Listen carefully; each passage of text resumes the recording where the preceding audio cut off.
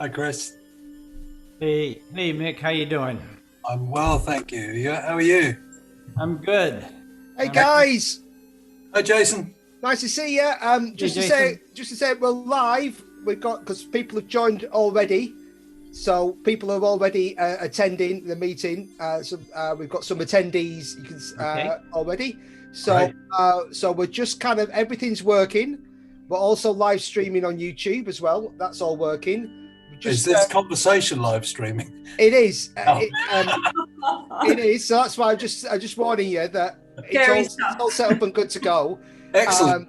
So everything's working fine. Everyone can just relax. You can turn off your cameras for like 15 minutes if you want. Okay. At 1 o'clock, Jeanette's going to kind of introduce things and stuff. But I just thought I'd let you know we've got a few people already in attendance, which is nice. We'll probably get Great. a lot more about 1 o'clock. All right. So I've got the thing on. I've got a bit of ambient music playing. So just chillax, as they say, and I will be back at 1 o'clock to get everything started. Right. Well, in great British form, I'm going to go and make a cup of tea. Cup of tea sounds like the perfect thing to do. Okay. Yeah. All See right. you, see you soon. Okay, thanks, See you in a Jason. bit. See you shortly. Hi. Okay, how do I get a picture up there?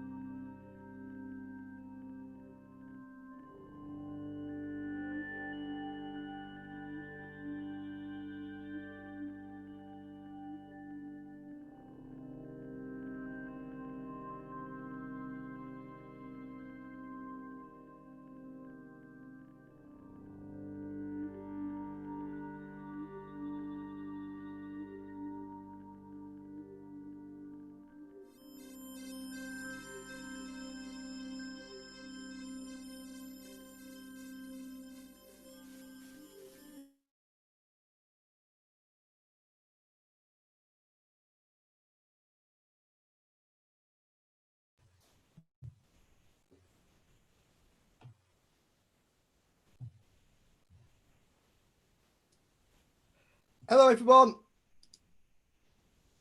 Hi. Hi there. I'm going to hand it over to Janet. For people who don't know, I'm sort of in the background doing techie things, but Janet's going to take it over now, just do a little introduction. And so I'm going to turn off my video, but over to you. Brilliant. Well, welcome everyone. It is such a pleasure to be here with all of you and with three of my favorite authors, Chris Bache, Maria Papaspyrou and Mick Collins. I'm really looking forward to hearing their views on the topic of today, which is the global crisis that's facing all of us, as well as the ability we have as human beings for deep transformation, which we will need to do to get through this time ahead. We will hear about the deep visionary states that we can enter into when we open up to expanded states of awareness, but also about, in the course of our transformation, about the need to assimilate and integrate those states, the experiences we have in them, so that they become more than just personal stories for ourselves individually, but collectively as well. And they can knit together and become what has been called growthful wisdom.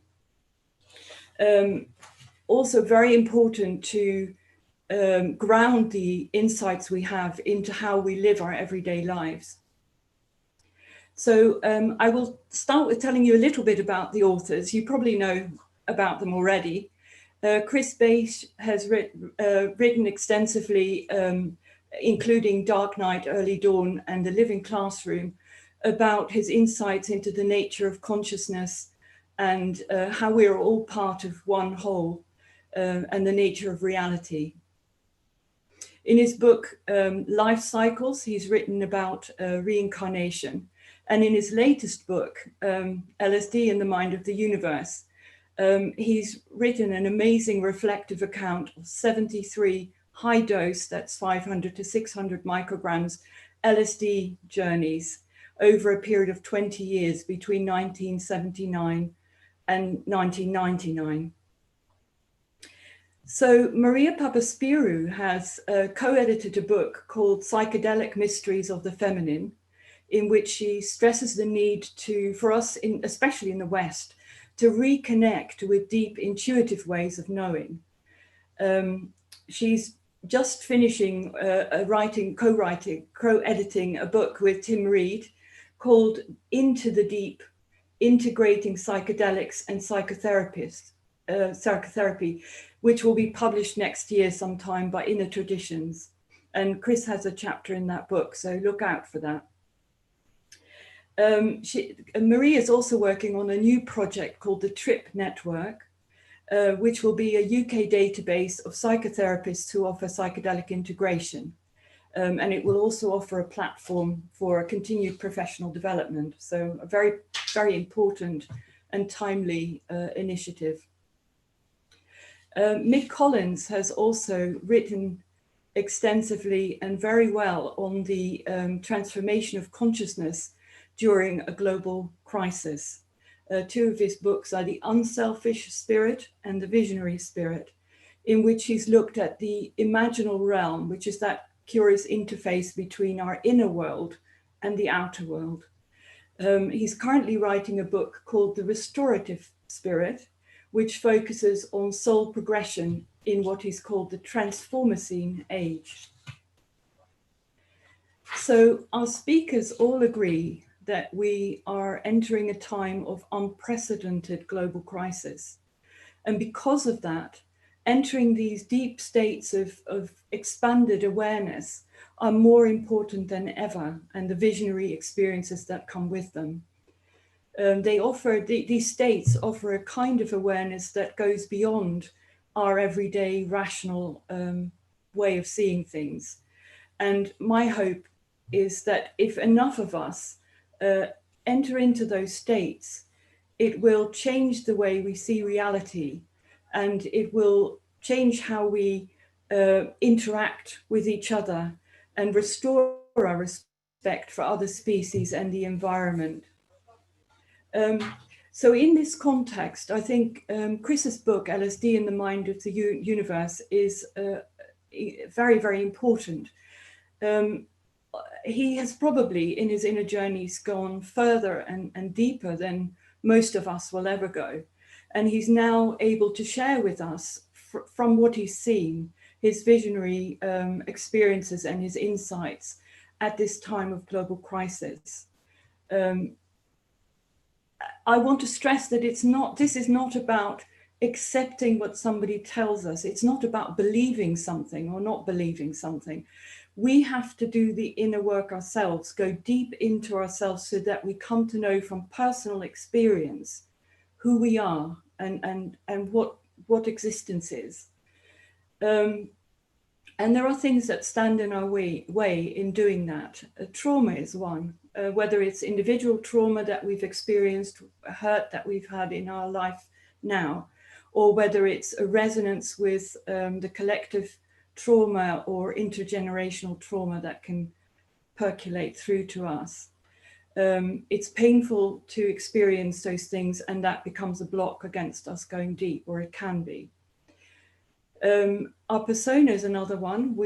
That's the face that we turn to the world. We all like to be liked and do well, and that's fine. But the problem comes when we identify with the persona and lose touch with our authentic selves. I've touched on the third block, which is that in our Western society, we are taught to value rational, objective ways of knowing, and we devalue the more fluid, diffuse, and transient ways of knowing that come through intuition and the heart.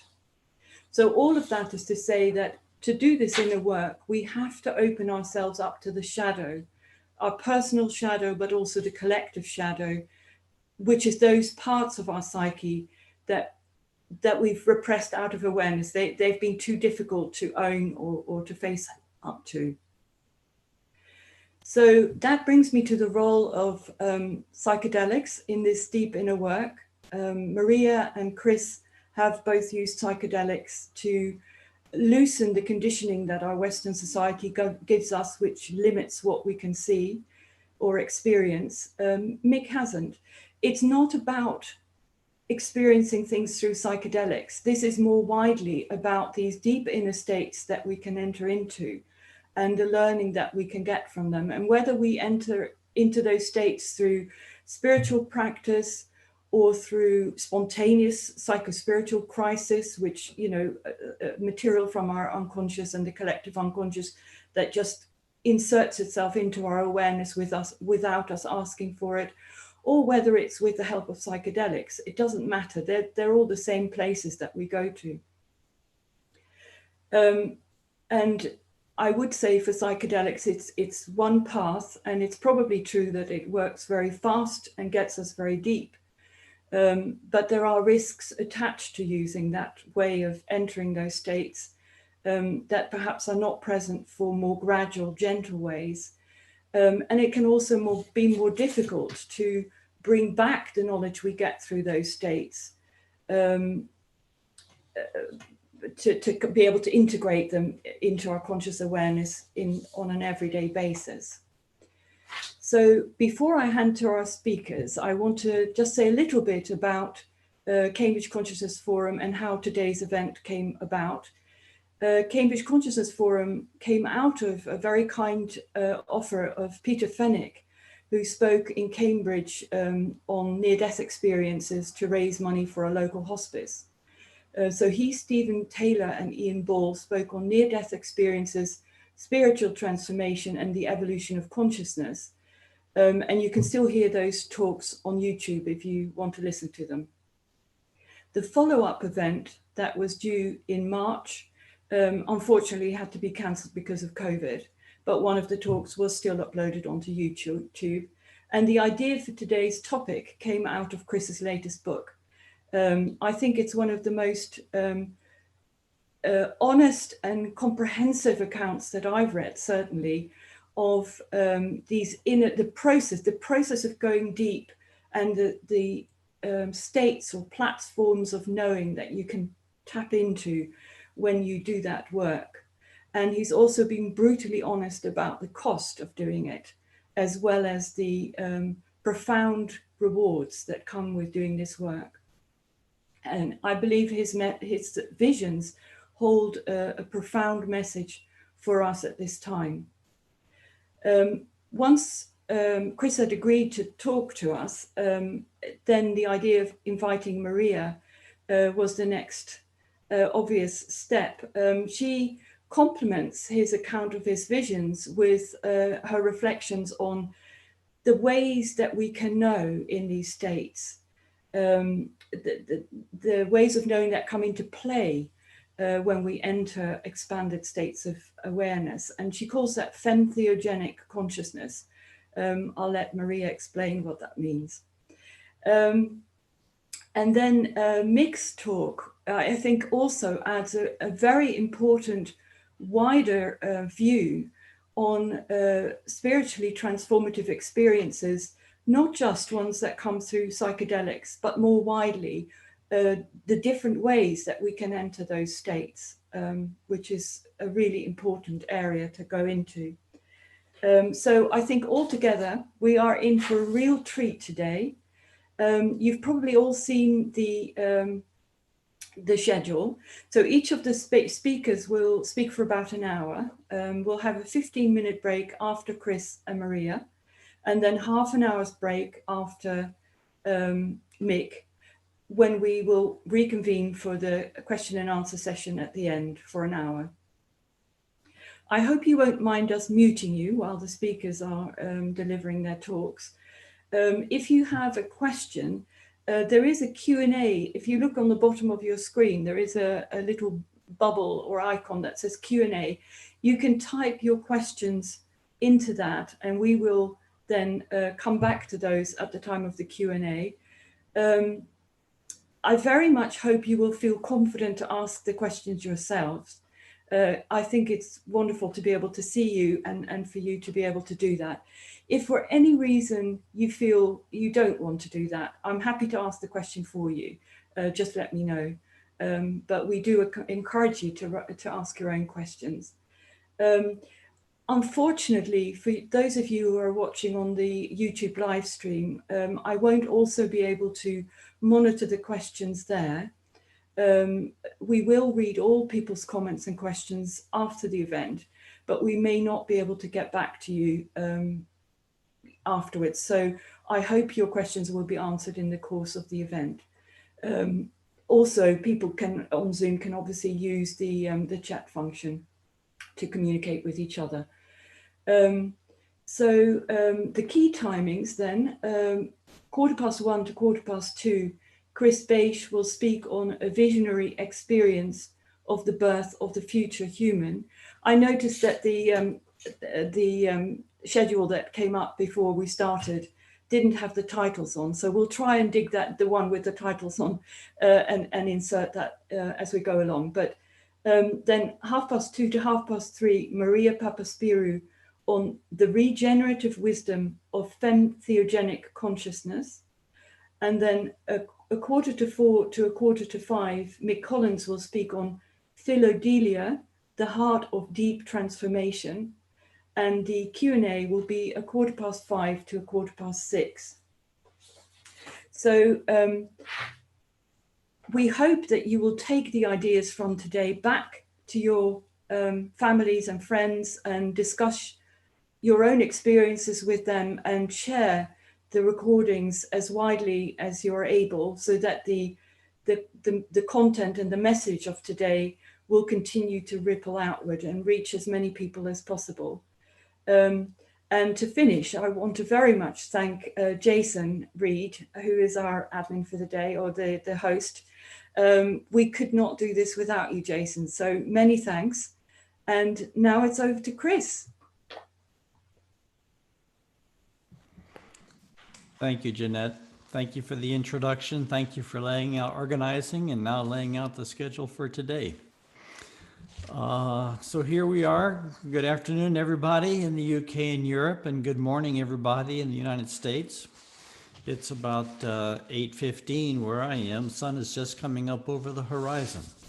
So for the beginning of my talk, just to do a little bit of the setting, I'm going to use PowerPoint That won't last very long. After a few minutes, I'm going to turn the PowerPoint off and go back to this live streaming of my face up close. So let me see if I've got the technology right. Okay.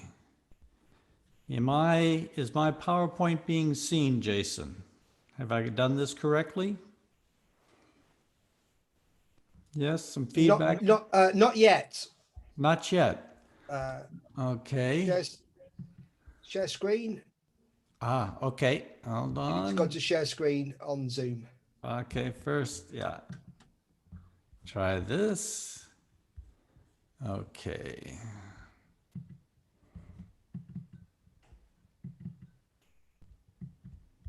There we go.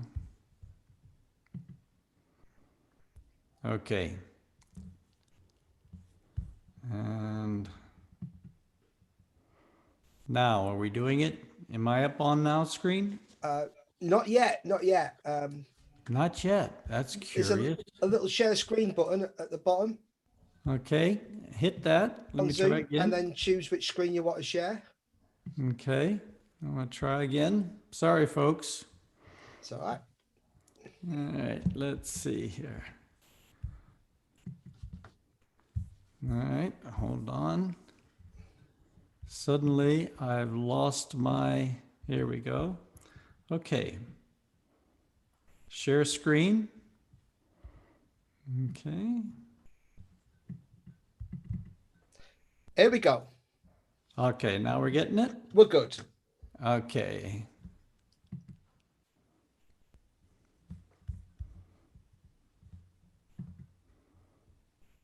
Okay. I think we've got it squared away. Is everyone seeing my PowerPoint now? Okay. We're good, Chris. We're good. All right, good. All right, so let's start off. We are a planet in crisis. This is very clear. Everyone knows the list of challenges that we're facing: expanding world population, unchecked industrial pollution, escalating climate disruptions, increasing drought with the associated forest fires, warmer oceans with stronger hurricanes, rising sea levels, collapsing water tables, species extinction, fished out oceans, extreme economic inequality, unprecedented refugee migrations, unstable interlocked national economies, cities and nations going bankrupt, stockpiled weapons we dare not use, and no end in sight.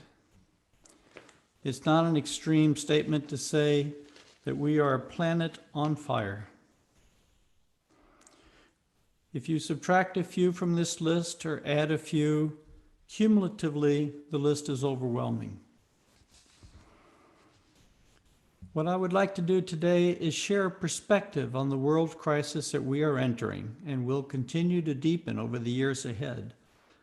On the basis of the perspectives that were given me or the teachings that I received during my psychedelic experiences that I report in LSD in the Mind of the Universe. But first, let me give a little bit of background just to my work to set the stage for the visions, the sharing of the visions that I'm going to draw from that work. Let me move this over to the side here.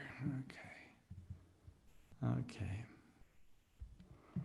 So the visions I'm just sharing today come from my work, Diamonds from Heaven, or LSD in the Mind of the Universe.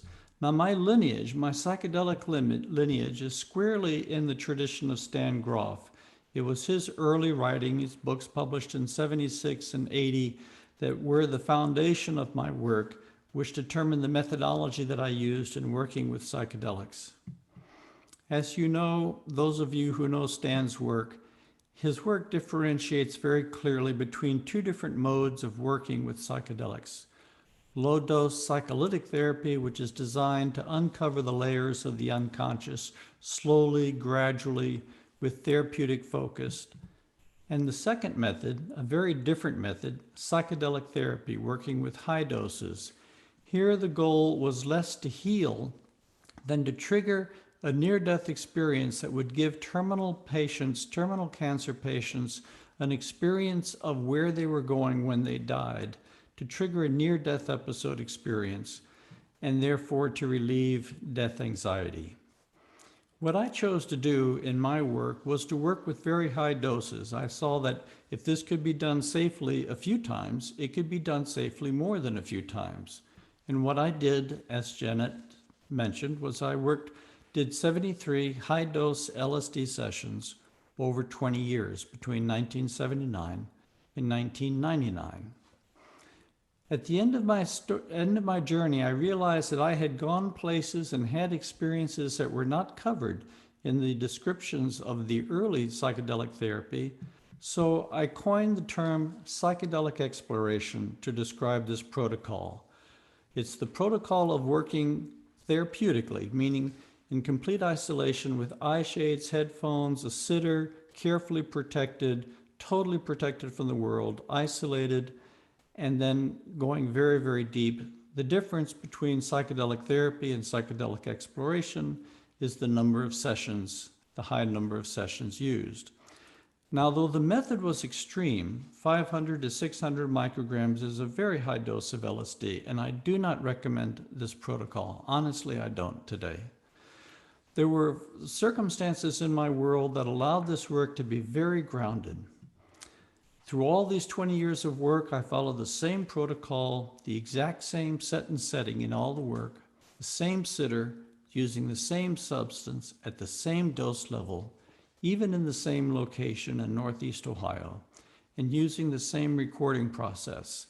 By stabilizing all these variables, I think it created a very, very strong platform that allowed me to generate particularly clear access to the deep consciousness of the universe in this work, entering into deeper and deeper states of consciousness and digesting it as carefully and as thoroughly as I could.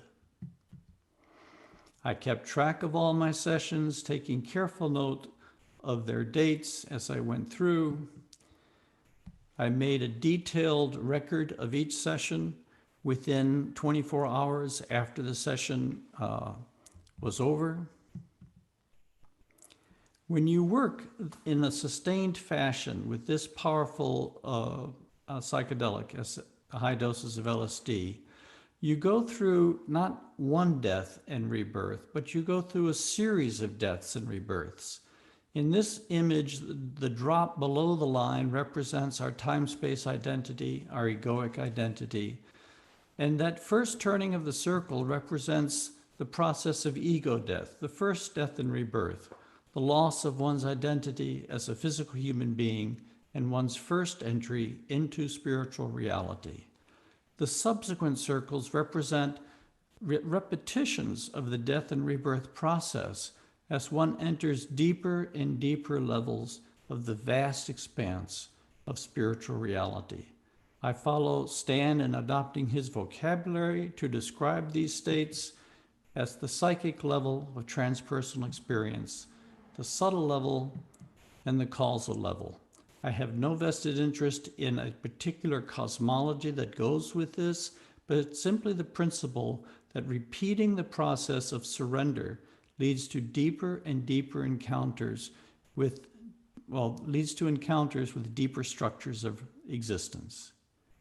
Now let me give a different image for this. LSD is sometimes likened to a nuclear bomb of the psyche, which was the nuclear bomb being developed in the same decade that LSD was developed.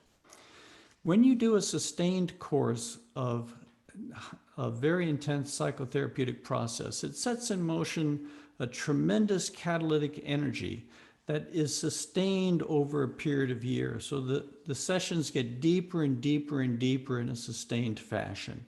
And it's not unlike a nuclear bomb in this case, which reveals as the explosion continues, deeper levels of the atmosphere. These levels of the atmosphere were always there, but they had been previously invisible. And now the force of this nuclear explosion brings them into our visual awareness. Now this is just an analogy, but something like this also happens in sustained psychedelic work. The deeper you go, if you go in a very sustained fashion, you don't simply start over at the beginning of every session, but one session starts where the subsequent session stopped, and you go deeper and deeper, and eventually enter discrete levels of consciousness which have their own discrete rules, and you acclimate to these levels of consciousness and learn how to become consciously aware at these deep levels. But we're not talking about, of course, nuclear bombs here. We're talking about entering the mind of the universe, entering the great expanse of the consciousness, which is the consciousness, well, how do we describe this consciousness? Some would describe it as God or the divine. I would prefer or like to call it the mind of the universe, the mind of the cosmos.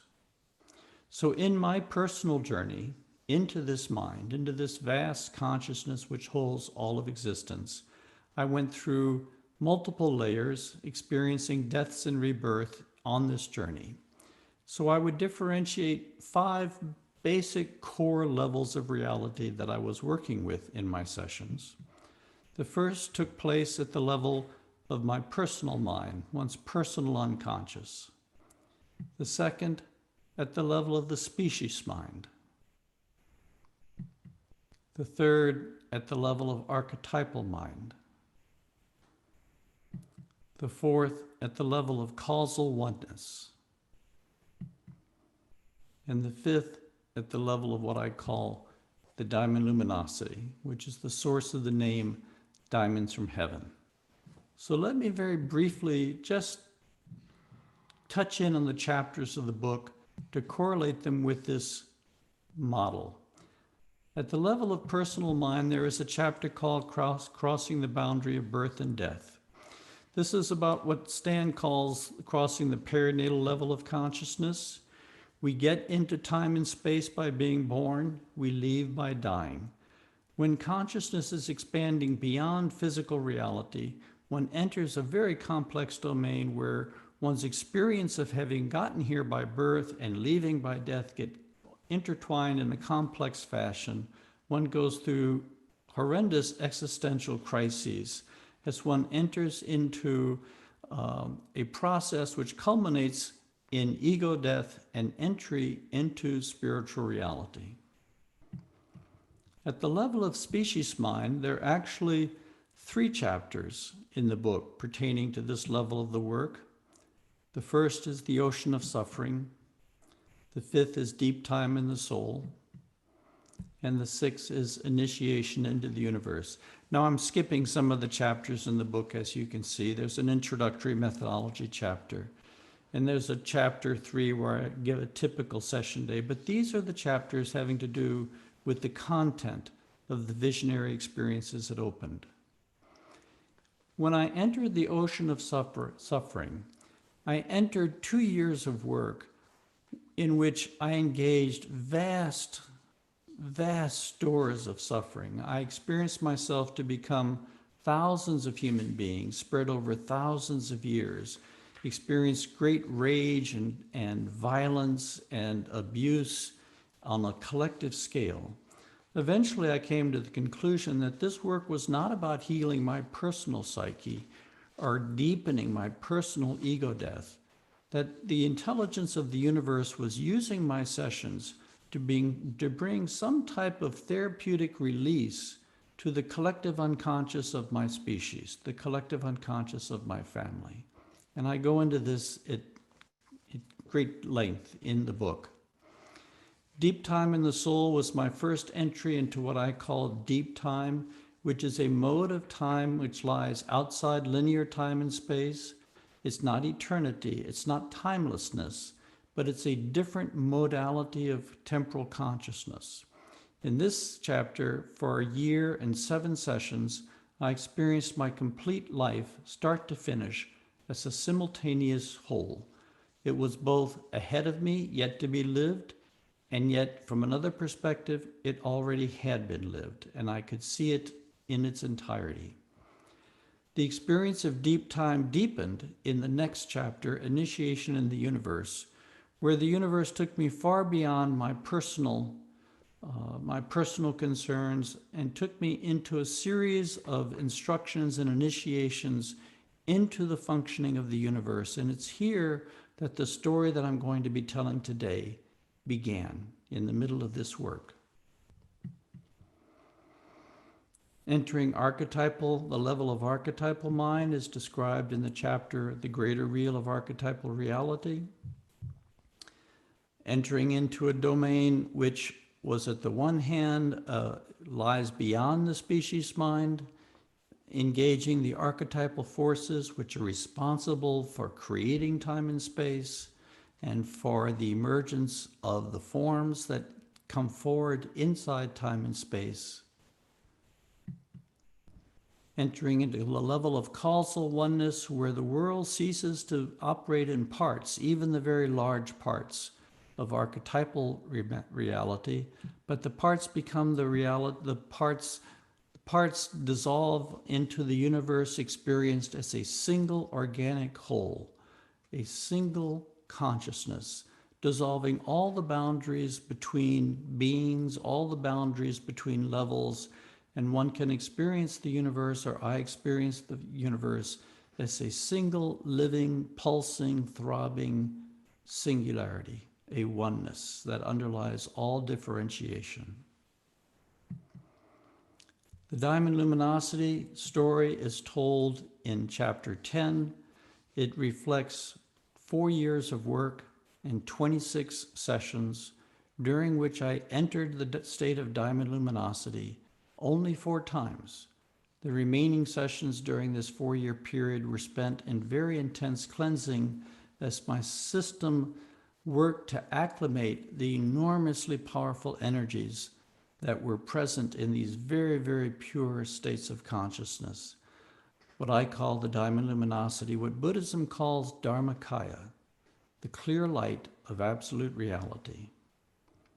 And after that, the final year of visions, a final vision, 4 sessions, 1 year of work. But the missing chapter here is a chapter I want to talk about today. It is the birth of the future human. And this is a story which completely surprised me in my work, because when I began this work, I thought this work was about personal healing or personal enlightenment or some type of personal transformation. And yet my work seems to have been profoundly connected to the work that our species is doing in history, to the collective purification processes and the collective transformational processes. So in this chapter, The Birth of the Future Human, I summarize the teachings that were given to me over about a 15-year period. It started in session 22 in the initiation into the universe material. It continued up through the greater real of archetypal reality and the benediction of blessings. It actually also continued into the final vision material, and session 70 gave me one final installment in the vision of what is happening at our time in history. So this is the material I'd like to talk about today. And just to give you a quick preview of where we're going, in the Birth of the Future Human material, I discuss 2 different bodies of visions. The first I call the Visions of Awakening, or a series of visions that I received between 1991 and 1994 over about a dozen sessions. I divided them into 6 areas, 6 discrete visionary themes. I'll come back to that in a second. The second installment is one particular session that dates from 1995 that I call The Great Awakening. Now, I'm about to turn off the PowerPoint, but just to give you a quick preview of the categories where we're going, the 6 themes of the Visions of Awakening are divine love, all humanity, the guiding intelligence, our species as a single being, collective purification, and the future human. Great Awakening chapter is a story of one day when I was taken deep into the future and there experienced the death and rebirth of humanity. So that's where we're going. Let me close this down. All right, inside, so come back to here. Get me back to Zoom. I'm trying to get back to my Zoom page.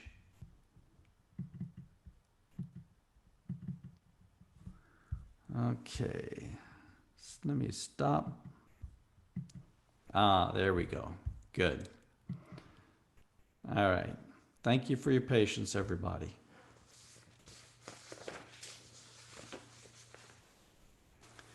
What I would like to do is share these visions with you today, and I'd like to take a chance, do something a little different.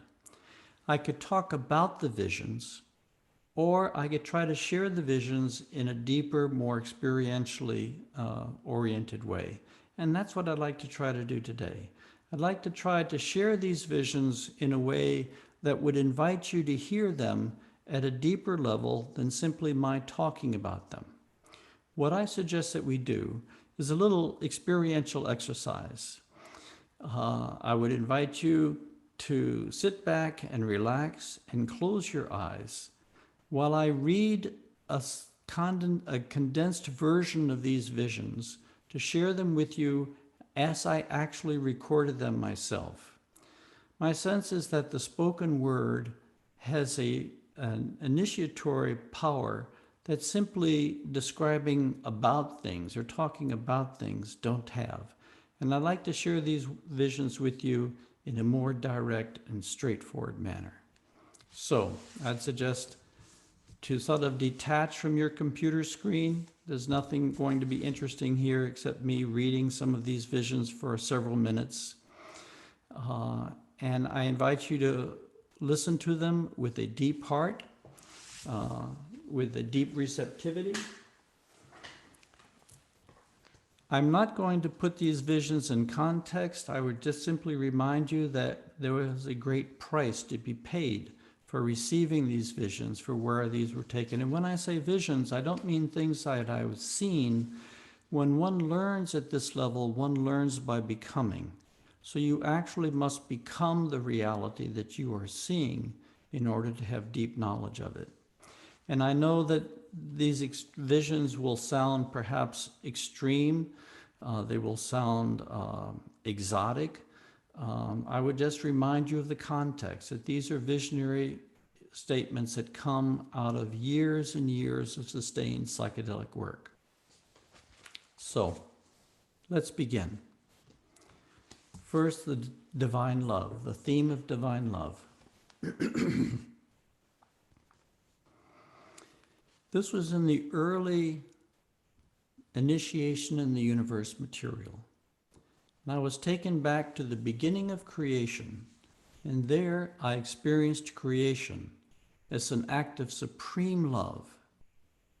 I was overwhelmed by the most extraordinary cosmic love coming at me from every direction. It was a love unlike anything I had ever known before. And to awaken to this love was to remember a primordial decision that I had somehow participated in. All of us had voluntarily chosen to be part of the evolutionary process of creation. And creation was motivated, was driven by a cosmic love. I then experienced all the suffering that humanity had endured throughout history as taking place inside this love. I realized that all the suffering inherent in evolution was noble beyond words. It was all part of a cosmic plan that we had entered into freely, however unconscious of this fact we have become along the way. The nobility of great suffering voluntarily shouldered in the name of divine love, of suffering that would stretch across millions of years, suffering that would become so inscrutable that it would be used as evidence that the universe was devoid of compassion. This was the nobility of humanity's gift to the creative intelligence of our universe. This was an important vision because it set the context for all the visions that followed. And what it says is, no matter what is coming forward in history, no matter how hard the times are that we are entering, it is all taking place in the context of the divine love that inspired creation and our love to participate and our free choice to participate in creation in response to this divine love. The second vision, all of humanity. Out of the seething desires of history, out of all the violent conflicts and the schemings of individuals and nations, there was now driving forward a new awareness in human consciousness. Its birth in us is no less difficult or violent than the birth of a new continent. It drives upward from the floor of our being, requiring a transposition of everything that has gone before to make room for its new organizational patterns. The great difficulty I have is describing the enormity of what is being birthed. The true focus of this creative process is not individuals, but all humanity. It is actually trying to awaken the entire species. What is emerging is a consciousness of unprecedented proportions, the entire human family integrated in a unified field of awareness. The species reconnected with its fundamental nature, our thoughts tuned to source consciousness. The scale of what I was witnessing took my breath away. This was a jarring expansion of my horizon because coming out of the religious traditions and spiritual learnings that I had internalized, which really focused on the transformation, awakening of an individual, of all individuals, this showed me that underneath that there was a deeper process taking place and that the creative intelligence of the universe was working to awaken the entire species. The third vision, guiding intelligence.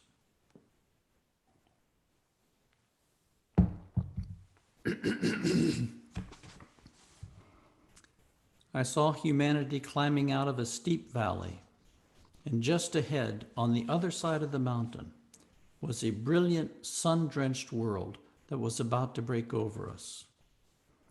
The time frame was enormous. After millions of years of struggle and ascent, we were poised on the brink of a sunrise that would forever change the conditions of life on this planet. All current structures would quickly become irrelevant. All truths would quickly be rendered passé. Truly, a new epoch was dawning. The lives of everyone living in this pivotal time in history were helping to bring this global shift about.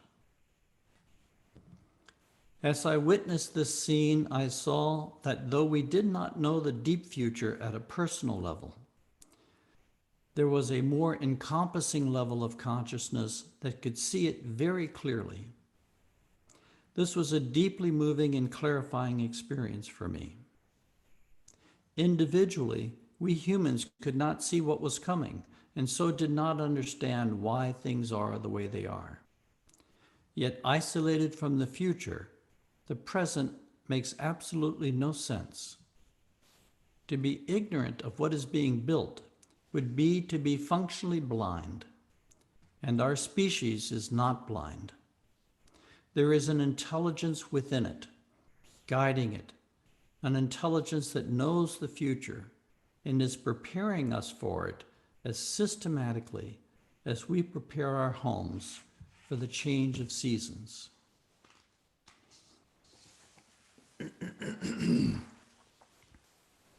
The fourth vision, our species as a single being.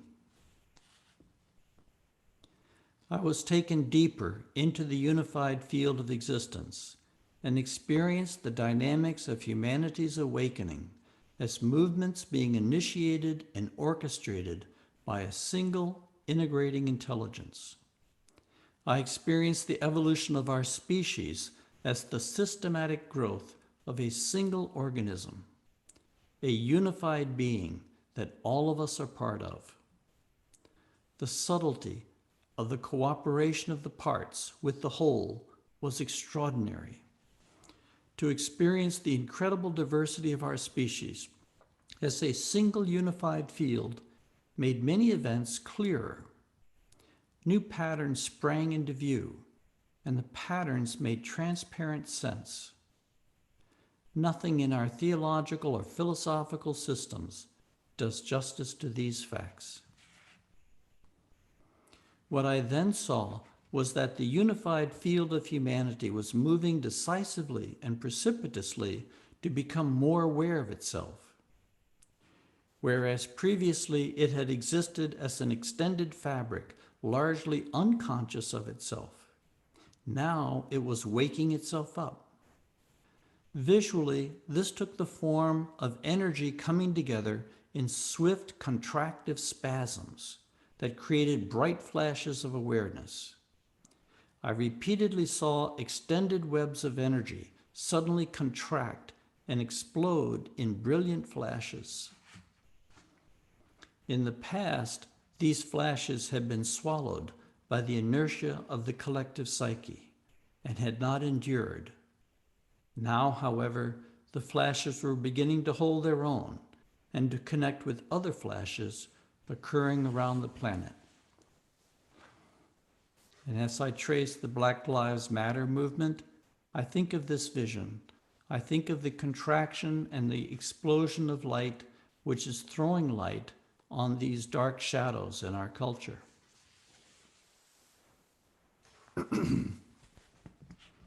The fifth vision, collective purification. When an organism is called on from within to become more conscious, it must first cleanse itself of the psychological byproducts of living at its lower level of awareness. It must bring forward the residue of its past and purge that residue from its system in order to lay the foundation for a more refined level of operation. Our species was doing this in a wholesale manner and with great determination by crystallizing within itself generations that embody our toxic legacy. It was the coordinated exercise of the self-evolution of the species as a whole. The poisons of humanity's past were being brought to the surface in us, and by transforming these poisons in our individual lives, we were making it possible for divine awareness to enter more deeply into future generations. We had volunteered for this role for both our personal good and the collective good. I saw that this century formed a watershed into which the karmic streams of history were flowing, and that as this process came to fruition, the future condition of our species would be beyond anything we might project from our current state of fragmentation. The present form of humanity is transitional.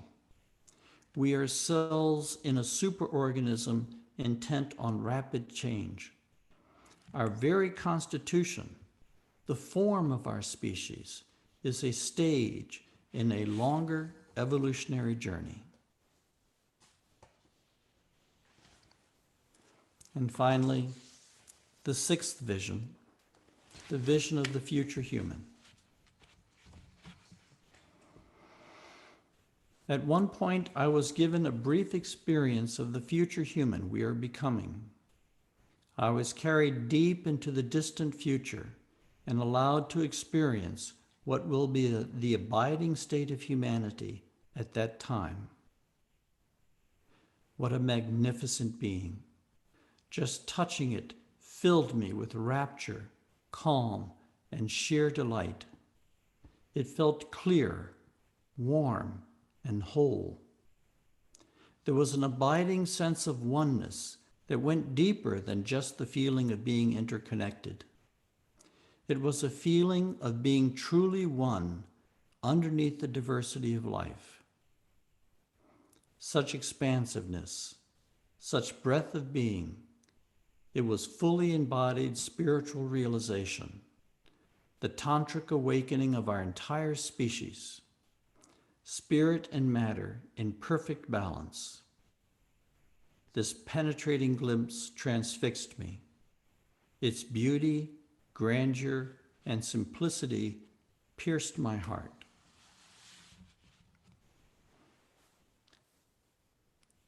So for these 4 years, in the background of these many sessions, these messages kept coming forward, kept presenting themselves, kept filling in the blanks in the background, helped me understand what was taking place in history at the deeper level, that we were on the cusp of this profound spiritual awakening, that we had entered into this voluntarily, and that everything that was happening to us was all part of a larger cosmic plan, which was all part of the love that the creative intelligence would share with us in the act of creation itself. The net result of these experiences, though they gave me a sense of what was happening, they helped me understand why things were unfolding the way they were. It helped me understand why the ocean of suffering, what was taking place in these collective purification processes. It focused me on the question, how? How can the entire species be awakened? What will it actually take for humanity to make this quantum jump in its awareness? The visions of awakening showed me that this was the project of history, but nowhere did it give me any idea how nature, how the creative intelligence of the universe was actually going to pull this off. Meanwhile, my psychedelic journey continued. I had been going through the benediction of blessings. I entered into the diamond luminosity work. I had entered into the diamond luminosity twice, with 2 more to come down the road.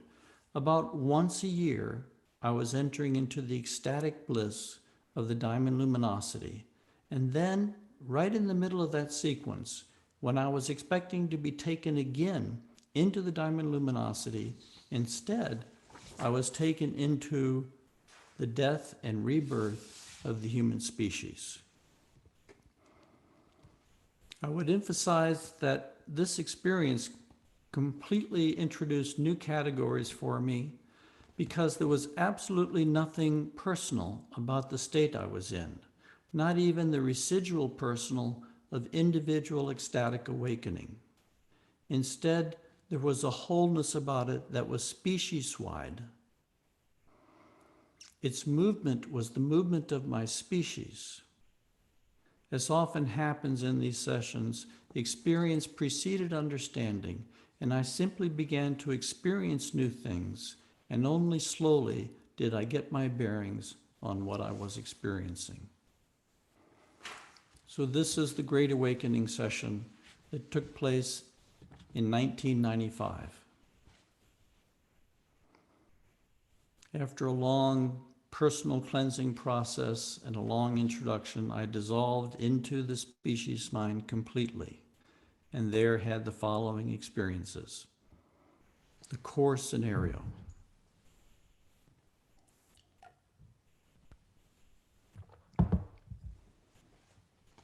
In a field of relative calm, a small anxiety began to grow. Slowly, people were looking up and becoming alarmed. Humanity was waking up in alarm to events that had overtaken it. Conditions got worse and worse. People became more and more frightened as the danger increased, forcing them to let go of their assumptions at deeper levels. There was less and less for people to hold on to, fewer givens that they could assume, how they would live, where they would live, what they would do for a living, how society was organized, what could be possessed. The world as they knew it was falling apart. Decades were compressed into minutes, and I felt the people's fear deepen as they lost more and more of what they considered the normal and necessary structures of their world.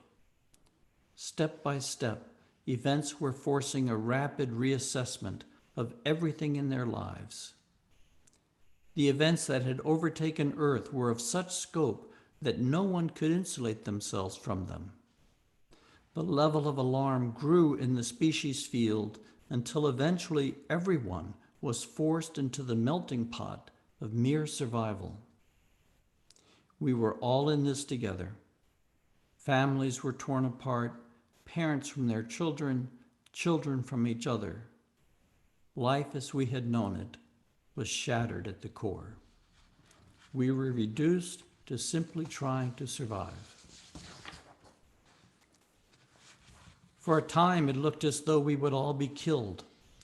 But just when the storm was at its peak, the worst of it passed, and the danger slowly subsided. Though many had died, many were still alive. As the survivors began to find each other, new social units began to form. Parents and children from different families joined to form new types of families. Everywhere, new social institutions sprang into being that reflected our new reality, new ways of thinking, new values that we had discovered within ourselves during the crisis.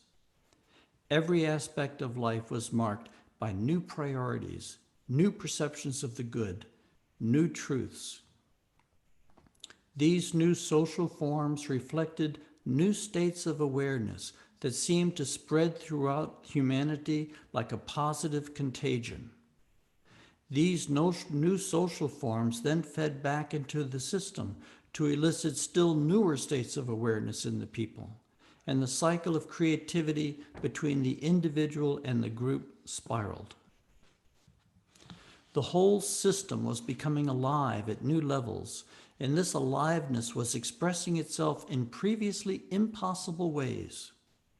It was as if the eco-crisis had triggered the myelinization of nerve cells in our species brain, allowing new and deeper levels of self-awareness to spring into being. And repeatedly, there was the message: these things will happen faster than anyone could anticipate because of the hyperarousal of the species mind. Thousands of fractal images drove this lesson home again and again, faster than anyone can anticipate. The pace of the past was irrelevant to the pace of the future.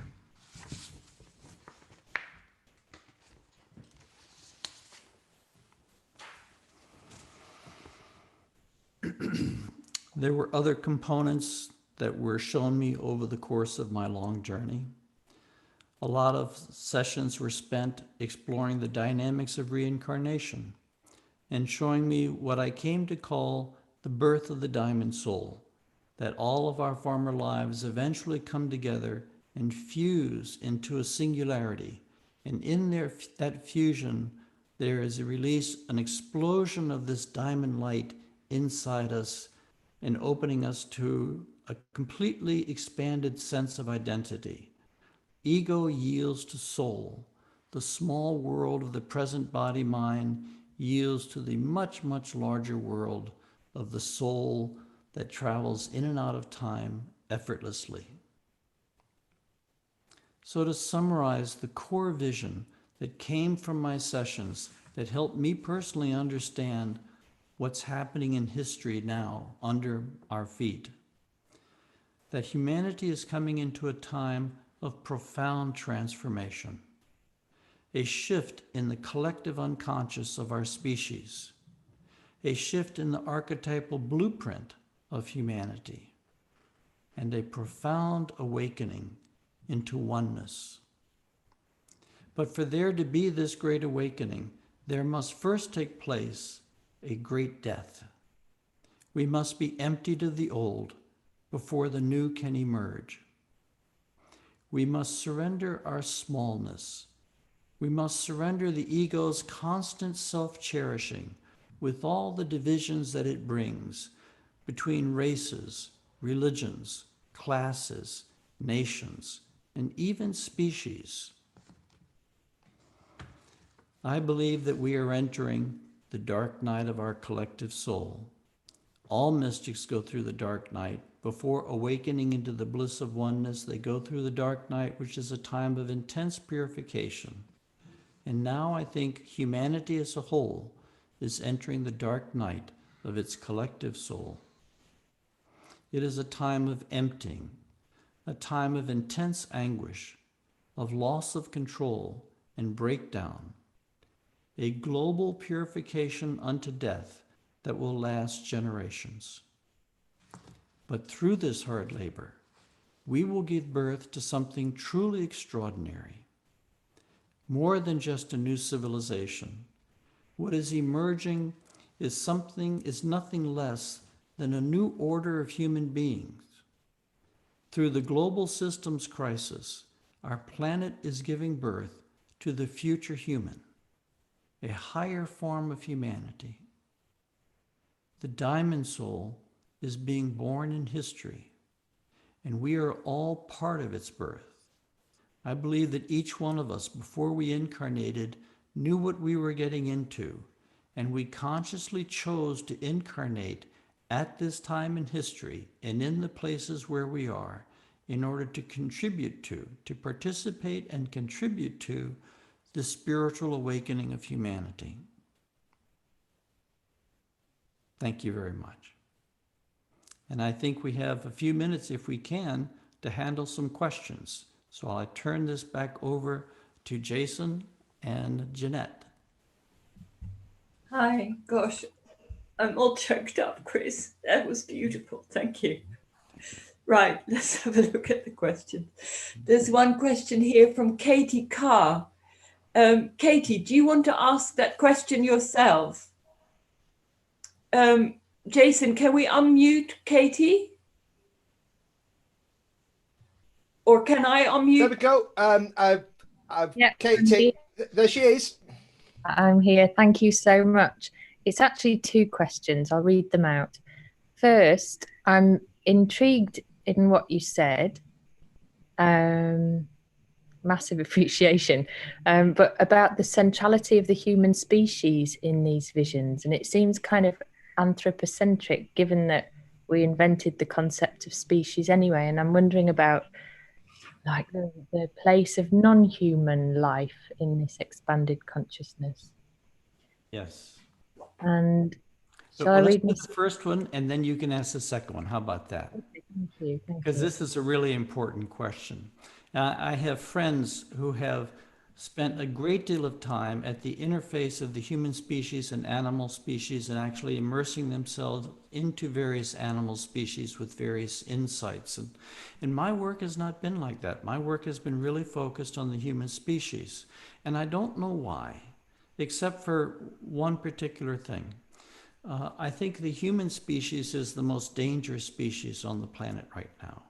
It is the imbalances of the human psyche which are placing the lives and well-being of the other species in peril. If we can heal and make whole the human species, then the other species will be saved and they will be safe on our planet.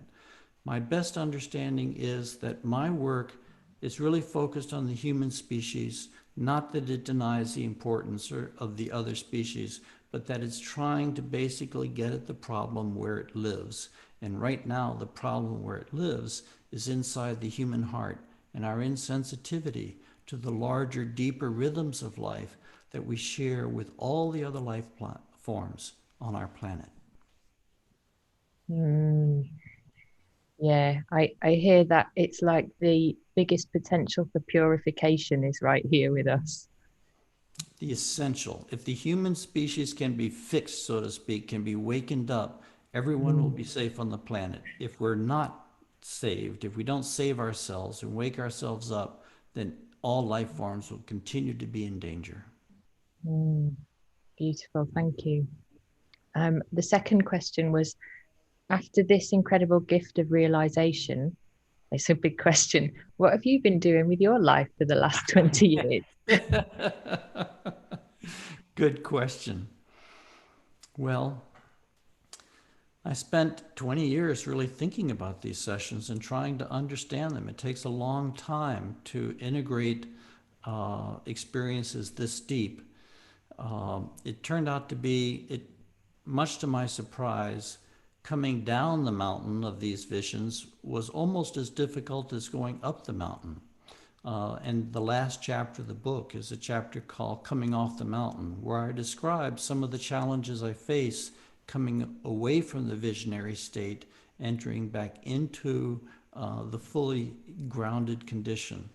So what I've been doing is that I continue to teach. I mean, I taught for a number of years, and I really couldn't talk about my psychedelic practice openly until I had retired from the university, because I love teaching, and if I had talked about, let people know what I was doing, it would have terminated my academic career.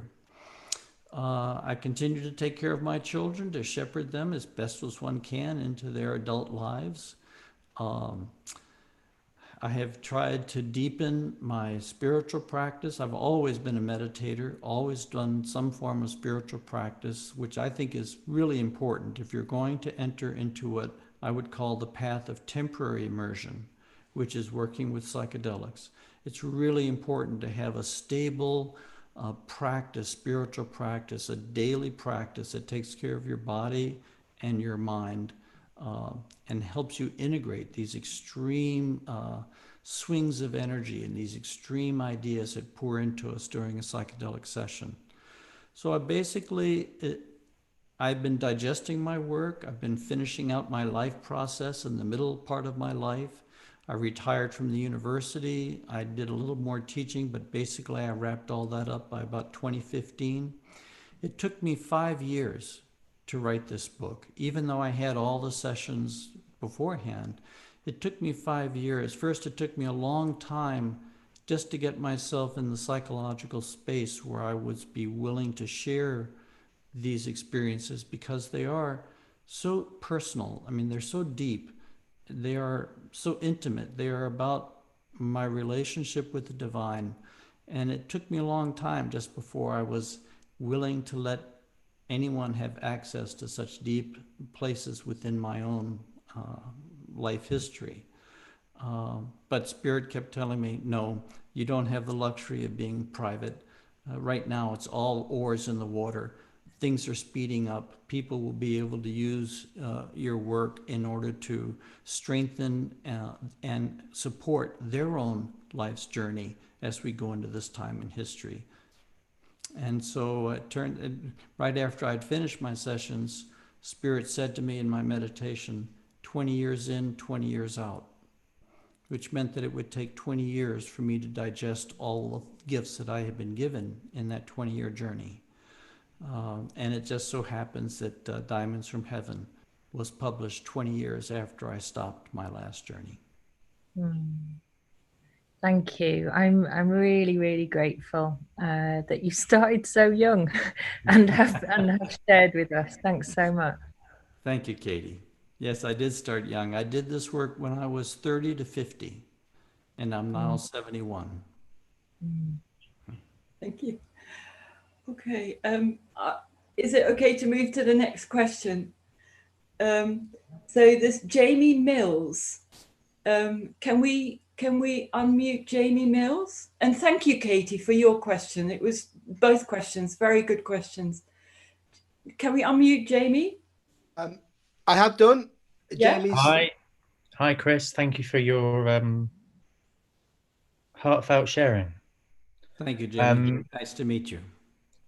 As someone with children, I'm and trying to hold this aspect in awareness, I often struggle with the normalcy of life, as well as with some awareness of what is to come. And as part of that, I suppose there's the question of, do you anticipate seeing more, well, seeing these changes in your lifetime? You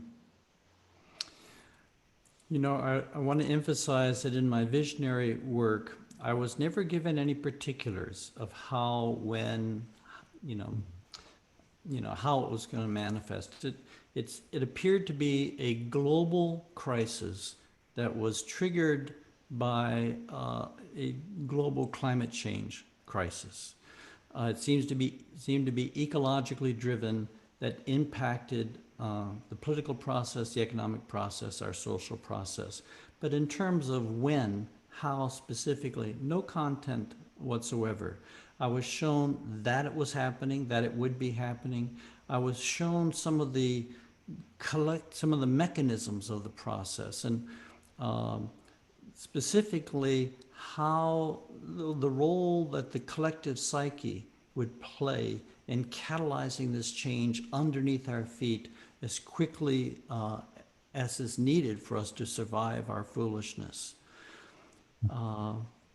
I have children, like many of us here, and I've been surprised, frankly, with COVID-19, how quickly we have escalated into a sense of global crisis, how quickly we've had the rug pulled out from under many of our feet. We've had to rearrange our lives dramatically. To me, the pandemic feels to be like an overture to a symphony. It starts the process, it touches some of the themes of the process that we're getting into, but it is not itself the key crisis. It is the beginnings of a series of punctuated crises that will move and deepen in the years ahead. And we're not powerless.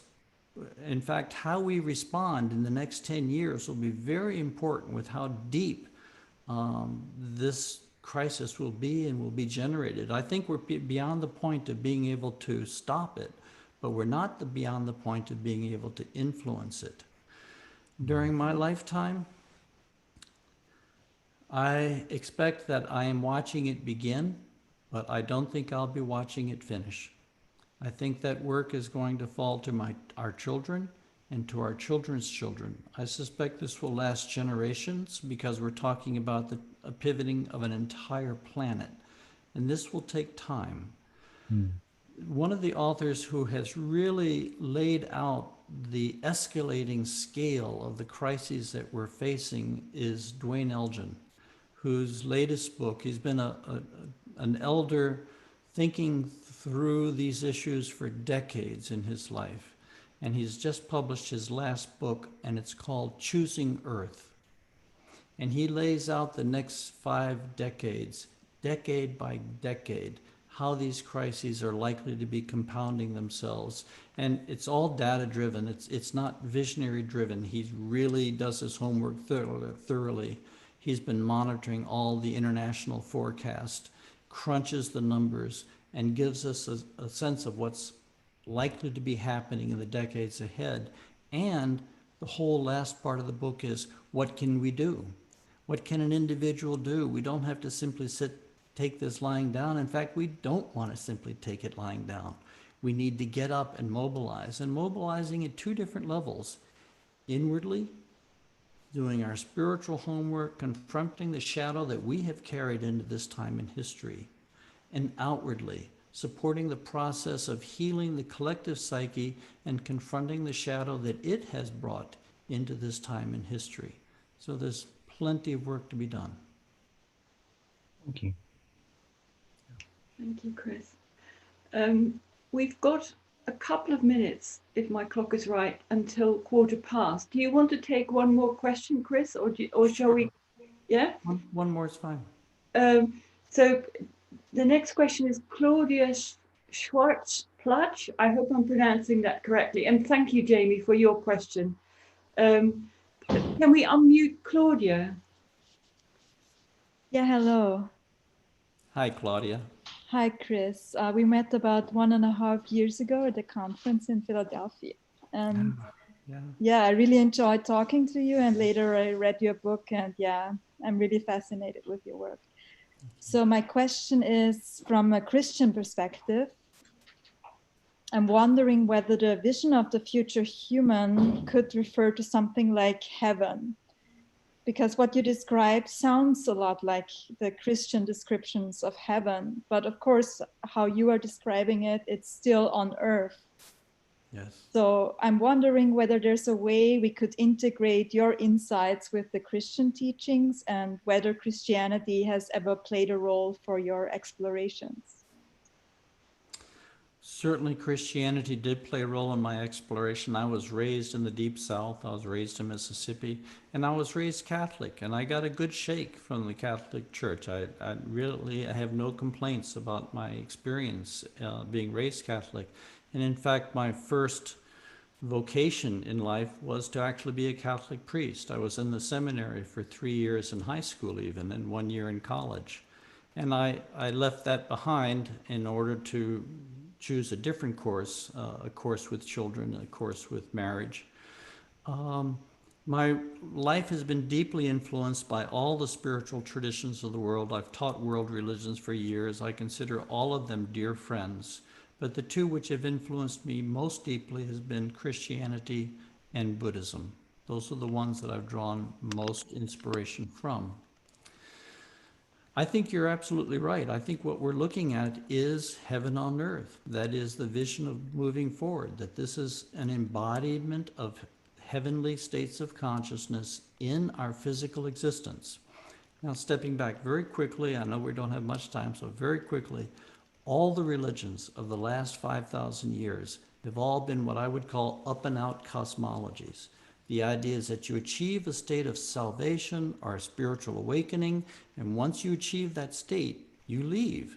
The Hindu word for enlightenment was moksha, escape, escaping time and space. I think all of these cosmologies got half of the message, but lost half of the message, hadn't gotten the second half of the message yet, and therefore they represent incomplete visions of history. Because it leaves unanswered the question, what is the purpose of time and space? What is the purpose of this magnificent universe? It's been called a veil of suffering. It's been called a place where we just want to get out of it as quickly as we can. We want to get back into the bliss of divine existence. And I understand that in the period of history that it covered, when we began to actually have experiential access to the deep, deep divine truths, naturally we would feel drawn to being there, and then we could not realize these truths here, we would want to be there. But I think the deeper truths are really coming into our awareness today. The more we understand the extreme age and how much intelligence and how much effort has been invested in unfolding this universe for 13.8 billion years, and will continue to be unfolding for billions and billions and billions of years more, the more we begin to understand a different vision for humanity. And that is not that our goal is to awaken and leave, but our goal is to awaken and incarnate divine consciousness here in our body, on this planet, and in this process cooperate with taking creation into a new developmental level. Truly heaven on earth, truly fully awakened spiritual consciousness in our physical bodies. Our egoic consciousness, our present mind-body consciousness exploded into the larger consciousness of the soul, another Christian theme, but a soul textured with all of its former life history, a tremendous expansion of the human heart, because we have so many relationships with so many people over so many centuries, and also an expansion of the human mind as we open more easily and more naturally into the divine consciousness that nurtures all. I think it's very compatible with Christian vision once we understand and make a couple of small adjustments. Thank you. Thank you, Chris. Gosh, this is so wonderful. I noticed there is a question from Barry McGuinness, but Barry, we will come back to your question in the Q&A, so don't go away. I think it's just important that everybody has a bit of a break before we start on Maria's talk at 2:30.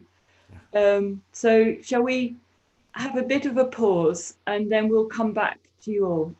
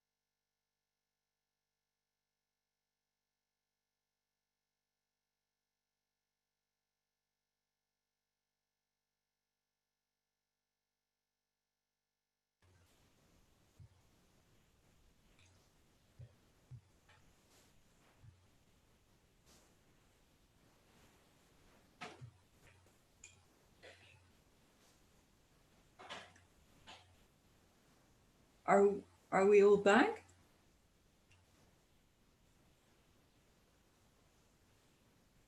Jason, are we good to start? Yeah, we're back. All good. Brilliant.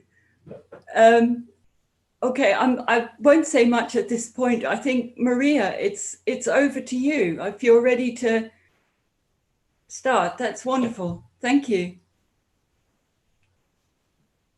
Thank you, Janet.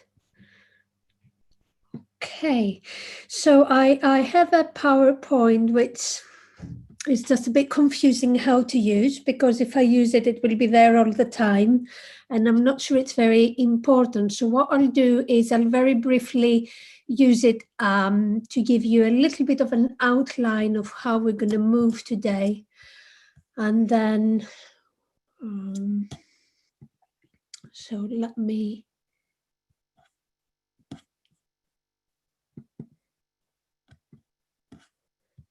move this.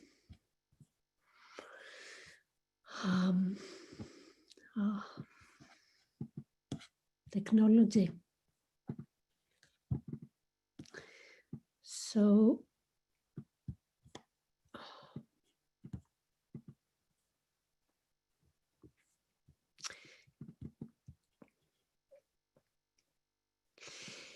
So we're gonna talk about the regenerative wisdom of femtheogenic consciousness.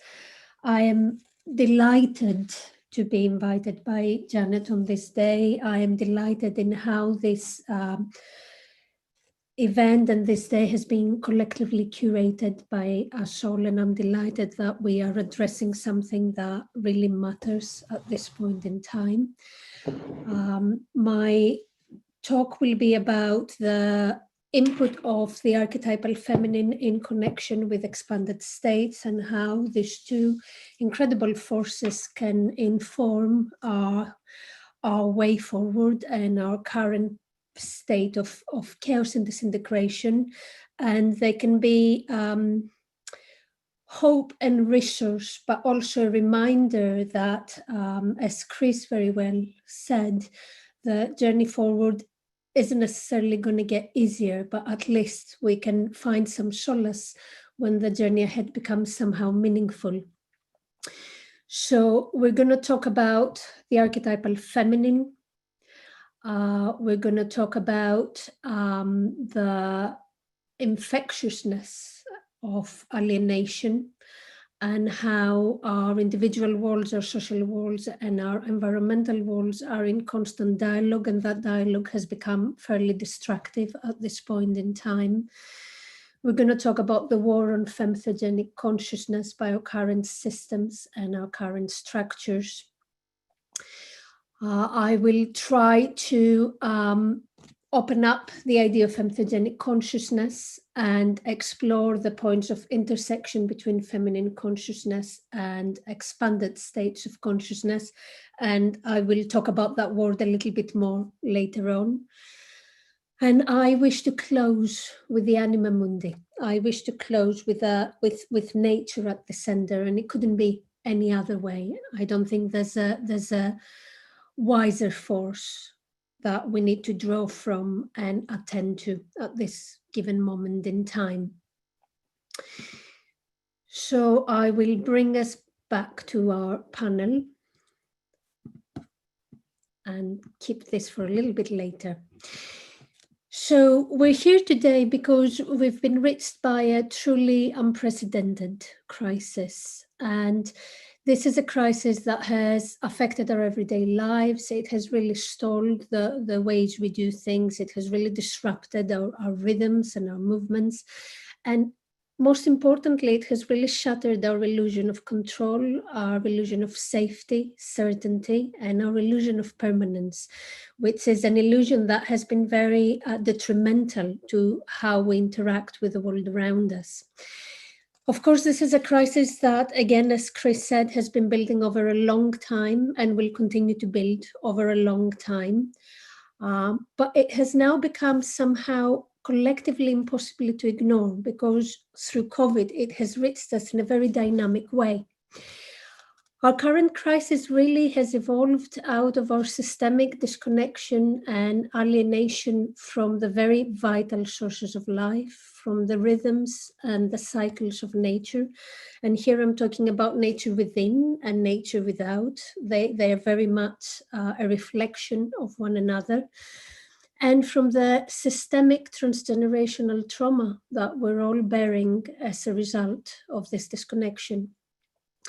We are in dire need of frameworks that can support a process of healing and a process of remembering and a process of reconnection to these vital forces of life.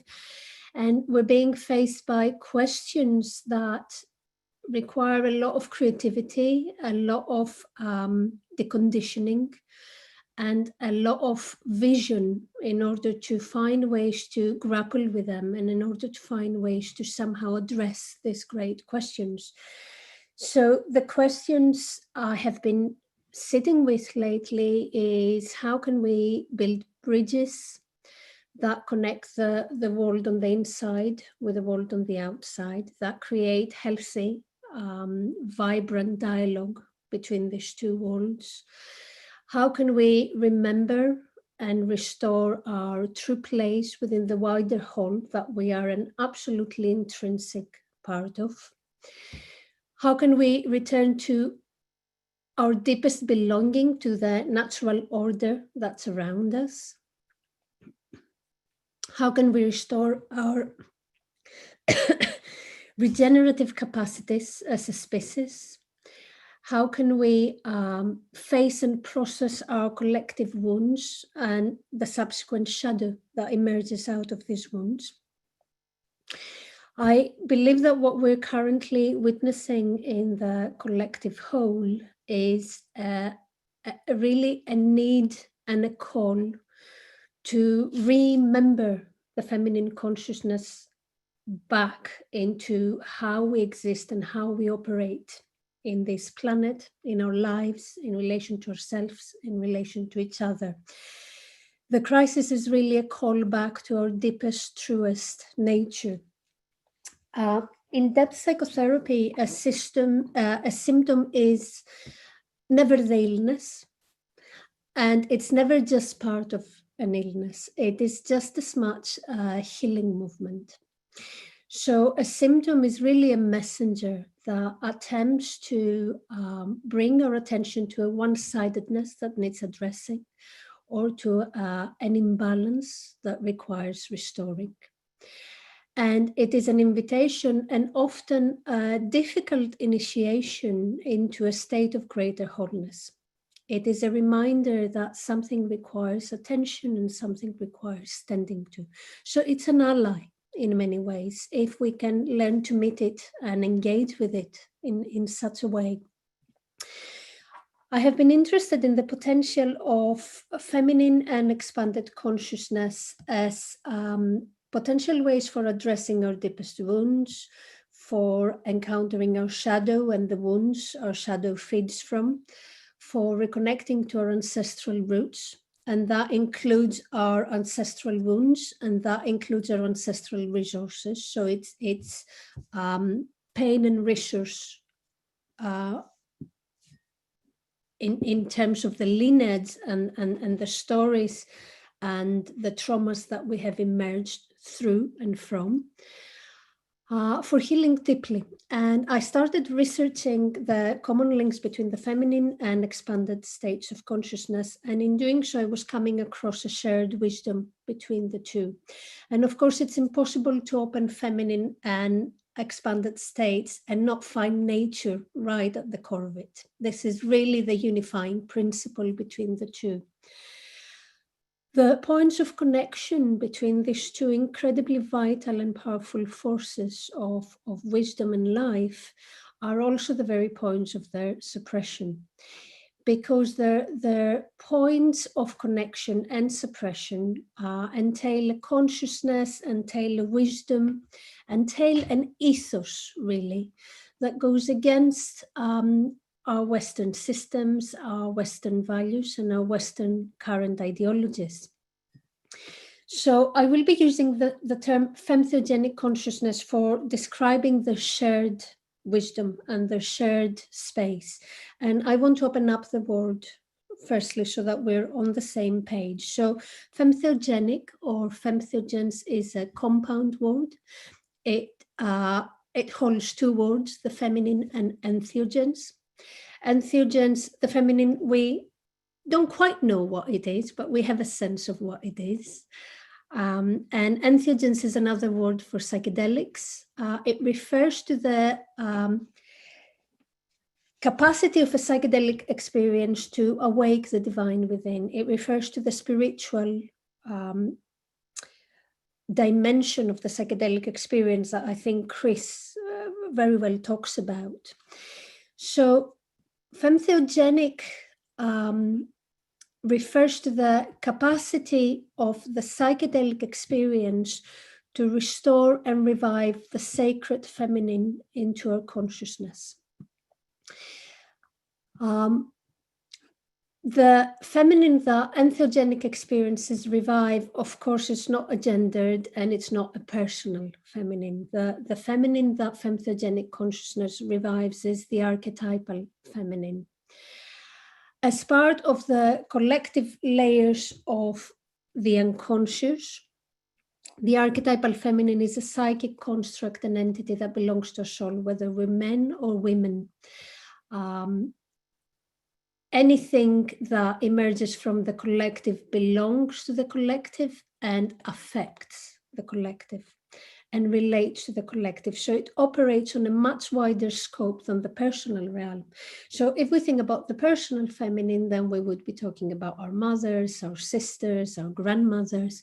But if we talk about the archetypal feminine, then we talk about the great mother, the great sisterhood, the great goddess. So we're talking about a level that has a much greater force and charge than the personal domain. So I want to start by briefly sketching out what archetypes are. And this is a very two-dimensional sketch out. The three-dimensional sketch out has a lot more complexity, but we'll just do a little diagram so that, again, we're on the same page and we follow the same threads. So archetypes are inherited psychic entities or inherited psychic constructs that are deeply buried within the collective layers of our unconscious.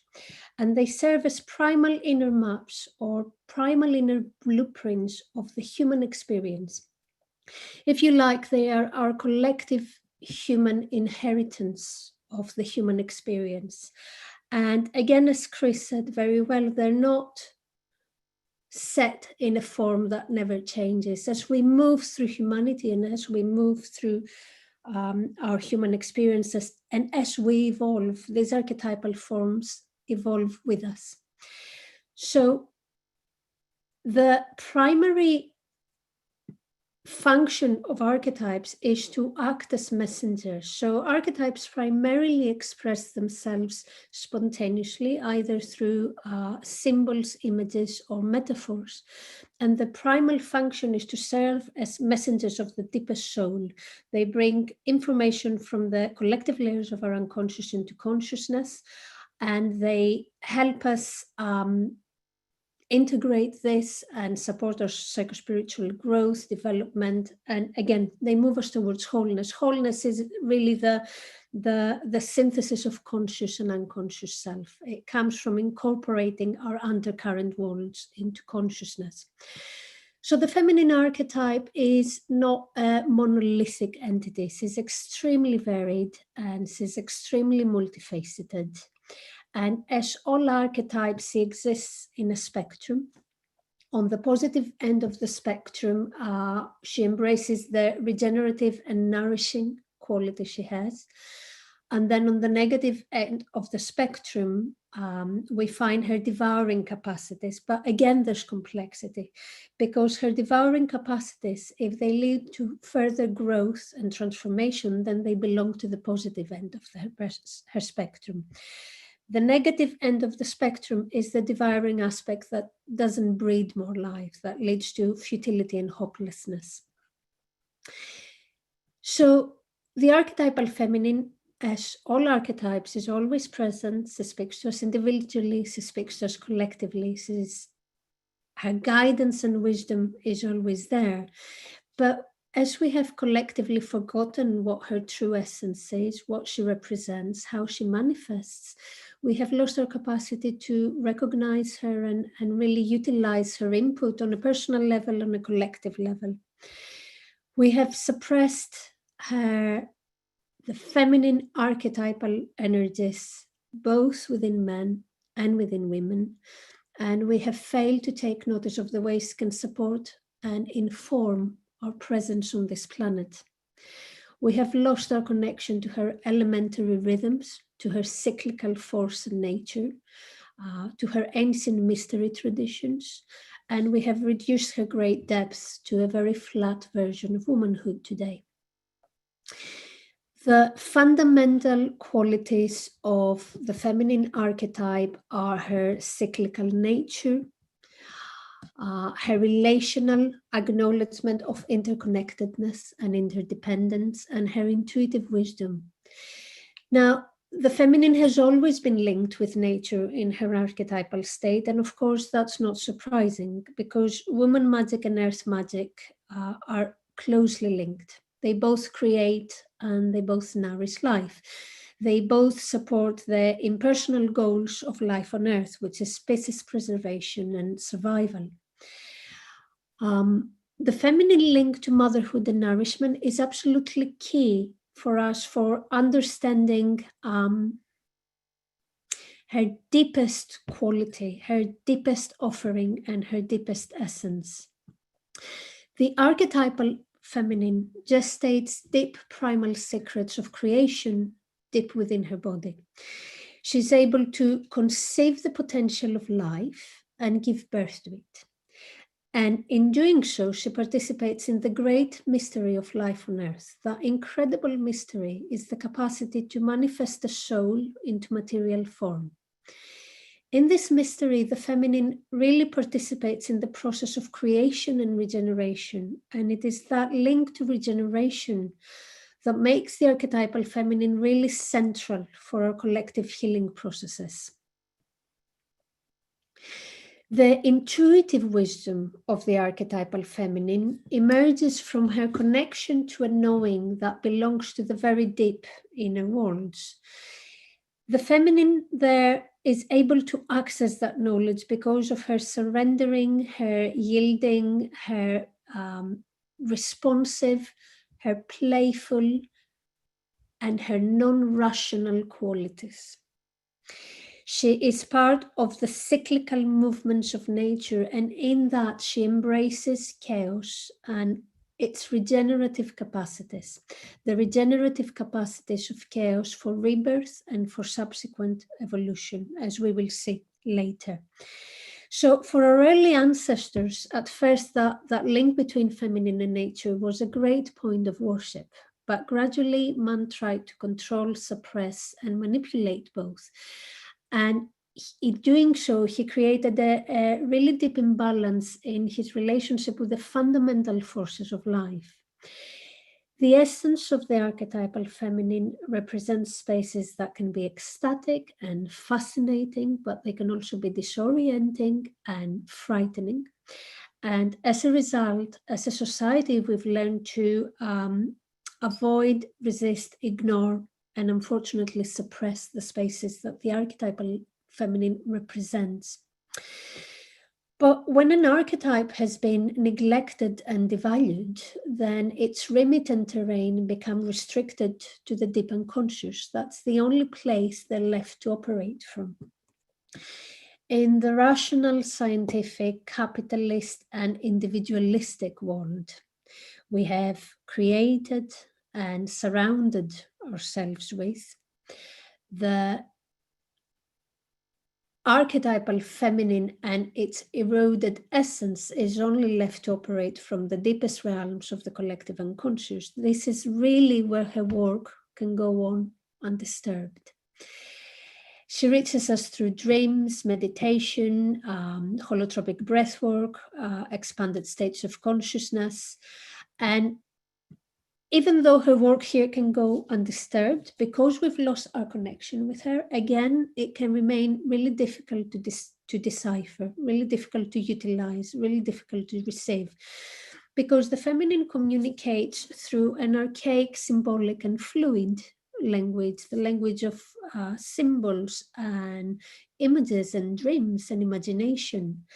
And in our culture, we have overvalued the rational language, the masculine principle of language. We have valued the rational and ordered container of experience. it is in the realms beyond that space that we find the archetypal feminine. And here we can meet what is beyond words and what is beyond immediate perception. As Chris said, something that takes time to engage with, decipher, and integrate.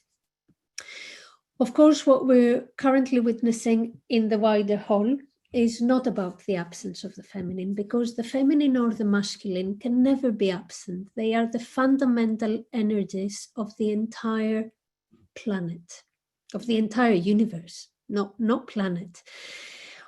Unfortunately, what we're witnessing is the distortion of the feminine that has exaggerated the tragic imbalance between these two fundamental forces of life, the masculine and the feminine archetype. This imbalance is undermining our civilization, and it's bringing us near to a possible collapse and possible extinction. Through our disconnected intellect, we have raped the earth we live on. We have disrupted the intricate balance of this magnificent planet that we are extremely lucky to be part of. We have created phallic missiles of mass disruption, and we have disguised the impotence of patriarchy that expresses itself in genocidal behavior. If humanity is to move forward, it is essential that we recall and integrate whatever human capacity has remained underdeveloped and delegated to our collective shadow. Instead of consistently relying on an overdeveloped one-sidedness, which is how we're currently operating, we really need to look for the feminine qualities that are dormant potential in all of us. I think here that we will really find treasures that are long lost and forgotten. And these are the secret medicines that we have all longed for, whether we're on this side of the divide or that side of the divide or the other side of the divide. We have to come to recognize that we all thirst for the same medicines and the same resolutions. This is why I feel that the restoration of the feminine and the psychedelic experience are both deeply spiritual and deeply political matters. And I think they bridge the two. They bridge the inner with the outer. And they are political matters because they call on us to take our place fully in the responsibility and the consequence of it all. And they lay it bare for us to witness and engage with. Shall I? Yeah. Let me put, let me see if I can put a screenshot.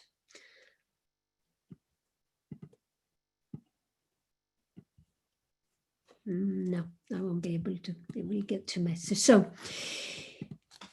if we fail to recover the wisdom of our interconnectedness that the feminine essence and expanded states of consciousness carry forward and support, then our current sociopolitical, environmental, and spiritual wasteland will only deepen, and it's already deep enough. On an individual level, well, on a collective personal level, we have neglected our hearts and we have deprived ourselves from the sanctuary of community, from the sanctuary of relationships. We are a deeply relational species and we have forgotten how to do relationship. In this internal and external state of alienation, it is really not surprising that we give in more and more to diseases of the mind, diseases of the body, and of course, diseases of the spirit.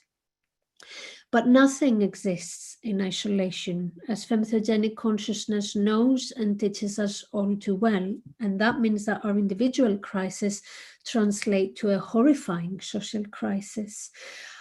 In our target-driven societies, we have forgotten how to care for ourselves, forgotten how to care for others.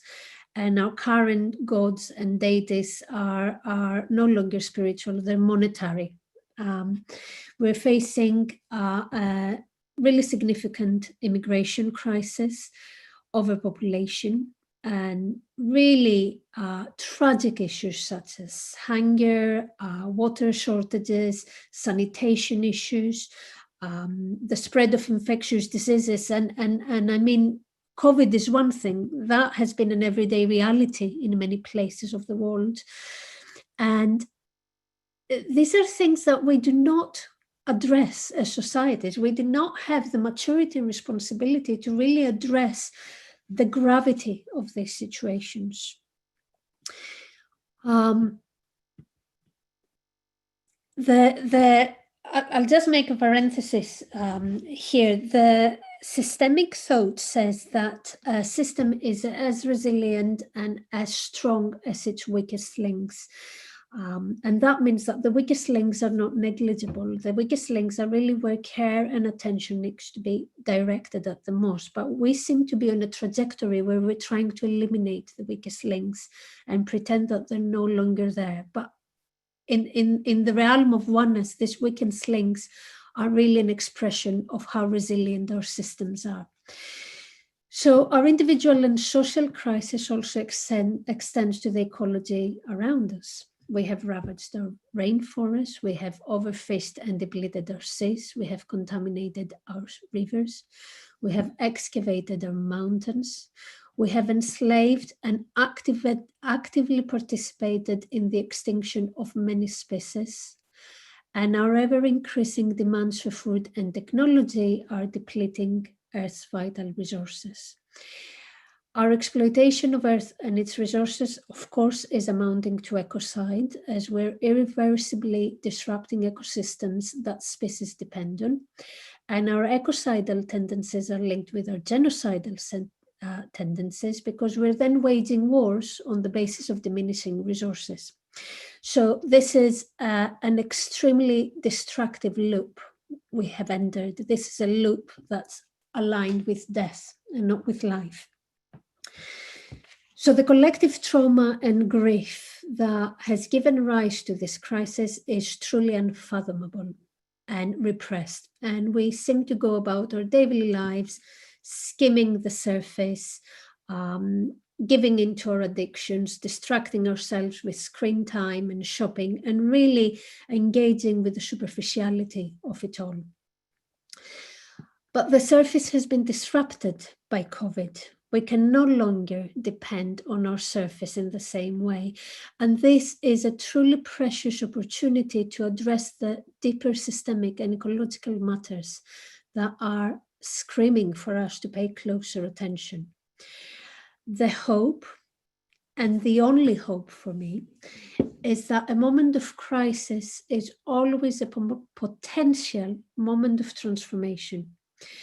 We have to face the darkness before the old solidified ego boundaries can be shattered, and through the cracks the possibility of something new may emerge. We have to face and process our collective shadow. We have to face and process the deeper systemic causes and wounds that manifest in endless crisis. And we have to sit and integrate what we come across, what we encounter.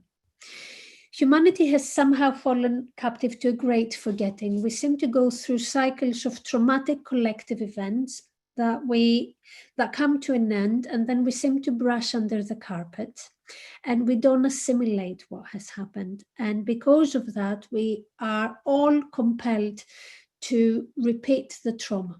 And we are repeating the trauma again and again and again. Because of the great forgetting, we don't seem to be learning. And we have come up against immense resistance from the ossified status quo towards the inevitable collective changes that we're being called to navigate. So as we stand before the thresholds of sociopolitical environmental breakdown, we will need all of the resources we can muster. We will need to transcend our structural and self-imposed limitations of otherness, separateness, and isolation. Psychedelic and expanded states really allow us a unique glimpse into our personal and collective shadow. And they unearth what has been lost or hidden in a place that holds peril alongside opportunity. And they can return us to a wisdom that, as I said before, we all deeply thirst for. So in the realms of feminine and expanded consciousness, we can retrieve the medicines of interconnectedness, fertility, regeneration, embodied wisdom, filling, kinship, and belonging. If all these forces return to a world today, a very deep restructuring would take place. So I will move to the war on femtheogenic consciousness. I will start by saying that the feminine throughout time has been suppressed by the words and the myths we have held her in. Myths and language are extremely powerful societal constructs. And I won't have time to go into the words, but I will start with the myth of the Garden of Eden. So in the Garden of Eden, Eve took a bite from the apple from the sacred tree of knowledge. I think this is an extremely important myth for our humanity. This was a mythos that, in the way it has been translated and disseminated, it repressed both the feminine and expanded awareness into sin within our consciousness and merged them with the shadow side. This was the point where humanity fell into duality. Up until that point, the badness was somewhere out there. It was carried by a snake, but from that point onwards, humanity got wrapped in it. And we fell in a paradox that had no solution. We were either in the garden or out of the garden. Now, mythologically and symbolically, this was the onset point of ego development for our species, because to leave the garden, it meant to become aware, and that is self-aware. Had we remained in the garden, we would have remained merged in the unconscious Eden. We left the garden, we developed ego consciousness, and as Chris said, we became determined to hold on to it. So in our predominantly ego-driven reality, we still keep the feminine and expanded awareness into exile. We systematically maintain their inferiority, and we remain really suspicious of their incredible depth and potential. We have distorted both to a diabolical form, and we represent them as dangerous and seductive forces. But the primordial temptress and the evil snake were separated in our consciousness from what they and the apple really stood for, and that's the potential for transformation. That's the potential for evolution. Femtheogenic consciousness has been suppressed by our patriarchal, colonial, extractive, and capitalist structures, and these are really just expressions of one another. They're all operating from a very paranoid state of consciousness that tries to suppress any potential for power or anything that threatens its structures. And they are what has waged the war on femtheogenic consciousness. These systems thrive by creating and maintaining unjust power relations, by creating and maintaining inequalities. They teach us to think that our value as a person is linked to our place in the system, and they fool us into believing that we actually are who we appear to be or who they tell us to be. But while patriarchy has actively waged a war against the feminine and against expanded states of consciousness, we have to be very clear that today it's not perpetuated by men only. Patriarchy's attack of the feminine is a collective wound and responsibility today. The devaluing of the feminine has damaged the feminine within men, and it has damaged the feminine within women, as we all hold a part of that archetype in our psychic depths. And unfortunately, today we're all part of a culture that attacks the feminine and attacks nature in all of us. This means that we all have to delve really deep within ourselves and really ask ourselves where we have played our own part in distorting, devaluing, or repressing her true vital essence in the personal world and in the archetypal world. Having lost our knowledge and our connection to her ancient teachings, her incredible wisdom, we have really deprived ourselves from our connection with the most unifying principle of creation. Today's children of the patriarchy do not know the goddess. We have misunderstood her potential and the power of her very links to the fabric of life. Patriarchy, of course, has also been in conflict with psychedelics. Patriarchy does not seem to tolerate psychedelics, and psychedelics do not seem to tolerate patriarchy. Patriarchy has traditionally favored substances that maintain boundaries, create a mindless state, and support the status quo. Tobacco, sugar, caffeine, alcohol are really significant here, and then screens have come in later generations. And Terence McKenna has written about the link between the ban on entheogens, the suppression of the sacred feminine, and the rise of patriarchy. I suggest you consider his work.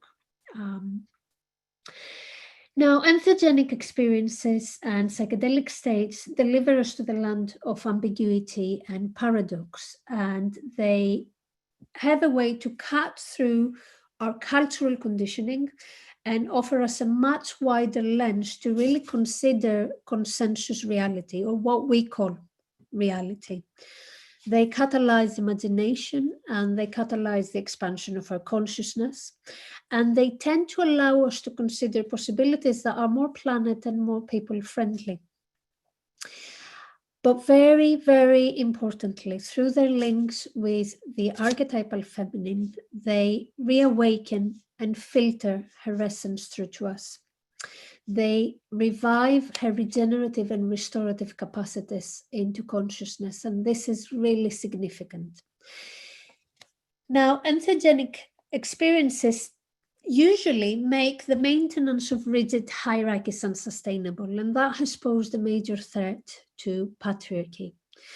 Patriarchy has done an excellent job at responding to that threat by making us believe that the use of psychedelic agents is an immoral and an antisocial threat. And they have validated the criminal persecution of cognitive liberty, which is the freedom to expand or enhance our consciousness in ways that we see fit.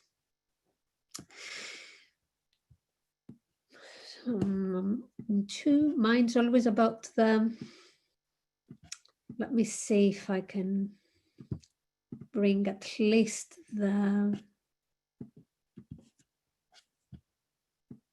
femtheogenic links in view.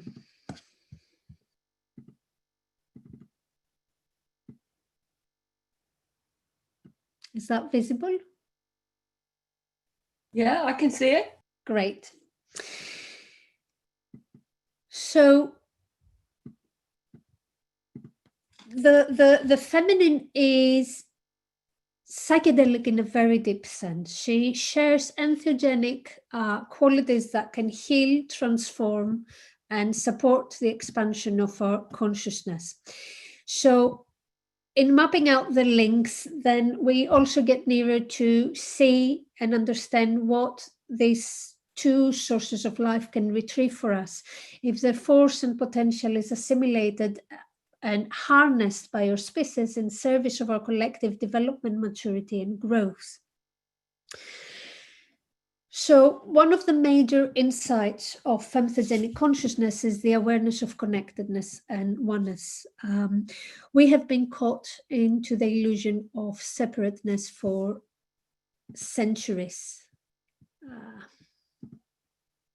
That's better. We have been caught in the illusion of separateness for centuries, and this is an illusion that has alienated us from Earth, from each other, and from the deepest nature of our own selves. We have forgotten that nature is not out there. We have forgotten that nature is actually what we're made of. And we no longer see the natural world and order as sacred. we have changed that. We now see the natural world and order as a set of hierarchical relationships with our species in the dominator's position. And that has made us enter a narcissistic bubble. And from that narcissistic bubble, all we can witness in the mirror of the world around us is our own needs and ourselves. We have somehow come to believe that our needs entitle us to control and manipulate all natural resources. And of course, that has created a crisis that's environmental, it's social, and it's spiritual.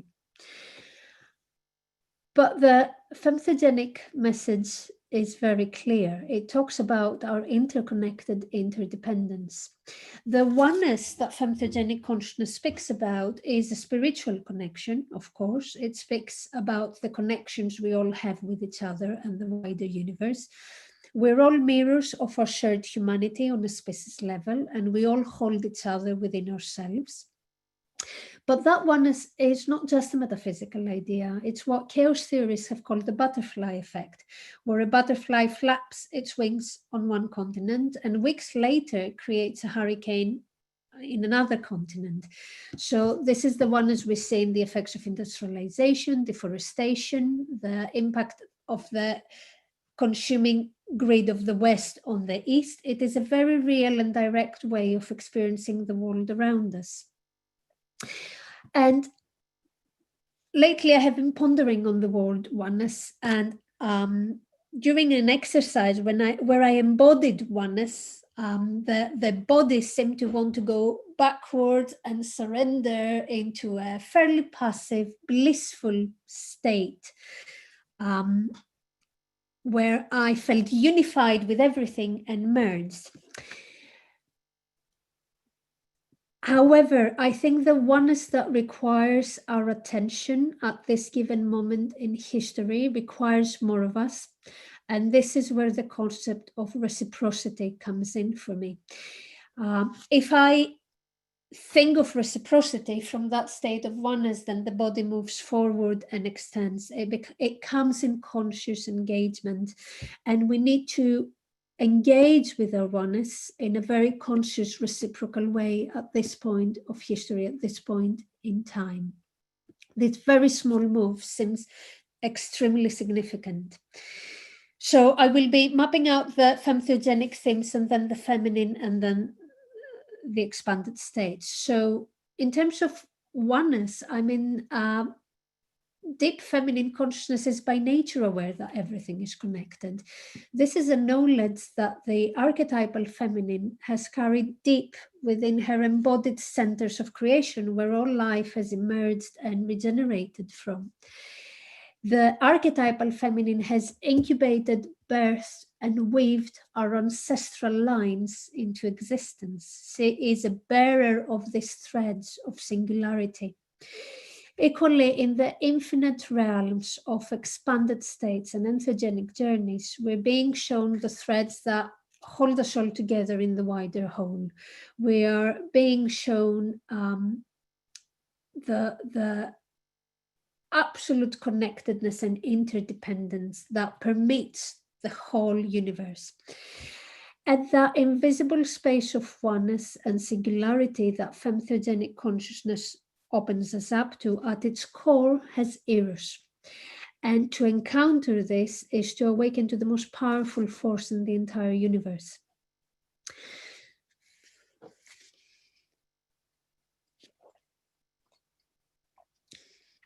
So the next femtheogenic consciousness link is boundary dissolving experiences. Now, as I said earlier, our societies have been based on divisive boundaries that maintain the illusion of separateness. And the ultimate and the most dreaded boundary to cross is the dissolution of the ego.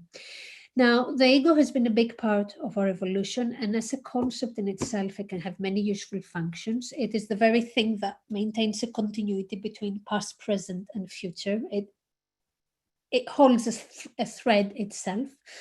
What is dysfunctional is our persistent need to hold on to it. Because the ego needs to undergo many deaths if we are to transform into a more authentic version of who of ourselves. We need to peel through the layers to get through to the core of who we really are. Feminine consciousness is based on the elementary experience of boundary dissolution, which is motherhood, where the other is contained totally within oneself. And that's not just a physical oneness and boundary dissolution, because this is a symbiotic bond that extends way beyond the birthing process. Entheogenic experiences are also based on the dissolution of boundaries on various levels. In these experiences, the divisive lines between past, present, and future, us and other, feeling and thinking, mind and body, masculine and feminine, they all dissolve. And that is the most threatening aspect of expanded consciousness for individuals and for the general status quo. But this is where femtheogenic consciousness delivers us to, a point where in order to evolve and transform, we need to transcend our own boundaries and release our false values and release our false sense of self.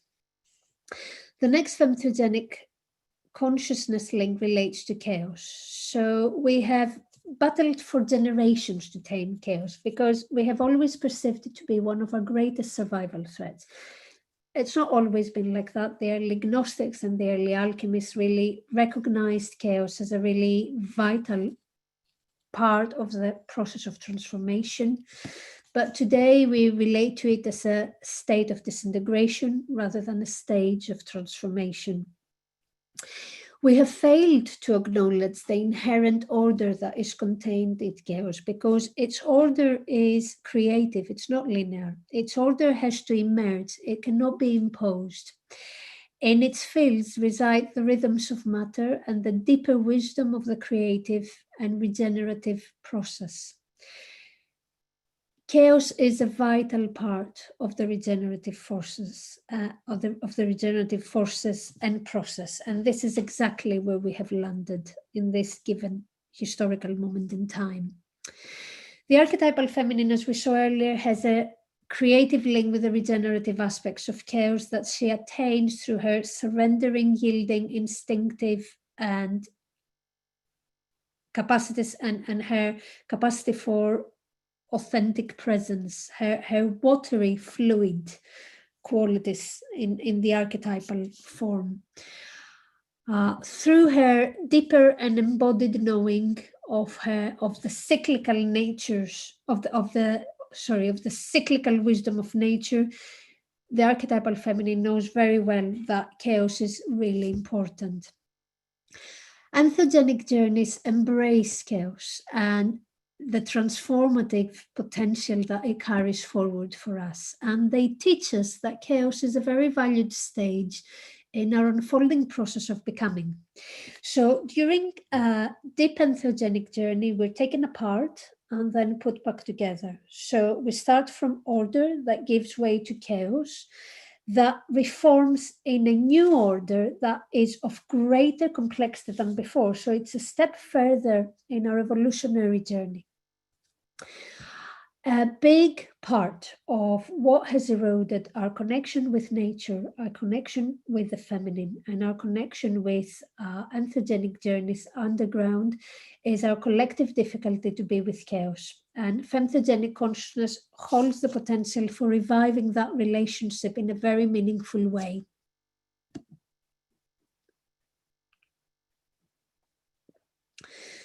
The next femtheogenic link relates to the vital cycles of life, death, and rebirth. Now, for our ancestors, the feminine powers of fertility and birth were a symbol of the cycles they show in the nature. When the season moved, when the life cycles of the plants and the animals moved, and they learned from nature that death is a stage of regeneration rather than an end in and of itself. Today, we relate to death with dread. We are unable to face its vital essence, its vital place, its vital wisdom, and COVID has really brought that to the surface. And we are immersed in an all-encompassing war and denial of it. I will, I'm looking at Mick, and I will say I will invoke the archetypal goddess Kali in this space and her wisdom for the regenerative forces of chaos. The goddess Kali is a very powerful feminine archetype and symbol of that regenerative wisdom. And she teaches us that the goddess that gives life is the goddess that takes life. Creation gives place to destruction. Destruction that is in service to life gives place to creation. So the goddess Kali is in constant movement, and all aspects of life or death are equal, if not one. She is indifferent to our ego's demands for survival. We can only recover our deep inner treasures by facing and meeting the dark side of the archetypal feminine, the devourer and the transformer. And it is the same with entheogenic experiences. The most impactful entheogenic experiences are those that unfold into the psychospiritual experience of ego death. Femtheogenic consciousness allows us to flee our ego, if only for a second, and receive a wisdom that welcomes and even necessitates death. Now, that doesn't mean that in our mortal lives, death, loss, and transition are not very painful portals, because they truly are. That is to also access a wisdom that teaches us it is the ego that grieves. On a soul level, every end is just a drop in a really vast ocean. The next femtheogenic link relates to time. Now, time is a major symbol in our societies, and we treat it as a fixed and static construct. But the feminine rhythms of regeneration reveal timelessness. The archetypal goddess of birth contains a soul that moves through various birth canals. She participates in a mystery that intersects time. It goes beyond time. Entheogenic spaces also operate on that, from that knowing of timelessness, because they allow us to move through past, present, and future again, as Chris exemplified in the most incredible ways. So through femtheogenic consciousness, we come to witness, experience, and relate to a very different sense of time. The next femtheogenic link is creativity. Patriarchy has suppressed our creative forces by focusing on the logic and the mind. But femtheogenic consciousness really supports the creative dimension of our evolution. The archetypal feminine is the creative matrix for our species. She's holding within her body the patterns that belong to creation. Entheogenic journeys are highly creative spaces. They speak to us through symbols, visions, metaphors that connect us to that which is beyond words or beyond immediate perception. But our societies have not really acknowledged the creative and ultimately healing potential of the states. And creativity and healing are much nearer than we acknowledge. And we have only learned to treat them as chaotic, destructive, and very dangerous states. The next femtheogenic consciousness link is on femtheogenic knowing. So femtheogenic consciousness carries a particular kind of knowing that our societies have long neglected and suppressed. Femtheogenic knowing is embodied, it's intuitive, it's non-linear, and it's informed by the creative source. It reveals to us the invisible, and that, of course, includes the invisible corners of our psyche. Now, this is very important because this is where our shadow lives. Being able to claim our shadow and its wounding can help us cultivate compassion for ourselves and in reflection for others. This is where we come to meet the limitations of our human condition. And this is where the heart works on compassion and forgiveness. The divides of black and white here fuse into the gray. So the absolute divides of us and them no longer can stand, because we come to see that we're all one. We all hold the same wounds. We all hold the same shadow. on a collective level. So here we start to work on integration.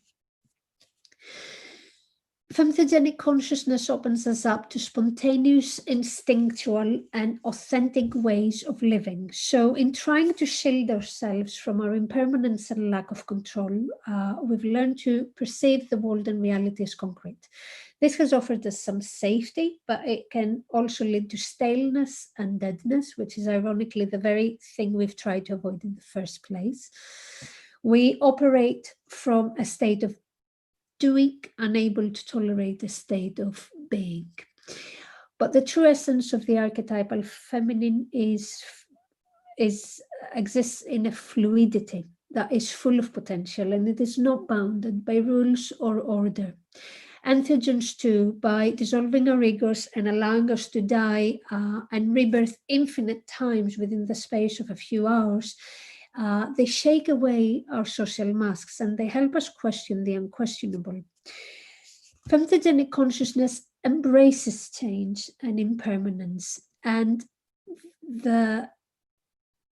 these are the foundational basis of evolutionary drives. Who we can become under the guidance of femtheogenic knowing can be far wider and broader than what the stagnant matrix can ever allow us to imagine. The final femtheogenic link I will discuss is the unconscious. So in the symbolic world of Jungian analytical psychology, consciousness is represented by the masculine and the unconscious is the terrain of the feminine. The fluid, creative, and symbolic qualities of the archetypal feminine and her capacity to penetrate to her deep inner worlds is what gives her such unique access to our unconscious psyche. And she communicates these spaces through to us through dreams, imagination, and expanded states of consciousness. Entheogenic journeys also bring our undercurrent realms into the surface of consciousness, and they allow us to get a better view of what lays hidden in this darkness. Femtheogenic openings into this very deep, hidden, often shrouded from awareness places can create the potential for conscious and unconscious to meet, which, as we said earlier, is the potential for wholeness. And what the Jungians would call the path for individuation. So the femtheogenic consciousness links are not just conceptual matters. How we relate to them can really recalibrate our moral compass and can redefine how we exist in the world internally and externally. They can support our collective healing and transformation, but for that to really happen, we have to retrieve and invoke the true and deeper essence from our unconscious. And I will finish with Anima Mundi. So for our ancestors, nature was the great mother. She was powerful and she was vital. This was the earliest collective blueprint humanity had on the nature of God. As the sun god replaced the earth goddess, we lost our connection to nature and we became alienated from this profound source of life and wisdom. That divine source of creation, the soul of the world, was known as Anima Mundi. Anima Mundi held the knowledge that there is consciousness within matter. Anima Mundi was the spirit that resides within the center of every living thing. And it held the knowing that everything is animate, alive, and therefore everything is capable of being in relationship. And our ancestors used sacred ritual to activate the light of the world soul. Ritual has been used extensively by our early ancestors. I'm sort of skipping some things here. And these rituals held a complex emotional connection between our ancestors and the wider cosmological forces of the universe, something we have really lost today. Today, we can only understand Animal Mundi as a concept because we no longer live a life that's aligned to its principles. We have forgotten the world is alive and sentient, and we have forgotten to relate to that light within nature and within ourselves. And we have disconnected with the magic side of the human experience. Meditations, mantras, breathing exercises, entheogenic experiences, they all activate the inner human technology, and they return us to an embodied wisdom, and they can transform an ego consciousness into a soul consciousness. A connection with the anima mundi, the world soul, can bring us back into connection with our own soul. There's been a lot of talk about the return of the divine feminine. The return of the divine feminine is essentially a new mythology for engaging with nature, our planet, and our own bodies, for bringing heart intelligence back into how we operate in the world. The feminine and the masculine are the fundamental creative principles of the universe, and a healthy future needs to be balanced by the divine androgen. Evolution for our species at this point is really a matter of interiority. We need to go within and die a million deaths to our personas, shed a million skills, and every death and rebirth is a sacred initiation for the emergence of a truer self. To enter the core is to awaken the light that lives within the center of every living thing. So to enter the core is to awaken the anima mundi. I will end with a prayer and an invocation, and try to somehow fix this. So we don't know what we're birthing through fully, and we don't know what we're helping to die in this process. This is a knowing that will come under the weight and clarity of hindsight. But we're being called to live in greater harmony with the greater ecosystems we are a part of. And my closing invocation is for this crisis to really be our mirror, guiding us in, guiding us through, and guiding us out into the next stage of evolution for humanity.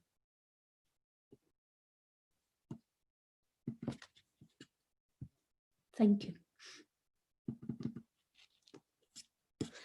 Stop share.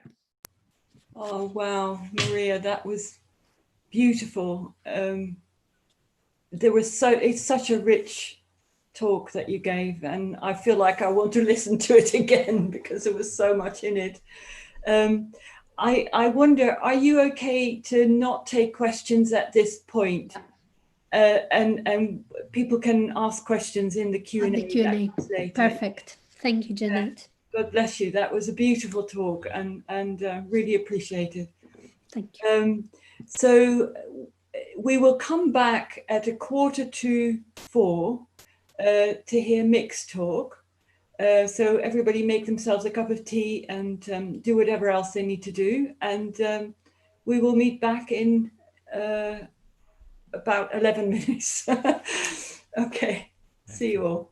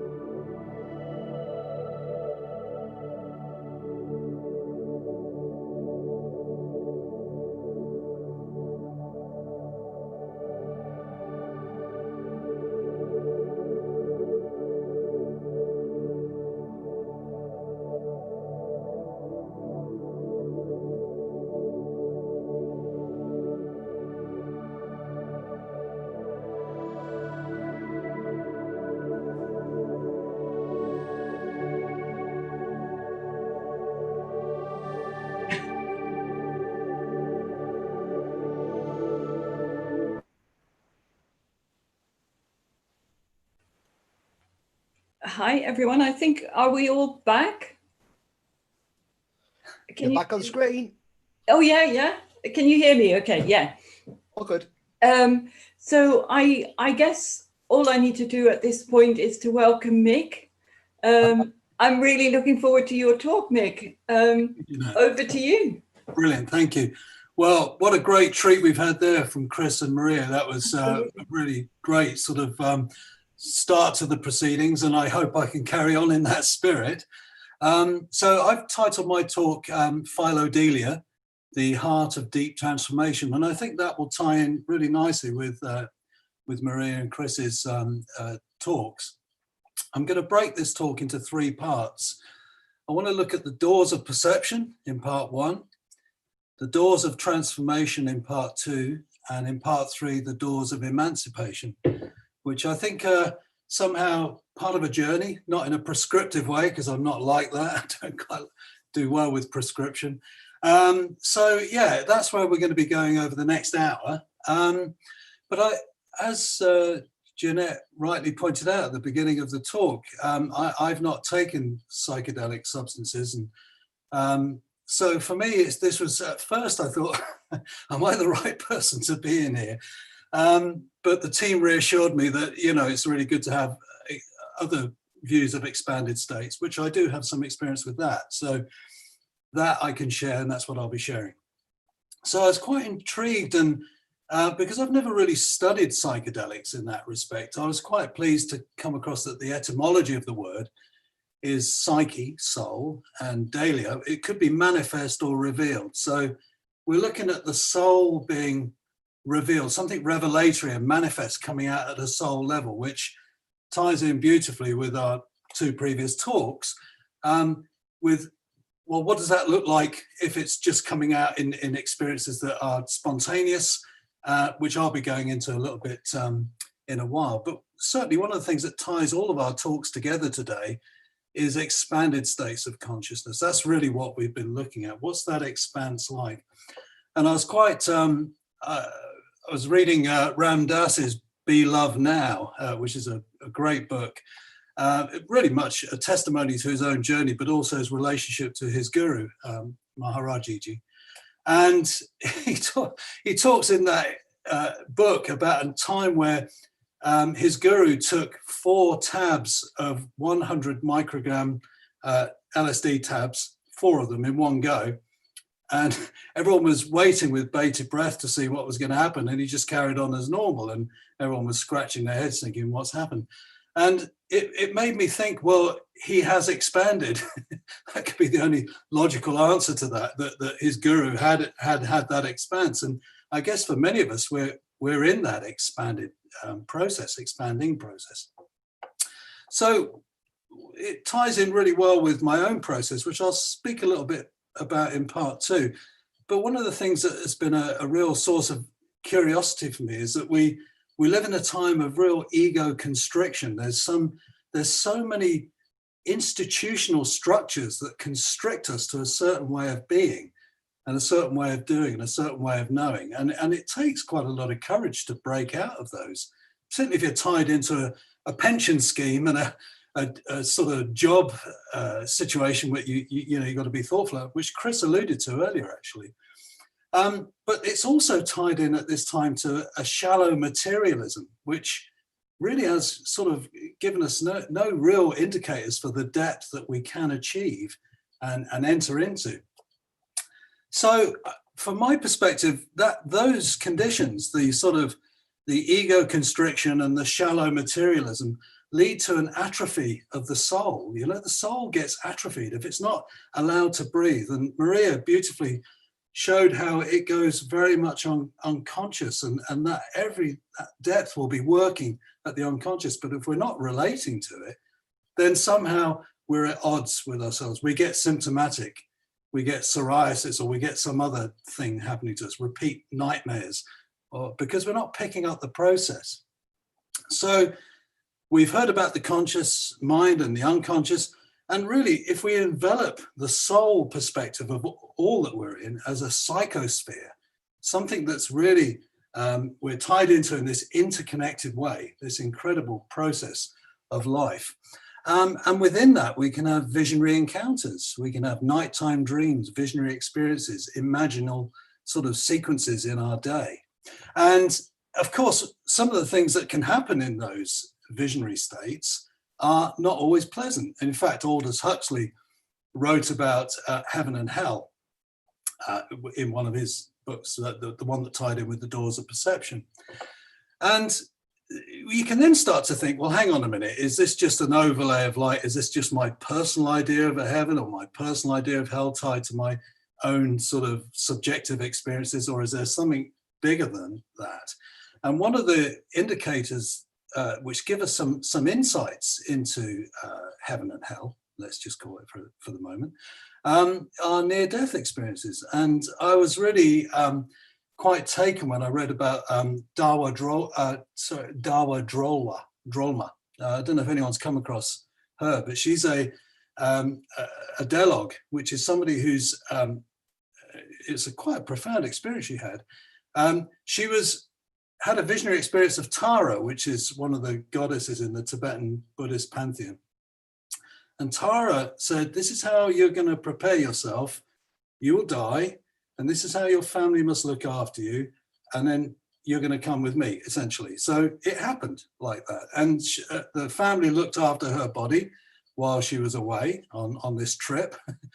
And essentially, she saw beings trapped in hellish conditions, and quite shocking. And she knew the causes for all of those beings in those places where they were at, and why they were there, and who they were.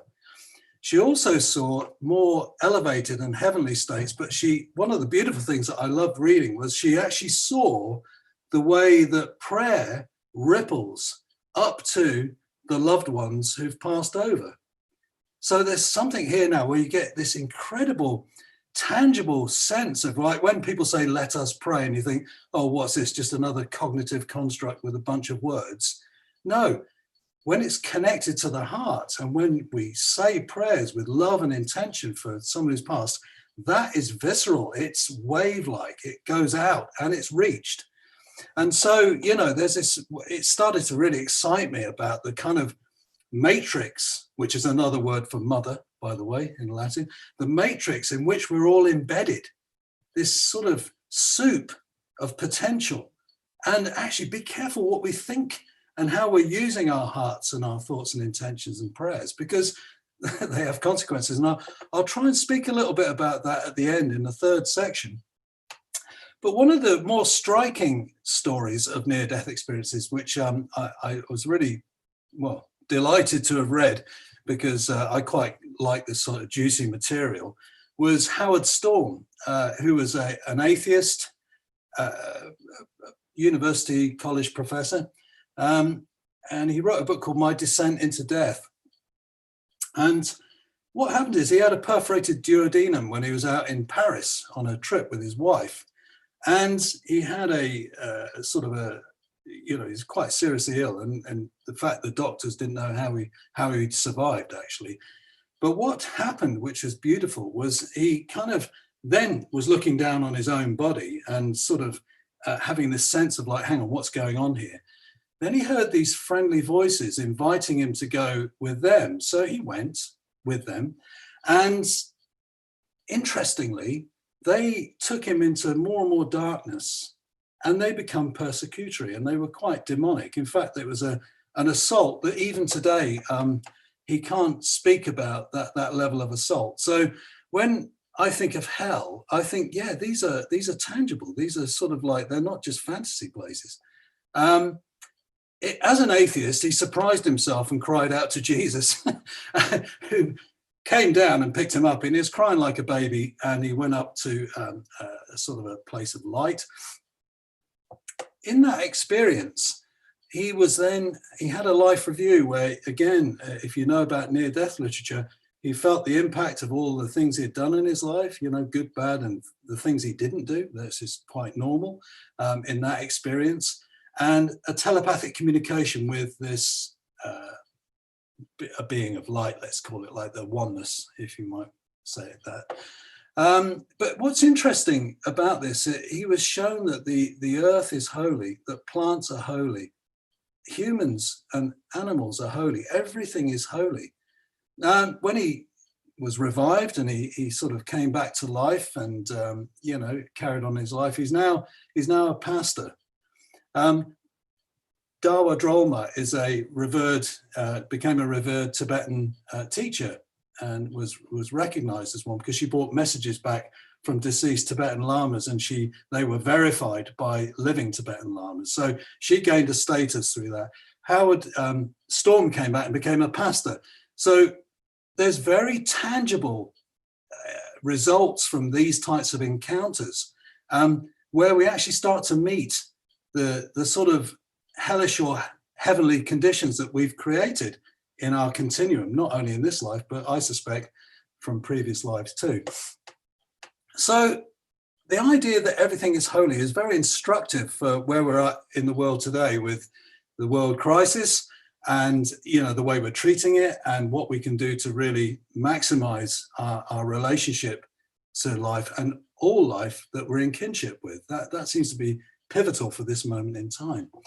So really what we're dealing with near-death experiences and those kinds of processes, a mythical encounter. And Maria said, you know, that myth, isn't it? It's not just some story that just titillates our consensus reality, our view of understanding of what we're in. These are mythical. These are if you wish, ways of tapping into what is core to our shared experience. And so what you'll find in a lot of early myths, and particularly in creation myths, and Maria pulled out one of them, the Garden of Eden, you'll find good and evil is often configured in those processes. And you know, these days we tend to other a lot, and we put the good guys over there and the bad guys over there, and we all want to say we're the good guy and everyone else is the bad guy. And we're in this crazy situation where we're projecting so much upon each other. And in our self-righteousness, if we think we're on the good side, our moral aggrandizement that we think we're the ones that are okay, are all part of this really complex time, these complex narratives and experiences of today.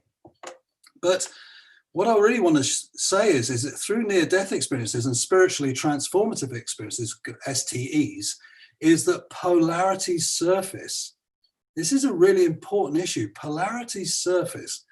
And when those polarities surface, of course, our preferential ego will probably side with, I don't want that bit, I'd rather have more of this bit. But that becomes part of a self-perpetuating pain, if you wish. So the idea is that we have to enter those polarities and understand them. That's part of the journey of wholeness. That's part of the journey of integration. Understanding that if, in fact, we all have the potential for good and evil, for instance. We all have something that can drive us this way or that way in life. And we have to have a discriminating consciousness and a sense of depth. If you read Carl Jung's Red Book, which I've read 4 times now from cover to cover, and each time I get something new from it, you realize more and more that that's what that book's doing. It's a longitudinal piece of, I think, research. It's certainly hermeneutic because he consulted lots of texts. Heuristic. It's heuristic because he went in to his experiences. It's phenomenological because he started to create codes and categories for what he was dealing with. Not so much like research as we know it, but he was getting into lived experiences of that. So we've got some really wonderful research out there, and I would class that as great research. So the idea then, I'm just coming to the end of part 1. So the doors of perception. What is it that we're perceiving? Who are we in those perceptions, and what are we projecting onto others? What do we need to reclaim from our projections back in our own work and heal those polarities? I would say that's essential for the work, and we've already had that. Maria gave us some good insights into that particular view. But there's one thing that I think we need to open up even further, is that the psyche is a living sacrament. It's, you know, you cannot underestimate that. This is not some nebulous sort of container that we just drop in some of our lived experiences, and at the end of our life, it'll all get shaken out, and what the heck, you know, we'll have a good ceremony at our funeral. Yeah, decent chap or lovely woman or whatever, you know, actually the psyche is a living sacrament. And that means it's holy. There's connections to the holy, and there's connections to our own living experience of divinity. And so, yeah, it's quite a big process to actually take this on board and trust that this is worthy of our sort of investment. And I don't mean as an investment banker. I'm talking about investment in truly getting to grips with who we are. So this leads me on to the doors of transformation, which is part 2 of this talk. And I want to open up this bit with my own story because, you know, this is where, for me, it got hot. Life for me has always been a bit hot and on the coals. I mean, I had a bit of a tricky upbringing. I left school at 15. I had my first court appearance at 15. I had 4 court appearances in total, and I was a bit off the rails and wasn't a very pleasant person, I don't think. But I joined the infantry and I joined the army to get a sort of sense of direction, which it helped, and it was great, actually. I have very fond memories of that. So I became an infantryman in 1974. And then when I left, I traveled for 6 years around the world, going all over the place because I had too much of saluting people. I needed to go off. I grew my hair, became a hippie. So that was 6 years of that because I needed that to get it out the system, you know, being drilled around a parade square for God knows how many times. But after that, I ended up in a Tibetan Buddhist monastery, a tantric college in 83 to 86. You know, on the road, I'd been reading literature like Hermann Hesse, Rabindranath Tagore. I've been reading all sorts of stuff that just started to open me up a little bit. So a good friend of mine ended up in a Tibetan monastery, and I went to visit him for 2 days and ended up staying, like I said, 83 to 86. So with a rather shaky egoic foundation, I kind of then was meditating and doing these low-level tantric meditations, thinking everything was just going along very nicely, when all of a sudden I had this complete and utter explosion of love and divinity while I was on a train doing mantra.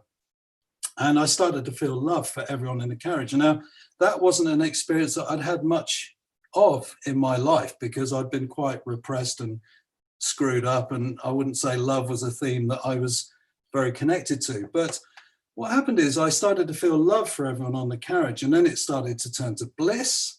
Then I was in a full body orgasmic state. I mean, I was just radiating, pulsing this bliss, and everything was sacred, even litter and all sorts of things. And I thought, whoa, you know, in fact, it lasted for 2 days. It started to tail off after 2 days. And on the 3rd day, it was on the way out.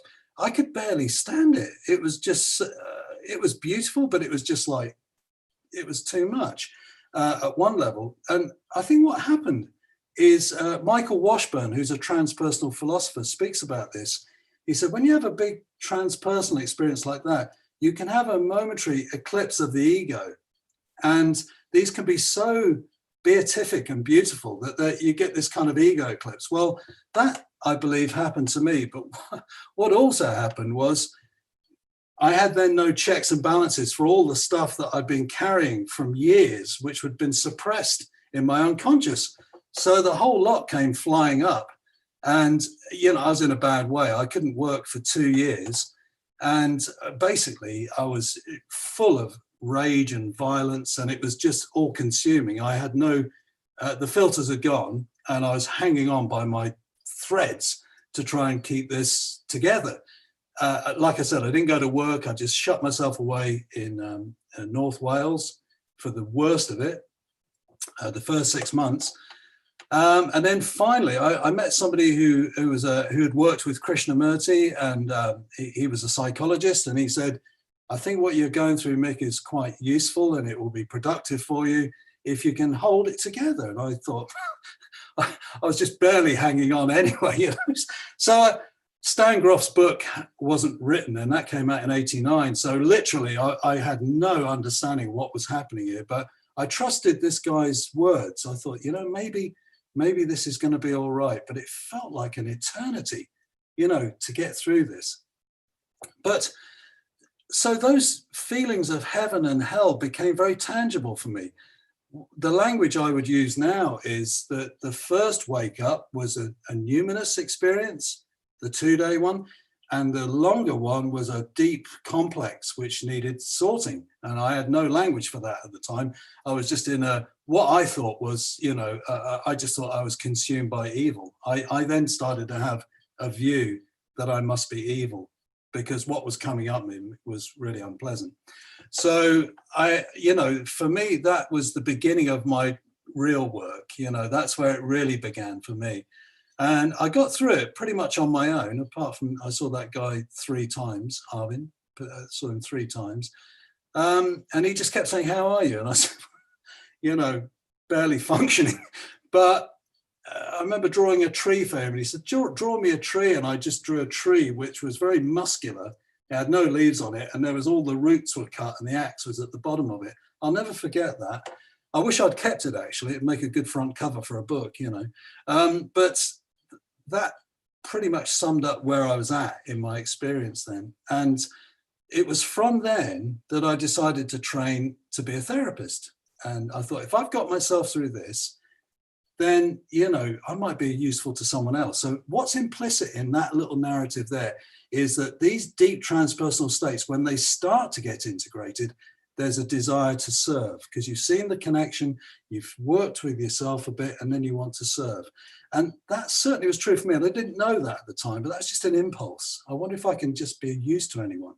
And trust me, that story I did tell to people. I said, I know this person that went through something. I used to say it in the third person. I never used to say it as me. It took me a long time to be able to talk about this. In fact, I started doing it in my publications, academic publications, and that's how it came out.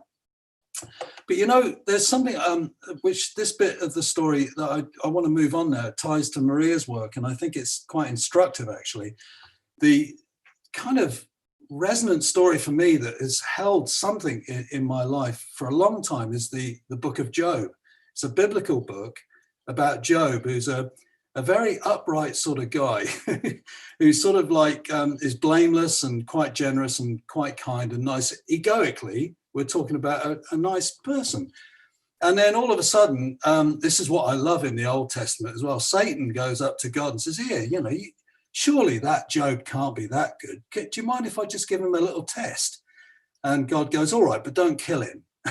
So Satan then starts to just get rid of all of his crops and all of his family and his animals and all the stuff. And Job's giving it, what the heck's going on? But he still maintains his uprightness and his faith.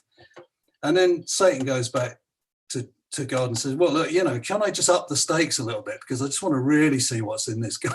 So he goes, all right. So they covered him in boils. Now, if anyone's I've had one boil in my life, and I got to tell you, I don't want another one. They're horrible. They're really painful. So Satan covers Job in boils, and he's absolutely, riddled with them. And you can imagine the pain. Then his mates come along and start telling him, well, you know what, you must be a real miserable sinner. Something in your lineage has caused this to happen because you're an upright kind of guy, but surely you can't be that good because look what's happened to you. And he was protesting his innocence. And eventually he just sits with it and gets through it and, has a fairly open attitude to what's happened. And here's where Carl Jung came out with a beautiful piece here, because he said, and this isn't in the Bible, this is Jung's answer to Job, which is one of my favorite books. Jung came up with this view. He said, what happened to Job, in his estimation, is that he woke up to wisdom, Sophia. He woke up to Sophia. All of a sudden, he then, rather than just being upright and, socially adapted, he then went deep, deep, deep, deep, deep and connected to that experience. And Sophia, the feminine, was then present and operating in his life. And I think Jung's absolutely correct on that point. And I think from the way Maria's discussed the work, that's exactly what I would put it in that context. So what we're talking about here is not the kind of philosophy that we see in our institutions, such as, the schools of philosophy that are very, very heady and, sort of all mapped out. It's now moving into a philosophy of the heart. This is a wisdom of the heart and knowledge of the heart. And I quite like the word cardiognostica, which means the knowing heart. And that's a beautiful way of then thinking there's a knowing at the heart. And let's put the soul into that equation as well, because then we're actually looking at something that's rich and alive and nourishing us and trying to speak to us and communicate to us in the way that we're living and connecting. So I believe what happens then is we're awakening to something like a spiritual intelligence. It's not just an IQ test or some sort of psychometric tool. We're now waking up to something profound within our experience as an intelligence that's living and is experiential and feeding us as well as waking us up to things. And I love the traditions that sort of cultivate that a little bit as well. And it's not only about having experiences, but also like the cultivation of the nous. The nous is a word that means intelligence on one level, which we could say is a sort of a nous that's, you know, working in a worldly sense of intelligence, but it also has a deeper component when it connects to the heart. And it's that the cultivation of that in what the mystics would call the secret chamber of the heart. And when you start to go into that and cultivate that, you can then come into connection with the divine archetype.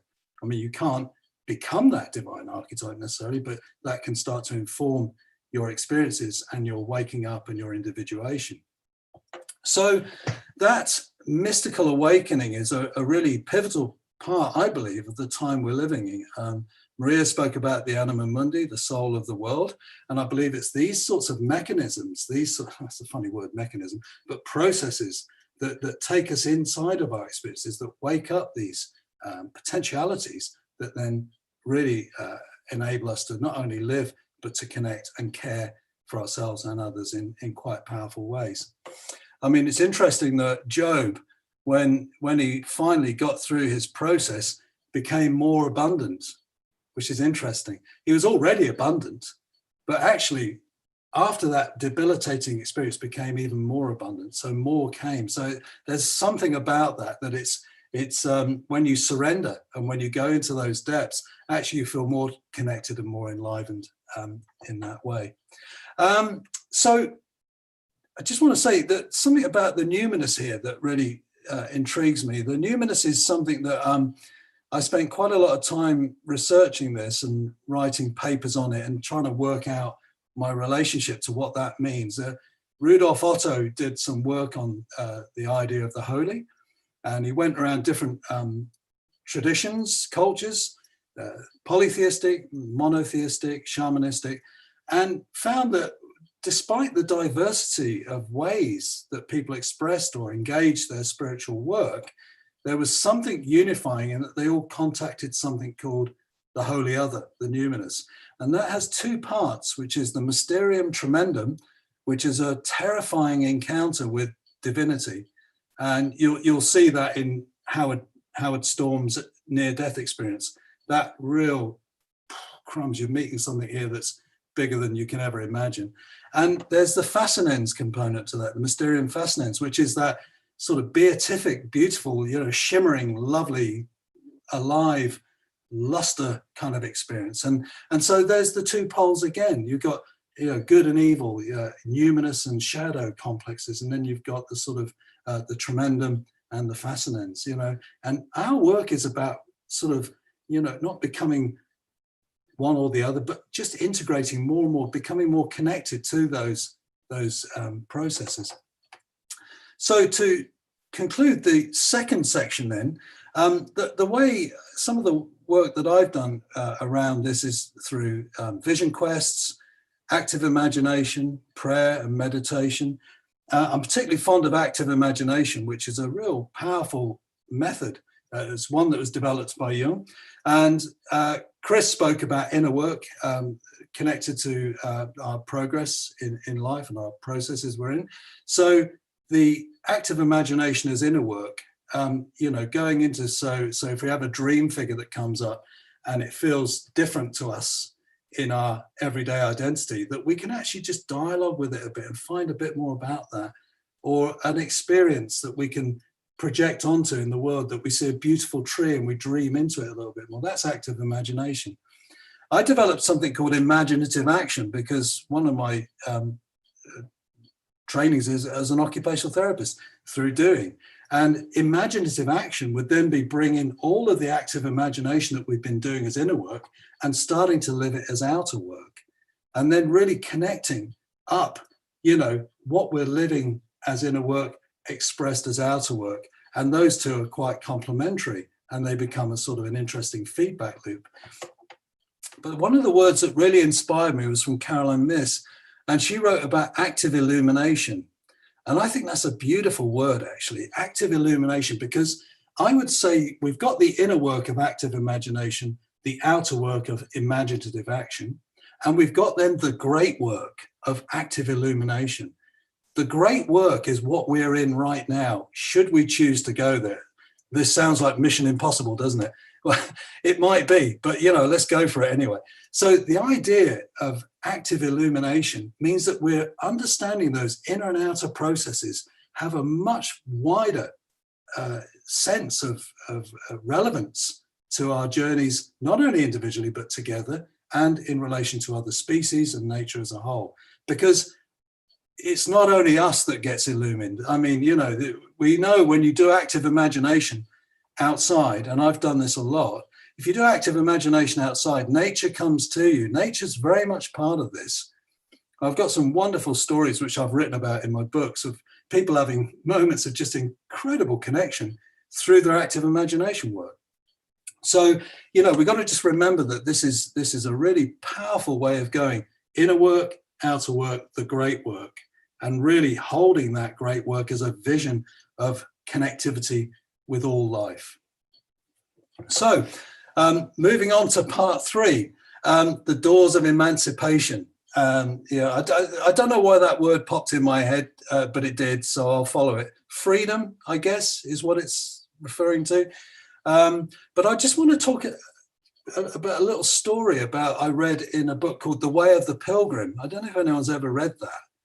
It's an amazing book. It's about a guy who walks right across Russia for 13 years, and all he's got is a Bible and the Philodelia, which is a book of the early 2nd century Christian saints in the deserts. And that's all he's got. And he just has these wonderful adventures. But he comes across a guy who's a deserter. And I think this is going to start to put things into perspective, this story, because the guy's deserted from the army. He then meets somebody who's just left the army. He's been deserted for a few years. He meets somebody who's just left the army and basically has got some papers that he doesn't have. And they're about the same age and roughly about the same sort of, you know, what all the details fitted. And this guy died. So the guy took his papers.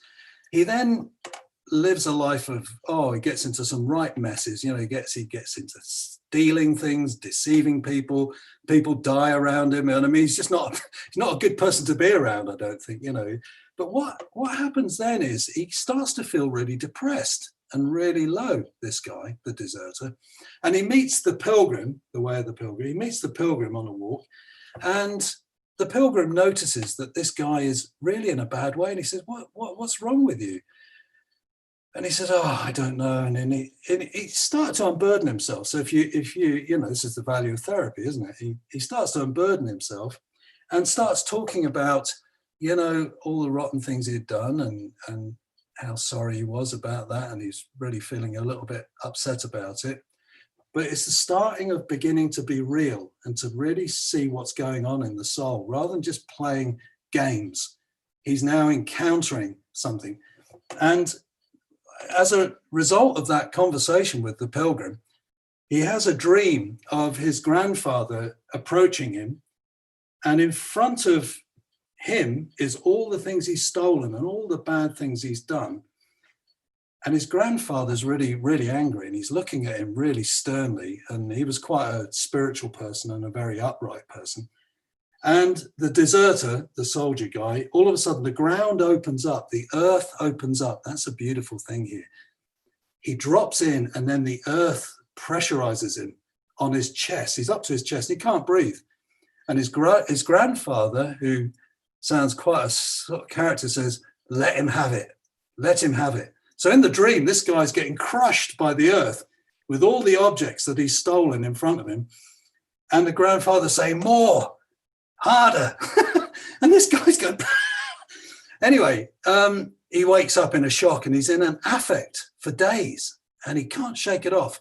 So he tells the pilgrim, and the pilgrim says, try a prayer, have a pray, see what happens. So the guy prays and he feels a little lightness on his load. And then he goes and has the big confession, gets it all out and feels much lighter.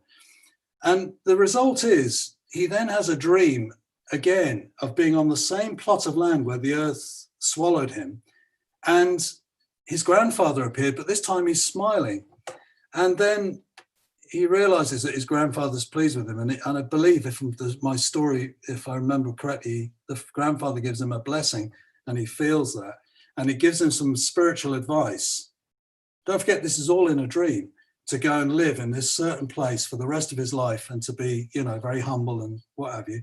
And the guy did it. That's what he did. And he went off. But there's something restorative in those. I'm talking about these stories in my new book, which is The Restorative Spirit. This is about what we're in at this time. And essentially, that guy had one dream that showed the complex and all of the degradation that he'd been involved with. And the second dream was his resolution at last to start moving, get real with himself. So I think that's a really powerful story to evoke this sense that soul work is not just randomly aligned with, oh, it might make me feel better. This is an illumination of conscience. Now, we hear a lot these days about consciousness, but in the new book, I'm writing a lot about conscience. They have the same root meaning, which means to know. But, what are we knowing? And that dream of the way of the pilgrim shows that there's an illumination in conscience. It means that the soul is now speaking and is freed up to unburden itself, and then we can start to make different connections. So a necessary part of the illumination of conscience, which links to our soul, is that we have to see where we've become corrupted. Not only what we've done and corrupted ourselves, and therefore Maria mentioned forgiveness. This is a big part of the work, of the restorative work that we've got to do, is to forgive ourselves, forgive each other, forgive what we've done to the earth and to animals, all the billions of animals that are just being hacked to bits and abattoirs every day. These are massive parts of our industrial complex that we're in. And so the illumination of conscience means having the strength of mind to be able to do that work as an honest broker, that this is not just, something, oh, I'll just pass through this bit and then it'll all be fine. This is a radical transformation. And I believe that it's only by doing that we will be, freed up enough to live in and co-create an improved future. So it's about restoration and renewal. There's something about that, but there's something about remorse as well. And there's a touch of a moral conscience in here, not that it's moralizing according to somebody else's view, but when we see the consequences of what we've been involved with, it will invoke a moral position. And you'll see this in near-death experiences. You'll find in near-death experiences that people have, when they have a life review, there's a non-judgmental panoramic view of seeing the consequences of actions that have been that they've done to others, but they feel the consequences of those actions on themselves. So there's a lovely sort of, to use Maria's word, reciprocity there, in that whatever you think you've done and you think that's it, that's the end of that one, nobody found out, did they? Tee-hee. Well, hello, if you think CCTV's bad in our culture, there's a divine CCTV that's capturing everything. So we're not free of it. And all the near-death experiences that show this, people come back radically transformed to love, to caring for others, and to really making a different way of in their lives. So these are not lightweight. These near-death experiences, and Howard Storm was told, near-death experiences are one way that we're going to try and help humanity to wake up to what they're doing to the world and to themselves. So there's a whole process here about really capturing the honesty and the integrity of this work. And that means bearing witness to your own degradation and being honest with how much you've done, all of us, what we've done to the world, to others, and who we are in our thoughts and imaginings, projections, you know, the little ones that we don't want anyone to know about. And there's room for that sort of work to be done. It's necessary and critical. So it leads me on that this is a real key part of soul progression. You know, I mean, the spirit is what it is, and we have moments of spiritual awakening. The spirit is one, it's whole. The soul can be progressed and it can be degraded. You know, it's up to us how we work with the soul. So this is a really important piece that we've got to pick up soul progression, which I'm going to do a talk next week, funny enough, on this. It ties to individuation, soul progression as individuation. And if we think that individuation is just some sort of folly for the individual to just have a momentary, oh, I'm just going through indulging myself as an individual with all my dreams and blah, blah, blah. It's not, because the correlate word for the individual that goes with individuation is individus, which means undivided, which means if you're on a path of individuation, you are becoming whole. You're willing to accept that premise that you are part of a whole. It means you have to really go beyond your egoic preferences and to find some soul connection. And I want to talk about this in a way in a minute. I'll just keep my powder dry because I've got a few things to talk about before I say what I want to say. But it's really important that soul awakening and how that connects to other species, nature, and the cosmos is a really important link.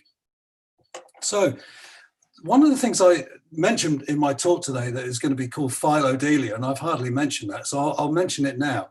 Philodelia is love manifest, love revealed, if you look at the etymology of the meaning of those words. And it's something that I think Philodelia is got to be key for people-planet restoration.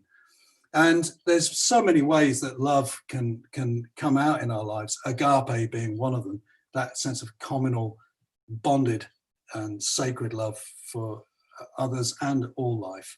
But I've just put together 5 little snippets that I want to play around with.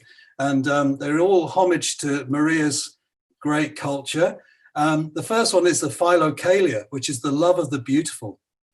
And that's a book that I mentioned earlier, written by the sort of Christian mystics from the 2nd century and onwards.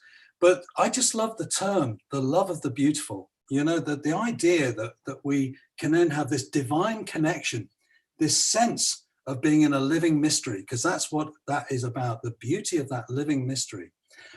So I think Philodelia would be one really beautiful way to honor this work, this connectivity between ourselves, others, other species, and the cosmos as a whole.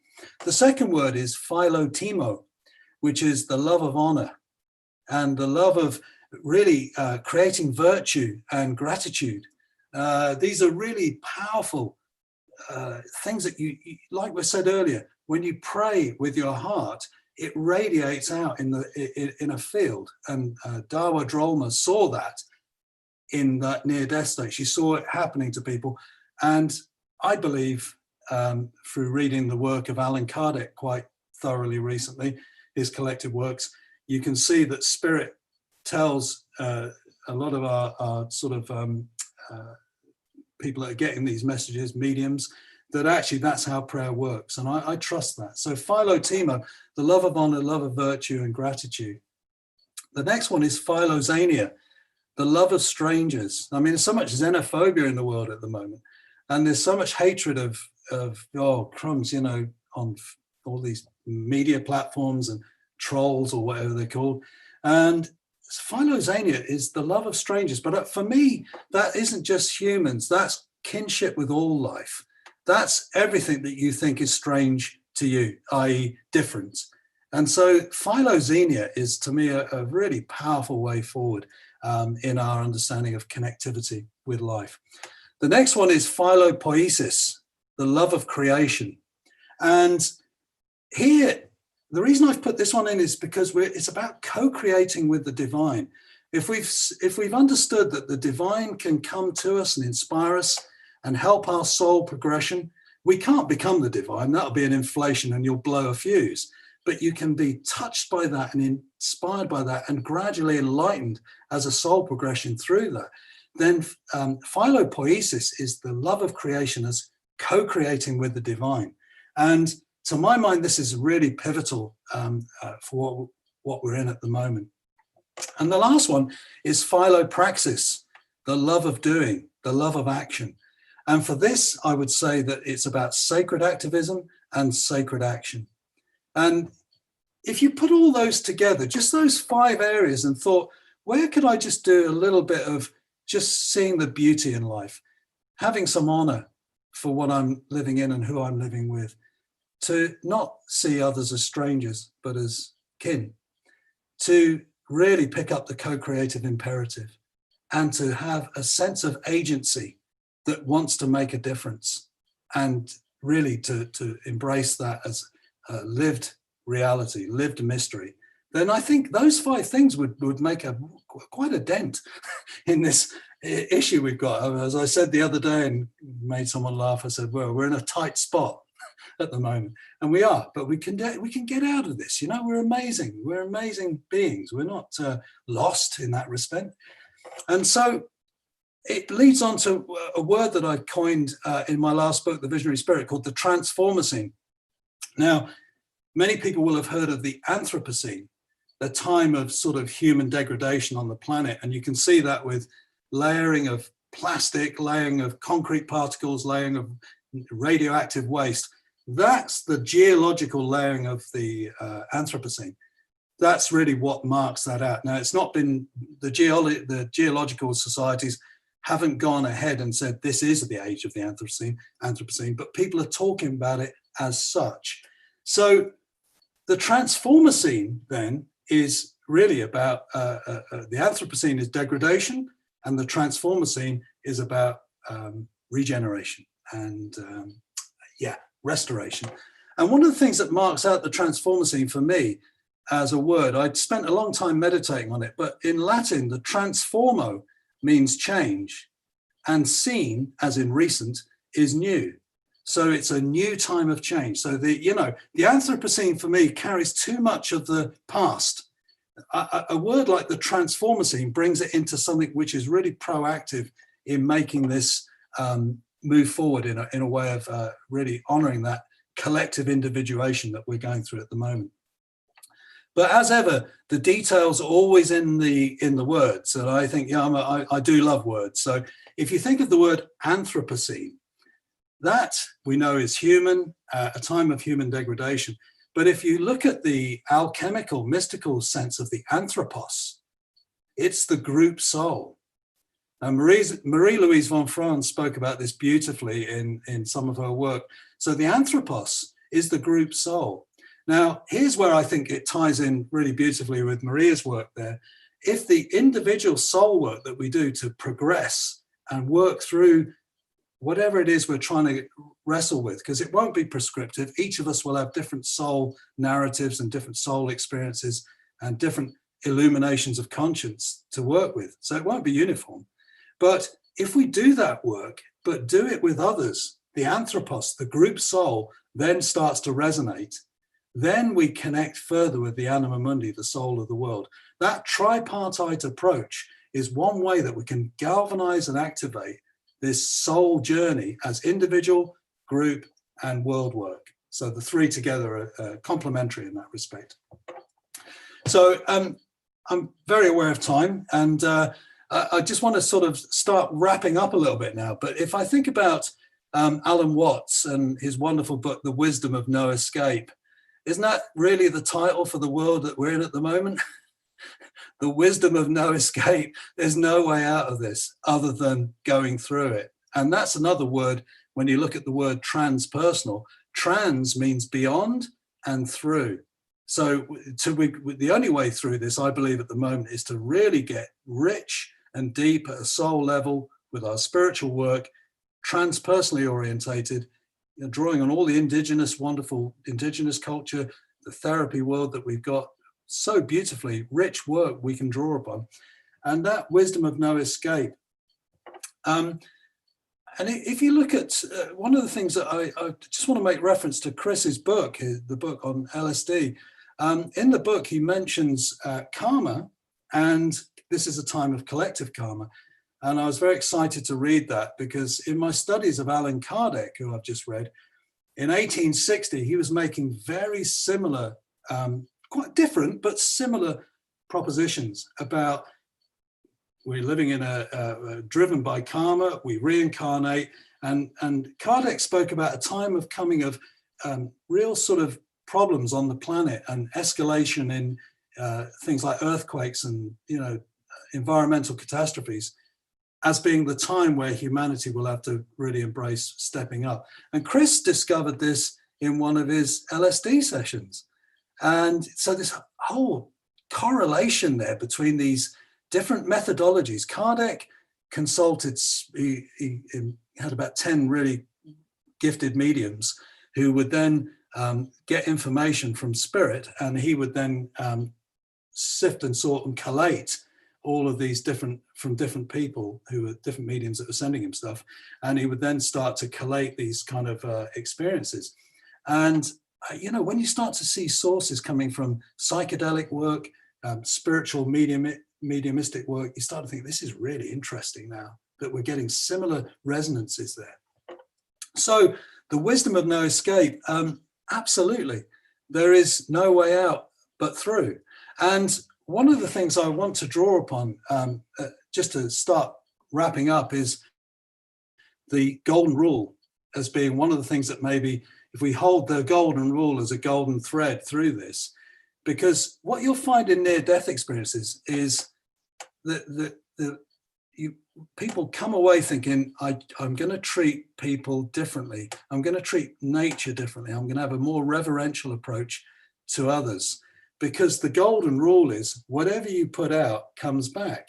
Now, we know in near-death experiences, they feel the consequences of their actions. But of course, we know also, Tibetan Book of the Dead, that those are the samskaras that will then be that propel us on another reincarnation. So yeah, this stuff, working with this stuff is really important.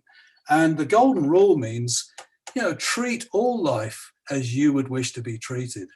And essentially, not only other humans, but other animals and everything, treat it as you would wish to be treated. So it's a real injunction to, getting out of this sort of self-reverentiality that we have so enmeshed in our society these days, and starting to think about others and having, if we feel that about ourselves, fine, but now treat everyone else in the same way. So, like I say, we get that from NDEs, near-death experiences in the life review, and it really wakens us up to that idea of love and sharing. And so, to bring this to a bit of a close now, we're in a time of it's a collective rite of passage, and Chris was pretty much saying that in his talk. And I think one of the things that comes through this is selfless service, not self-service, which you see in so many of our, not that, but selfless service. And that goes with the transpersonal beautifully. The transpersonal is ecological, that's true. Every time, like my experience, the minute I had that experience, I saw everything as holy. That's ecological, you're part of a bigger whole. So the idea then that this collective rite of passage is selfless service gives us the hope that, in fact, doing something for others in whatever way helps us to do that, whatever it is, whatever our gifts and talents are, but to do that. And as Ram Dass said, be love now, but only do it. How do you do love? And maybe that's a question. But I think just drawing this to the close now, I read 5 volumes of Allan Kardec. They're about 460 pages each. One of them is called Heaven and Hell. They're quite thought-provoking books, bearing in mind they were written in the 1860s, so they got that feel to them anyway. But there was a little passage, and I'm going to paraphrase it now, that came out of one of the books. And I've got to be honest, I even took a picture of the tears on the footstool that I was on my knees weeping over. I took a picture of the amount of tears that were on the footstool, because I was amazed at what came out of me when I heard these words. And there was something about the idea, what led up to these words is treating others with a sense of moral value and love and compassion and service. All these were parts of Kardec's discussion going forward. And he said, because if you don't, you're the only one that's carrying your own burden across another lifetime. That's just you're creating that. And so he said this, and this is paraphrased: the robes we weave in this life are the ones we wear in the next. Now, if you could teach that to people at a young age and say, you know, be thoughtful, you know, because this is going to have a consequence. And I got to be honest, with my background, I'm blooming heck, you know, I can only imagine what robes I've woven, but you know, I'm trying to gild them a little bit at the moment. And if I just at the end of my life trying to put a few nice bits on there, but my robes are tatty, you know. But that's okay, because part of the story is being honest and stepping up and really having that illumination of conscience and saying, yeah, I did that. I have remorse. I'm sorry. I did quite well not crying till this point, but yeah, that moves me so much. I'm sorry. I'm sorry I did that. And if we can reach into our experience and have remorse for what we're doing, and I thought you said it beautifully, Maria, but the ecocide that drives the war because of scarce resources, and then we just attack each other. I'm sorry that I'm part of that. I'm sorry. What can I do to be different? How can I change my ways?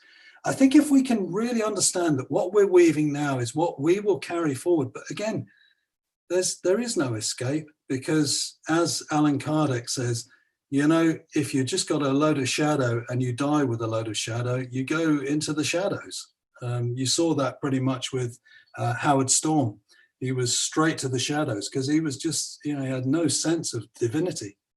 And so therefore, if we ask these questions and support each other to lift each other up just a little bit with love and arm around each other and hear each other's pain and forgive those who've done bad to us and forgive ourselves for doing bad to others, if we can do that, I think we're in with a real chance to start creating a different network. And I believe that's what's happening slowly in the world. So on that note, I've got 2 minutes left and I'm going to finish, but thank you. Wow.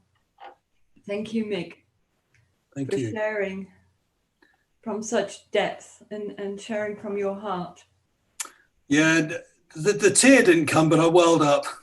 Or maybe, yeah, getting better at it, you know. Yeah. I wonder, I wonder if anybody has any questions for Mick at this moment, or if we can take, there's one more question in the Q&A, and there was one in the chat, but they related to earlier talks. So does anyone have a question for Mick at the moment, or we can break up and come back in half an hour? Yeah, it's fine. We can maybe come back and see how people are, you know, give a half-hour break and for things to settle a little bit and see what wells up. Lovely. In the questioning. Great. Thank you. Thank you. All three speakers, you've been absolutely amazing. Thank you. Lovely. Thank you. Right. See you in half an hour. In half an hour.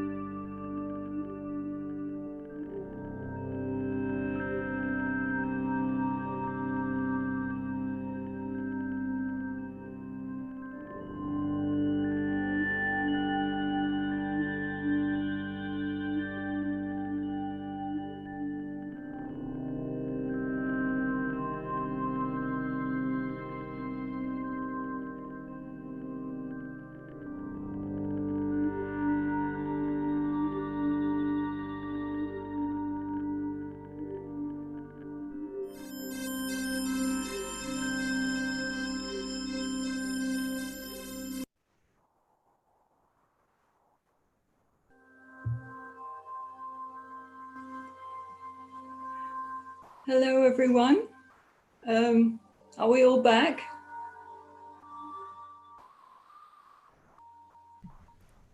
Yep, looks like it. Jason? Brilliant, there. thank you. Here he comes. Yeah, all back. Just waiting. Yeah, everyone's back. We all back? Yeah. That was an echo. Yeah, I've stopped playing it. Somebody's got a little bit of the music still playing in the background, but that'll go. Ah, that sounds good. Here it comes. Yeah, all back. We're in a loop. Yeah. Everyone's back. All back? Yeah. That was an echo. Yeah, I've stopped playing it. Somebody's got a little bit of the music still playing in the background, but that'll go. Ah, that sounds good. Has somebody got the YouTube on? We're in a loop. Oh, is that what's happening? Hang on. That might be me. That was an echo. Yeah, I've stopped playing it. Somebody's got a little bit of the music still playing in the background, but that'll go. That sounds good. Has somebody got the YouTube on? We're in a loop. Is that what's happening? So I've now turned it off. It's still playing on somebody's.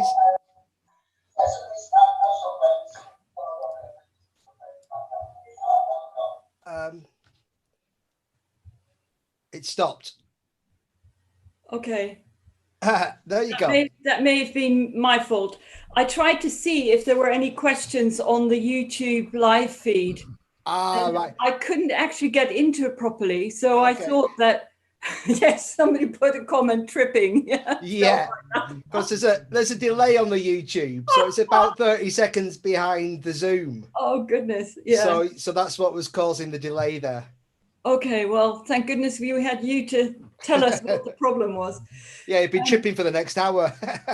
All right, off you go, guys. Yeah, so we've got a couple of questions from before. I don't know if there are any questions that emerge at the moment for the panelists for the discussion, but shall I start with the two questions that we had left over? So Barry McGuinness had a question for Chris. Do you want to unmute Barry if is he still with us? I think Barry's gone because he's not on the attendees list. Okay, so shall I ask his question for him? Yeah. It was, how can we better relate to our own personal suffering in this greater context? Okay.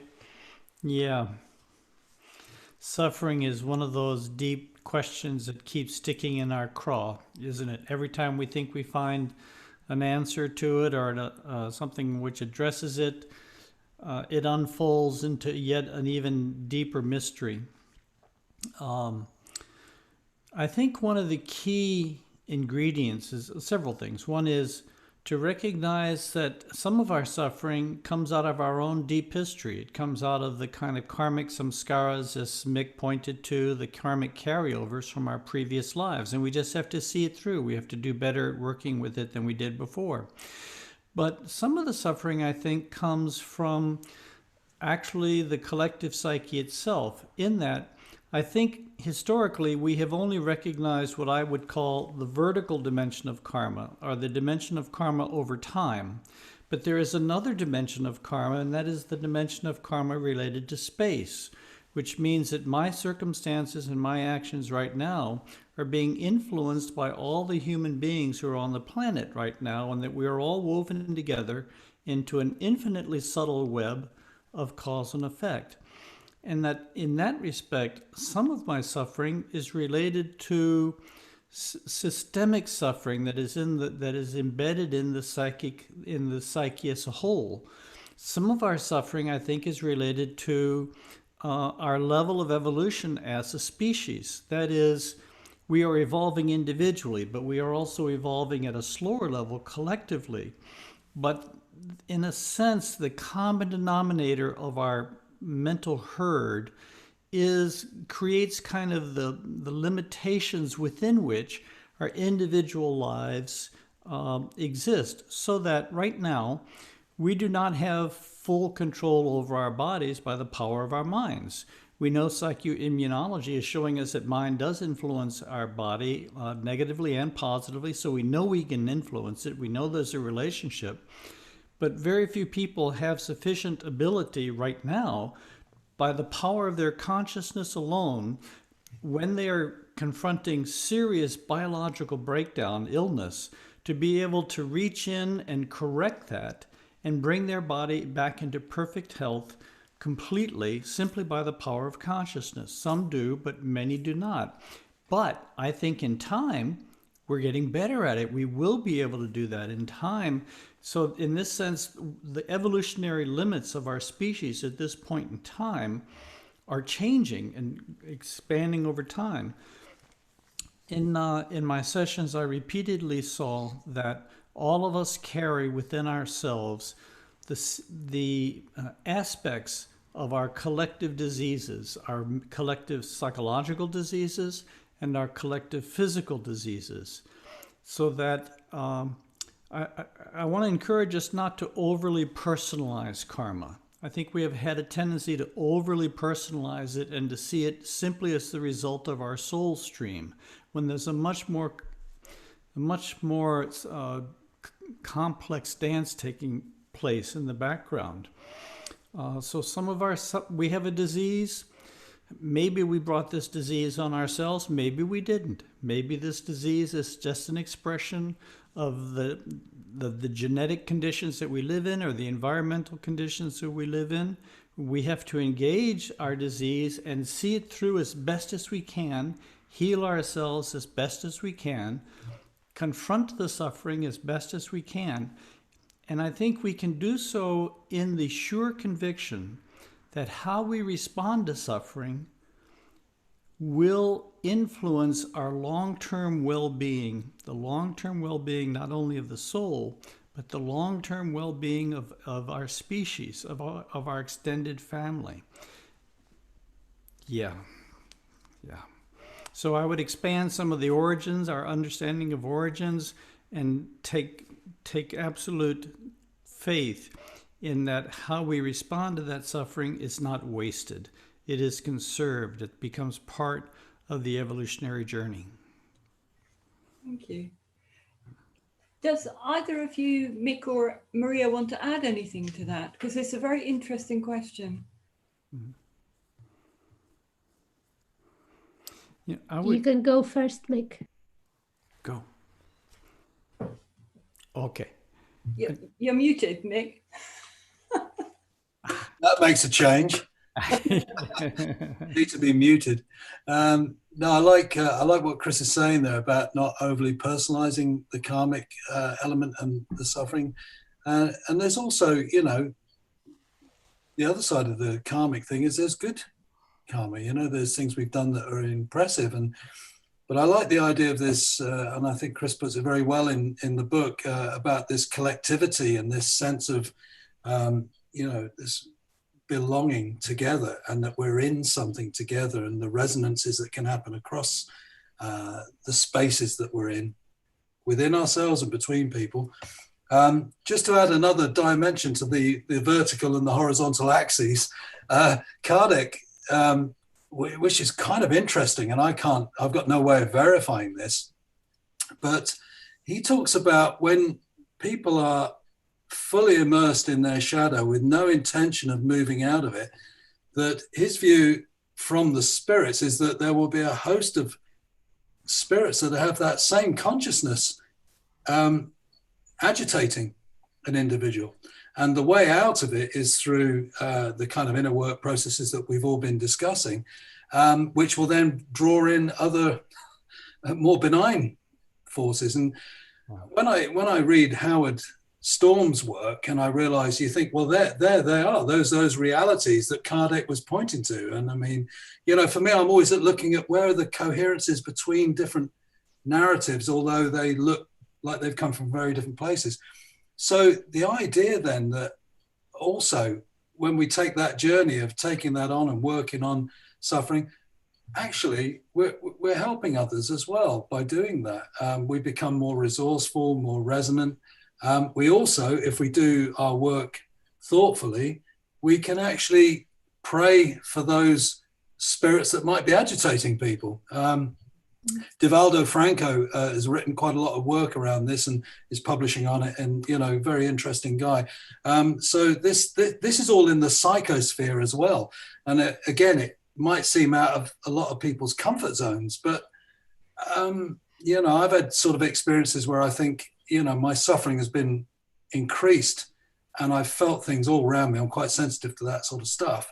And when I've changed my process that I'm in, things get relieved that were formerly around me, agitating. And so I've had experiences that I can't prove, but I wouldn't mind betting that there's something in this. And so the suffering, it's an experience, but it's not one that, you know, if we keep investing in it, that's what we're going to get. So like the Buddha said, you know, there's a recognition of that, recognition of the path, and then taking action and moving through it, but also helping each other, you know, as a collective. That would be really important at this time. Mm-hmm. Thank you, Mick. And Maria, did you want to add something to that? I wanted to just honor the suffering, because I think we're a suffering averse culture, and I want to honor the sacred space suffering holds. And, you know, it's really the cauldron of the alchemical transformation. It's where things break down in order to reform. And in that place, you know, a little bit as Mick said, we actually come to find we come in deep communion with ourselves and our inner resources, and we come to really evaluate how we stand on earth and how we stand in ourselves. So there's something about learning as a society to relate to our suffering, because up to now our ways has been to avoid suffering, to cancel suffering out, to see suffering as the false state. And only when we feel well, we are in the right state. I think what we are, you know, all three of us, what we're really arguing is that we live in a meaningful and purposeful universe. And in that universe, suffering has certainly its rightful place. So there's something about making spaces in our societies where the suffering can be suffered in an honoring way. Thank you. Yeah, that's an important point. Chris, you're mute. If I'm we're not coming hearing you. into an age of greater suffering, an age of great collective suffering, then we're going to be finding all sorts of theories and ideas and explanations coming at us. That we're going to be told that we're being punished for our sins, and we're going to be told that we're just bad people and that we deserve it, or we're going to be told that the universe is absolutely insensitive and unconscious and doesn't give a damn about our suffering at all. And all of these narratives are false. I mean, Mick, I completely concur with your observation that when you had this several-day illuminating experience, and that was followed by years of this garbage surfacing up inside of you, the same thing happens in psychedelic experiences. Every time I would break through to a deeper and more pure state of consciousness, I came to dread the sessions that would follow, because the sessions that would follow that were always filled with deep and painful and gut-wrenching purification that's just churning these things up inside of me. So purification is the consequence of spiritual breakthrough. And so if we want to push into become more and experience more, we have to be willing to undergo this deep purification. And I think this is what's happening at the age we're going into. So this suffering, in a sense, is our historical karma coming up inside the lives of this generation and these generations, just coming up. And we shouldn't try to run from it. We should actually have to sit with it and go to it, because suffering in this context is cleansing. It's always purification. We may not be able to see the roots of it immediately, but at least the prototype from my psychedelic experience, suffering is always purification. Now, our instinct is to turn away from pain. We take our hands out of the fire. But what I learned in my sessions is, because pain was purification in this context, and because on the other side of this purification, I learned there was ecstatic illumination waiting for me and embrace, I learned how to reverse my instincts and to run to the suffering, to run into the pain, deeper into the pain, because that's where I knew on the other side of that period, there was great joy waiting for me. In this historical period we're coming into, we have to do everything we can not to run away from this suffering, but to understand it and to embrace it and to live it. And when we do it conscientiously, I think we ensure good outcome, not only for ourselves, but for all those we love and care for. That triggers a question for me related to that, which is there, not everyone will be able to tolerate the extremes that all of you in different ways have touched and talked about. So how do we protect those that might be destroyed by the intensity, or maybe they don't get given that level of intensity? I don't know. Well, of course, the psychedelic session is different than life. They are the same processes, but basically different. In a psychedelic session, it gets very, very intense, and then after 5 or 6 or 8 hours, it's over and you step away. When suffering comes at you in life, it's like it comes at you in slow motion, and you can't necessarily step away. But we can support each other in our suffering. We can extend a helping hand to each other in our suffering. We can honor, as Maria says, we can honor the suffering and help people free themselves of all these stories that we have around suffering, 95% of which are not true. You know, they just reflect an inadequate understanding. There is great honor to be had in honest suffering. Thank you. I was quite taken with when I did some long-term therapy training with process-oriented psychology. I went to a couple of world work events, which are like about 7 or 8 days, where 400 of you are in a room from all around the world. And boy, did that cook up, you know. But what I found amazing with that was somebody would get in the middle of the group. And I remember once being in a situation and it was all about war and men. And having been a soldier, I went into the middle of the group and said, well, yeah, that was me. And then out came some more people, you know, in the middle. And then there was all of the polarities of all that suffering around that came up. But we processed it. Nobody was identified as inherently bad or inherently victim or inherently whatever. But it was just a means to process it. And the atmosphere doesn't always shift, because sometimes processes are bigger and longer than that. But it is a different way of entering it. And that's an amazing experience to be part of. So deep democracy forums, which are very much what the process work community do, world work, I think those things are really pivotal for how we work. So if somebody feels marginalized, Jeanette, like you just said, and carrying the weight, when 10 other people come up and say, no, I share that weight, it's a relief. Absolutely. Thank you. Yeah. We've got a few questions coming in. So this is one of the ones that were left from before. Gitanyali. I don't know if Gitanyali is with us. She's here, so I can put her on to ask the question. Yeah. Thank you.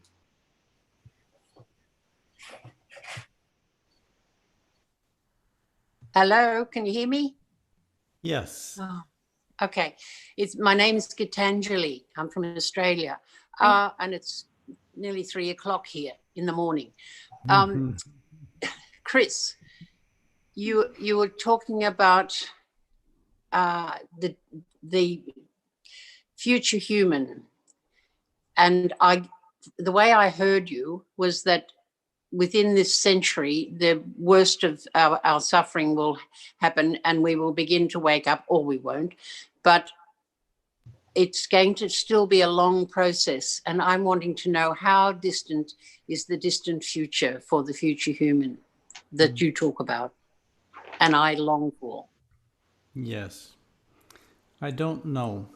In terms of a collective awakening, a collective transformation of this magnitude, I don't know.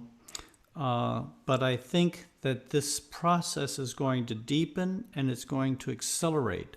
And as it accelerates, well, let me back up. One of the things that was shown me repeatedly in my sessions was this is a global crisis, which is going to be different from any other global or national crisis we've gone through before, because it's going to affect the entire world's population. We will never have had so many billions of people being affected and had their life impacted at the same time by something like this.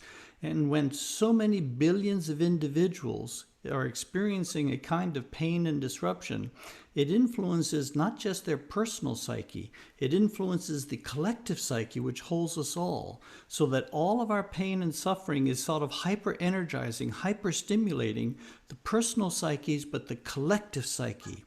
The collective psyche is a field, and I think when it gets hyper-stimulated, as it will be in the future, the field will shift from what physicists call linear conditions or standard operating procedure conditions to nonlinear conditions, when it's managing an excess of energy. And we know something about how physical systems respond when they are in nonlinear systems. They become hyper-creative. They are able to extract from within nature higher forms of nature. Small changes result in large outcomes. So as we move into these nonlinear conditions of our near future, it's going to change not only our societal equilibrium, our personal equilibrium, but literally our collective psyche equilibrium. And therefore, it's going to facilitate a speed of change, I think, which is going to be historically unprecedented. So the sessions kept telling me the pace of the past is not relevant to the pace of the future. We're going to move faster, faster, faster than we thought is possible. So I don't know how long this will take, but I do anticipate that we're going to be moving through it faster than we would think if we use the measure of linear historical studies or the studies of the past as a measure for how fast we'll be moving in the future. When I have gone into deep time, into experiencing the future human as a stabilized archetypal field, and I think that's what we're talking about, a shift in the collective of the psyche, a shift in the deepest underlying substructure of human experience. It's hard to say how far I was into the future, because it was such a robust actuality, but we can all tap into this now. I think the Christs of history, the great saints and saviors, the Buddhas, the prophets, these are beings who were all kind of actualizing within themselves. They were the early seeders of this awareness inside the species. And what history tells us is we can all bring about this transformation in our individual lives, and in that way accelerate this transformation take place collectively. Those of us who are living within our personal lives, the future that we know the world has to go toward, those who really face the shadow and go through this inner transformation, they become, I think, seed catalysts that catalyze this transformation in the lives of people around us, not only those we see and touch, but even invisibly. It radiates out 360 degrees and touch and facilitate these changes taking place in people far removed from us physically. Thank you. Mick, Maria, do you want to add anything to that? I think that was great. That was great. Yeah, I love it. So the next question will be from Judy Hanmer. Judy, do you want to ask your question?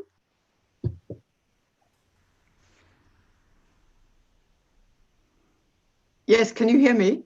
Yeah, we hear you. It feels like a small local question, actually, after all the wonderful things we've heard. But I've been very distressed recently because I'm come from a Christian background. I've been distressed by the closed minds of most of the clergy I've talked to, not all. And it doesn't apply to grassroots Christians, but these clergy, they're praying all the time, and yet they're not prepared to move on. They're not prepared to open their minds to what is happening or to what the solution might be. And I just wondered if the speakers had any light to throw on that for me. Thank you. Who would like to answer that first?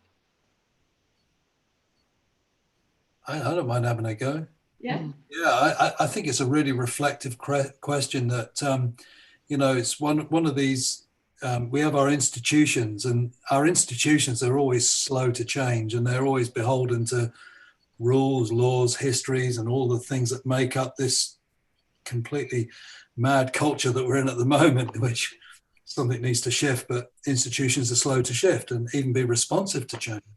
And I think the church is, you know, pretty much one of those institutions, really. And, you know, I was taken with Pope Francis's encyclical on Laudate Cum, I think it's called, on the environment. And, you know, really, it's quite progressive in so many ways. I haven't read the whole thing, but that demands action as well, not just a sort of a reading of it and thinking, well, I'll just do a bit more recycling or whatever. But it's a powerful injunction to really get going.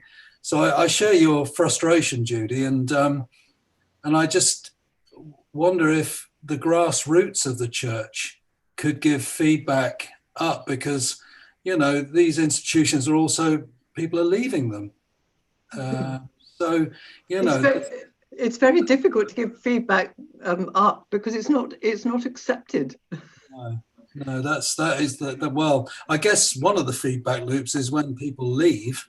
That's feedback, but it's got no kind of sense of coherence in terms of why are you leaving, what's the message, you know. But I think these institutions could play a really important part if they really picked up, you know, what we're all in and how we can all help. And like I said, I think Pope Francis's encyclical was a real step forward in that respect. And, you know, a lot of it was well received by many good people. I just wonder, when people are praying, why they're rejecting possible answers.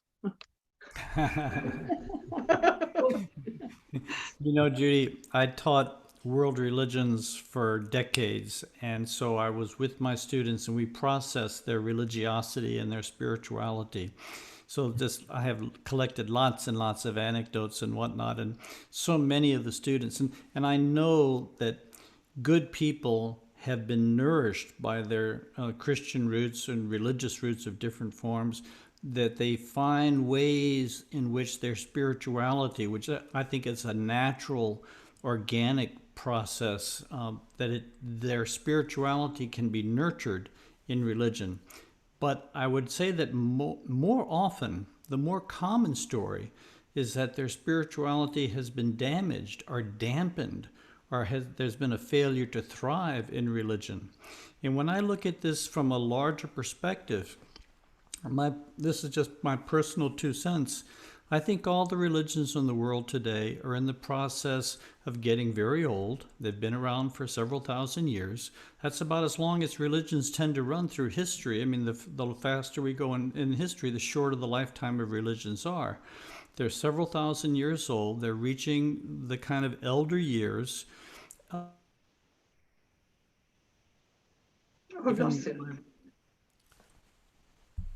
Even my most favorite religions, they're closing up the tent, and they're making way for a new set of revelations, a new set of inspirations to come forward. And I think that the religions are basically have been locked into two fundamental distortions that there's no way to kind of work around. One of them is a fundamental distortion around the feminine, around women, the disvaluing of women relative to men. And the second distortion is the distortion around nature, around the earth, valuing spirit, disembodied existence more than embodied existence. And you can sweeten that and hedge it here and there, but basically these are, and they're related to each other, of course. These are deep structural flaws that are inherent in all of the patriarchal religions, and all the religions of the last 4,000 or 5,000 years are patriarchal religions at core. So I think in some ways, this is not unexpected at this time in history. It's not unexpected to see rigidity in these social institutions that have, to a large extent, they've done their work. They've carried humanity from a certain stage of its evolution to where it is now. No institution can carry humanity through the entire trajectory of its evolutionary status. We're doing good if they can just catch us from A to B, and let someone else take us from B to C. The real question, I think, is what's emerging now that's going to tap into our current zeitgeist and our current needs that will have the same transformative power that Christianity had when it was in its prime, or that Judaism and Buddhism and Islam had when it was in its prime, when it was really lifting us to a higher standard, a higher vision of possibilities. Yeah. Thank you. I would like to add to Chris's systemic structural flaws, and I agree with him that, you know, I think religion has been the mythological and the symbolic roots of well, a point onward for humanity, and they hold a lot of richness. Somehow the visionary element has got lost, at least for the majority of the people, you know. I'm not talking about the clergy, I'm talking, it would include a lot of clergy, but I'm talking about the people that go there because they're thirsty for something. And I think the turn towards psychedelic experiences carries the same thirst. It's the thirst for the divine, it's the thirst for union, it's the thirst for meaning.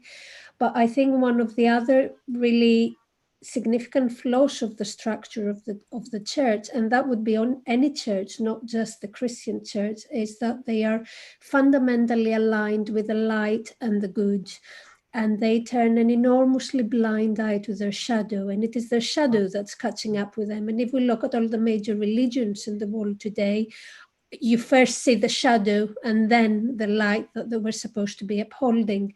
So unless these structures can really clear out age-old debris of absolutely heartbreaking. Put the veg on now, or would you? You're happy to. Fine. Oh gosh, I've lost it. Judy. Sorry. That conversation was. Yes. Sorry. No worries, no worries. So unless church does its shadow work, you know, there's no way of really realigning with their purpose and realigning with what the people that go to them actually need them to support for their own personal process. Thank you. Sorry about the interruption. It was my daughter asking whether to put the vegetables on. I hope she did.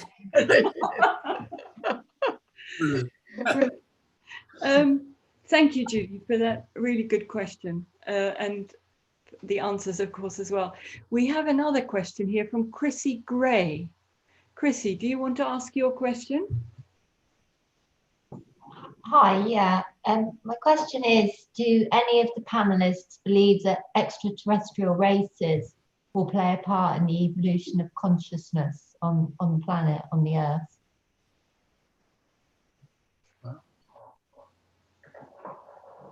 I haven't given that a huge amount of thought, if I'm honest, but I'd love to know. Could I ask what your thoughts are on that?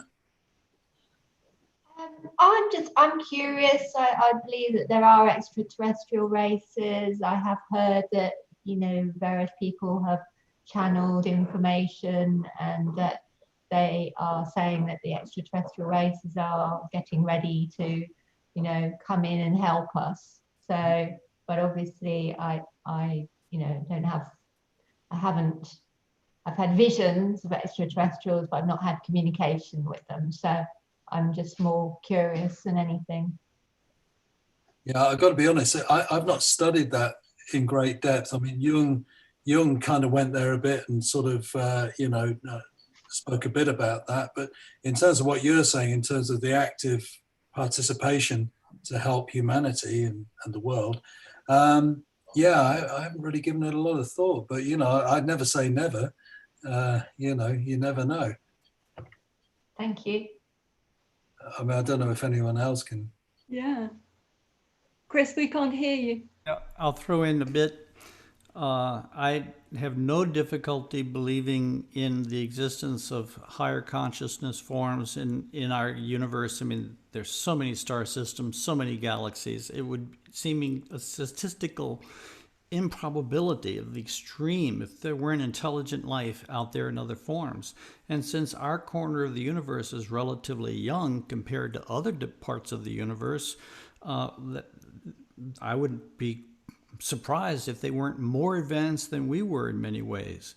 Now, Robert Monroe, who's written 3 very interesting books, he's the out-of-body guy who wrote books called Journeys Out of the Body and Far Journeys and The Ultimate Journey. Very interesting and careful records of his own out-of-body experiences.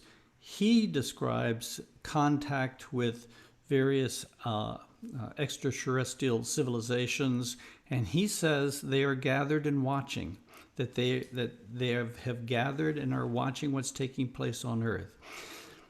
Some have even gone so far, he says, as to actually incarnate, to participate in from the inside in this process.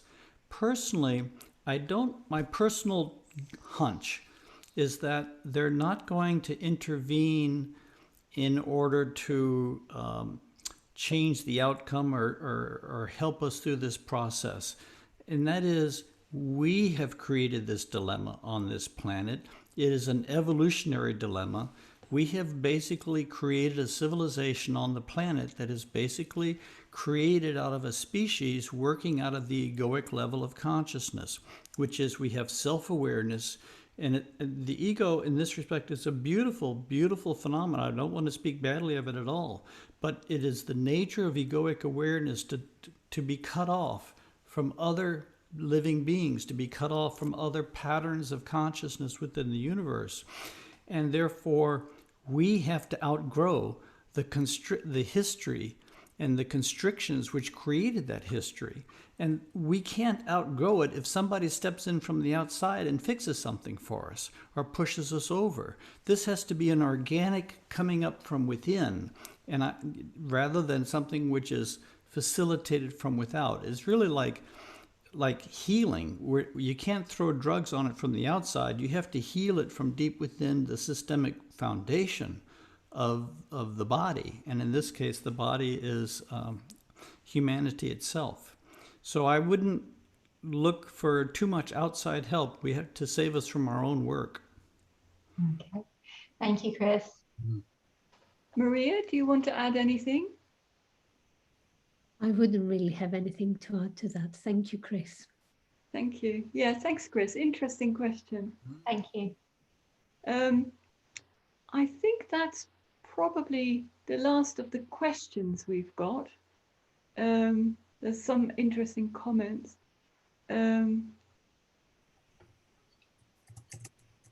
Catherine Lucas, you suggested mentioning an open letter. I don't know if you want to.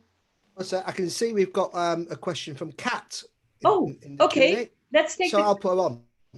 Okay. Oh yes, in the Q&A. I'm sorry, guys. I'm new to this. Yeah, absolutely. There's 2 there. Yeah, go, Kat. Hello. Hi. Hi. Yeah, just what I said really on the message. I was just wondering if any of the speakers had any comments on the idea that I've heard bandied about, that the internet is given to us, maybe, but as a training tool for psychic opening and filtering in that context. Does anyone want to respond to that? It certainly has certain similar properties, doesn't it? In that it's mind opening, in that it brings a whole lot of information available to us, much more so than if we didn't have it. It seems to be catalyzing the emergence into our awareness of the shadow, since we have all these shadow elements who are setting up posts in different portions of the internet and are basically screaming, taking us in shadow directions. It brings up the hungers of greed in our perpetual use of the internet for shopping and acquiring more and more and more. So it seems similar in the sense that it hypersensitizes our cognitive outreach, and then from then on, it's a matter of what we do with it, whether we use it wisely, whether we can become as mature with it as we might have been before we started to engage it. Yeah. Thank you. Other people? Yeah. I think you've said it well, Chris. Yeah, I fully agree. It's a bit like psychedelics. They're considered non-specific amplifiers. So they will amplify whatever is inherently already ready to express in consciousness. So if our consciousness is at the moment trained not to connect, to disconnect, to avoid, then we will use the internet in this capacity. If our consciousness is geared towards reconnection, nourishment, and meaning-driven, purposeful practices, then the way we will use this tool would be guided by this. So in and of itself, it doesn't hold a specific value. It also, I mean, the internet is speeding everything up. Communication's getting speeded up. And it ties with what you're saying, Chris, you know, this future is going to come fast. But of course, without the reflective element of what we're in. And that's why sessions like this, because this is on the internet now, and this is a good use of that. And you know, it'll be on YouTube afterwards, and there'll be time for people to reflect on the talks and probably raise more questions and what have you. So there is a reflective component, but I think that needs to be sort of almost educated in, because I see things on Facebook and things where things go so fast and things get so tangled and hurt so quickly. It's really difficult, you know. So I think we've got our work cut out, but I think it can be a great tool for sure. Okay. Yeah. There's another question here, which is, bear with me. We've also got Greta. I'm putting on. Yes, I was just looking at Greta. Yeah, yeah. That's the other one I had here. I've just Thank done, you. Just okay. No, thank you. Thank you, everyone. Thank you so much for these presentations. The explorations have been just so rich, and my original question was about how we can build, what capacities we need to build, what capabilities we need to build in order to navigate this challenge that's in front of us. And my question has actually evolved a little in hearing the last couple of questions. And so it kind of relates to, you know, no matter what model of the world you have, and no matter what solution you think is going to help you through, whether that's psychedelics, whether it's the internet, whether it's the leaders of your church, whether it's extraterrestrials, you know, whatever it is that you think you are waiting for, we still have to do the work. And thank you, Chris, for expressing it a little more eloquently than I am. But we still have to do the work.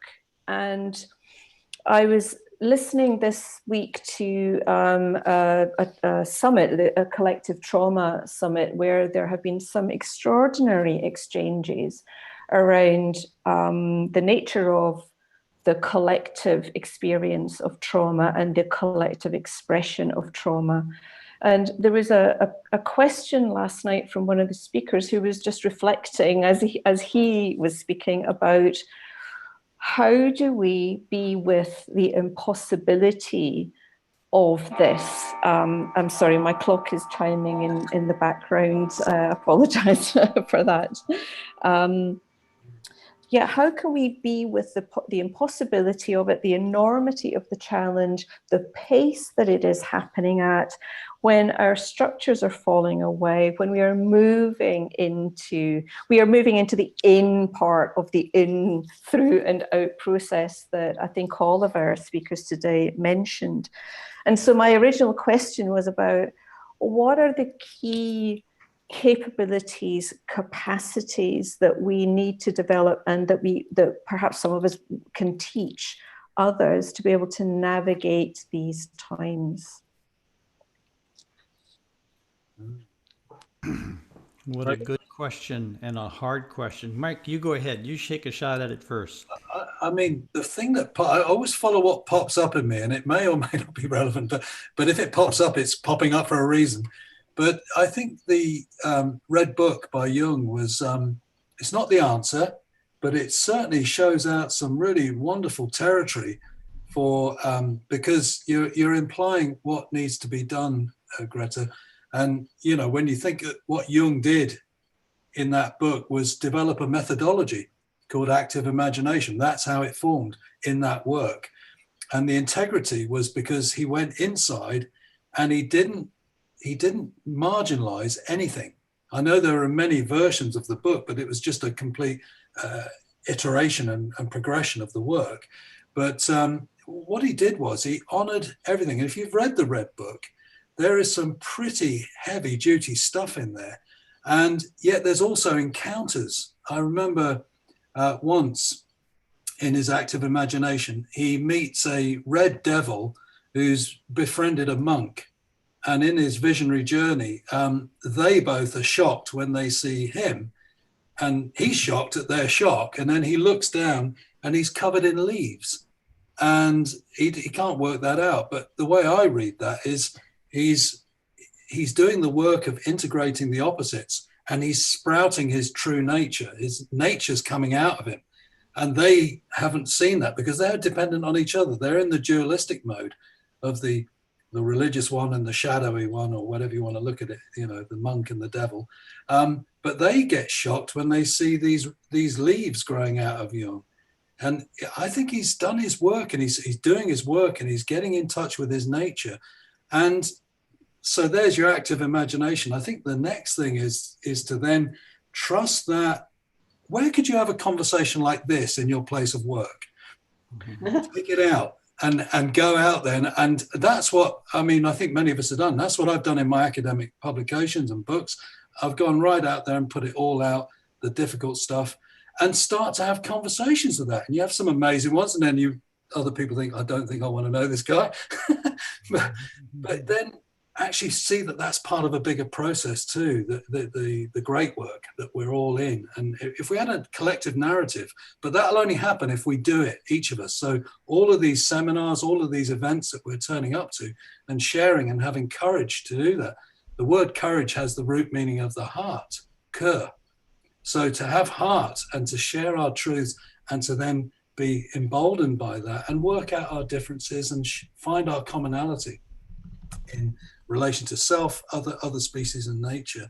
So I think Jung, in a way, laid a beautiful template in that book by dropping into the real mess of his own psyche at that time. So that would be what's just popped up in me, Greta. I don't know where that resonates, but what I hear and what you're saying, Mick, has to do with doing our inner work, confronting our own shadow, healing ourselves, in the trust that this will go forward. Absolutely. You know, someone who has thought for decades, his entire life, about how do we respond to this global crisis? First, how can we avoid it? But if we're not going to be avoiding it, how do we respond to it? How can we shorten it? How can we, is Dwayne Elgin. I don't know whether this is coming out straight or coming out backwards, but his book, The Great Choosing Earth, is a wonderful, wonderful book. It's filled with a very sober forecast of our future, but it's also filled with all sorts of practical advice for moving forward, including doing your own spiritual transformational work, but also very practical things. Simplifying your life, voluntary simplicity. Really, he's considered one of the father or grandfather of voluntary simplicity. His book, Voluntary Simplicity, is a major book in the movement. That voluntary simplicity is not about living an impoverished life. It's about living a simple life in order to live free. He talks about strengthening local communities. If we get into a time of deep fragmentation of federal and national structures, to develop a network within your own family, within your own neighborhood, within your own community, local food, local produce, sharing cooperatives, living cooperatives. A lot of very practical advice in the book from Dwayne Elgin on how we might move into this time in history with quick steps and sharp eyes. Thank you, Chris. Maria, is there anything that you would like to add? Yeah, wonderful both. So I resonate with both, and I will just add a third element, which is the body. And I think when we think about trauma, I think about the body because this is what stores the trauma. And we have spent the last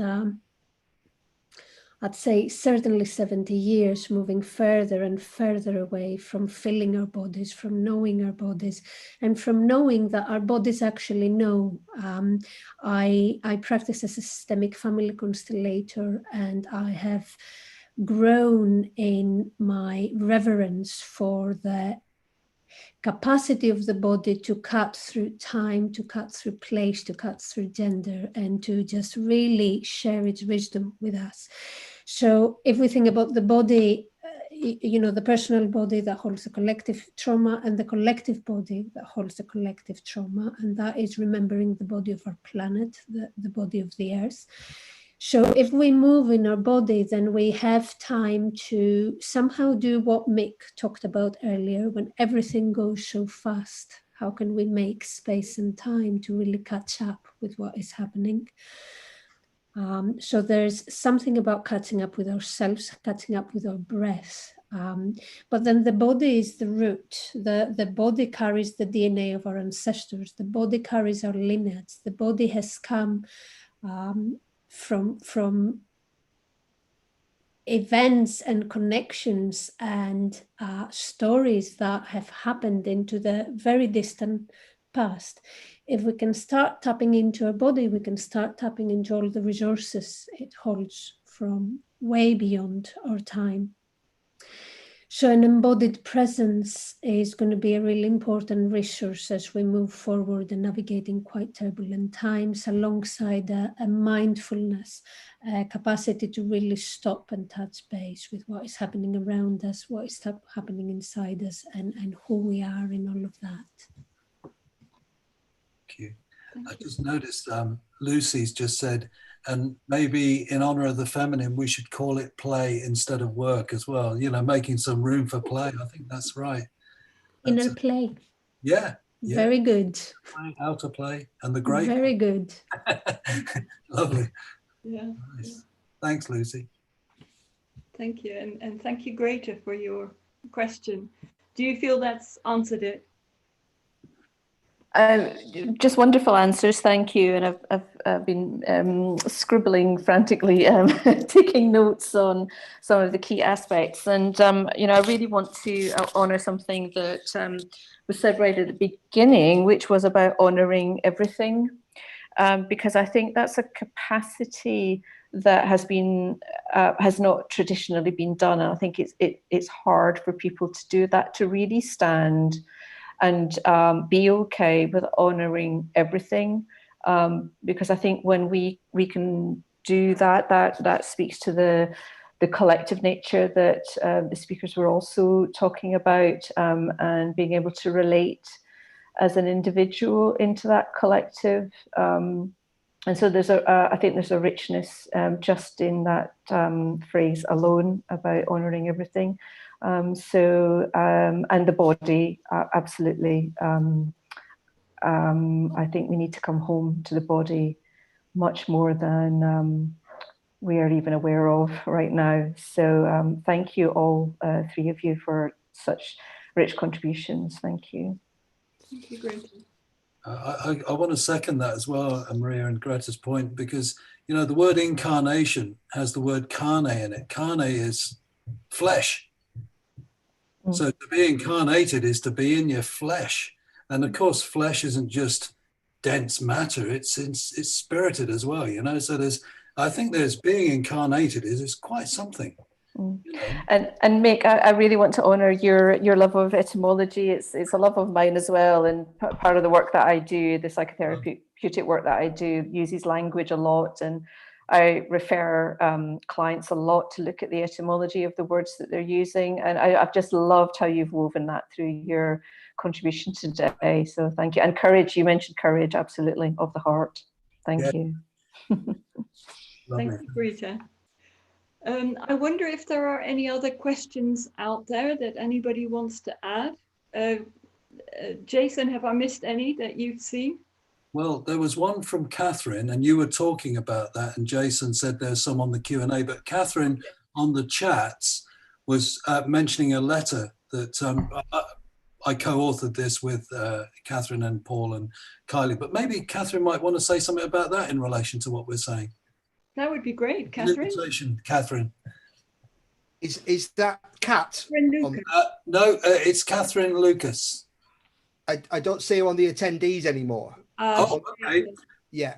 I could say a little, as I've now said it, what we're talking about. Basically, Paul Levy, Kylie Harris, Catherine Lucas, and myself have authored a small short letter called Rebirth of People and Planet in a Time of Global Emergency, really summarizing much of what's been said today, really honoring the fact that we have these resources and capacities, embodiedness, birth, indigenous wisdom, our own wisdom traditions, and all these factors, and to get behind that and to really honor that. And you can sign the letter, and when we get 100,000 signatures, it will go to the UN as a declaration from concerned planetary citizens that we want our evolution in consciousness.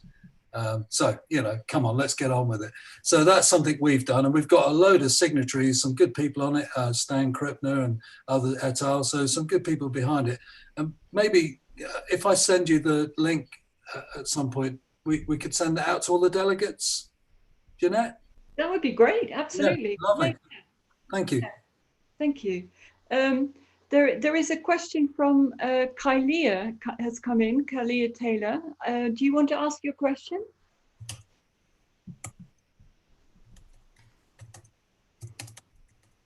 Kylie, I think you're muted still. Yeah, that's it.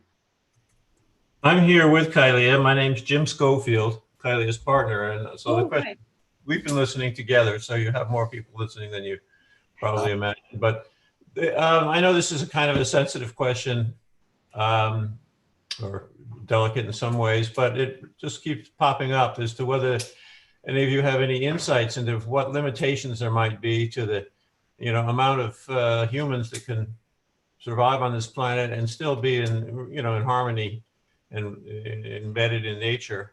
And possibly, are we close to that now, or do we need to think about that? Well, I'll mention again something Dwayne Elgin says in his book, Choosing Earth. We are pushing 9 billion people. We're moving in that direction by 2050. Different calculations have assessed the carrying capacity of the planet, and this gets a little tricky because are we talking about old Earth or are we talking about new Earth? Meaning new Earth would be under the burden of our current pollutions that we currently carry. Old Earth would be pre-industrial Earth. But it reasonably accurate or agreed upon figure is that the carrying capacity of the Earth is about 2 billion people. And even if that misses it by 50%, if the carrying capacity were 3 billion people and we're pushing 9 billion, that means that sooner or later there will come a time when there will be a major dieback, a major step back.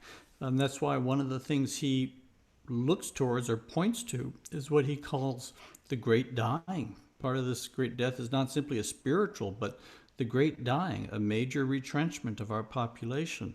Those are all our loved ones are going to be in there. I mean, talk about the pain of losing such a large portion of the population. So I think that's practically inevitable. I hope it can be done. Well, how do you die? How do you experience a population dieback like that? I mean, it's just going to be excruciating beyond means. Well, unless through attrition. Yeah. Over long periods of time, by reduction in the birth rate, it doesn't have to be a huge. Yeah. If you combine that with the drought and the impact on our agricultural capacity in the years ahead, in the reduction of our industrial capacity that's likely, and the impact that has on medicines and pharmaceuticals and hospitalizations, I suspect it's going to be more than just attrition. It would be wonderful if it could just be attrition, but I suspect it will be more traumatic than just that. Thank you, Chris. Thanks. Do you want to add anything to that? I will make a very unqualified claim, totally unqualified claim, but it goes back to really believing that our crisis is primarily a crisis of consciousness first and then resources. And we've got incredible technologies that if our consciousness was aligned with nature's and Earth's principles, I really believe that we have the capacity and the resources and the intelligence to address a lot of the issues we're currently facing. Unfortunately, we seem set on very old narratives and we seem totally locked in it. And then there's huge industries whose interests are vested in it. But, you know, I mean, we can grow meat in a lab. This is extraordinary. So if we can navigate our way of thinking and being in the world, I think it will be a fantastic resource and support in this. You know, fertility rates are dropping drastically, apparently, because of the environmental damage. You know, it's this sort of consequence, this cause and effect that's happening. I'll say again, these are totally unqualified claims. But I have a sense that if we can address our ways of being in the world, our ways of relating to the world, and that being reciprocal rather than extractive, I think we have incredible technologies to support us with that.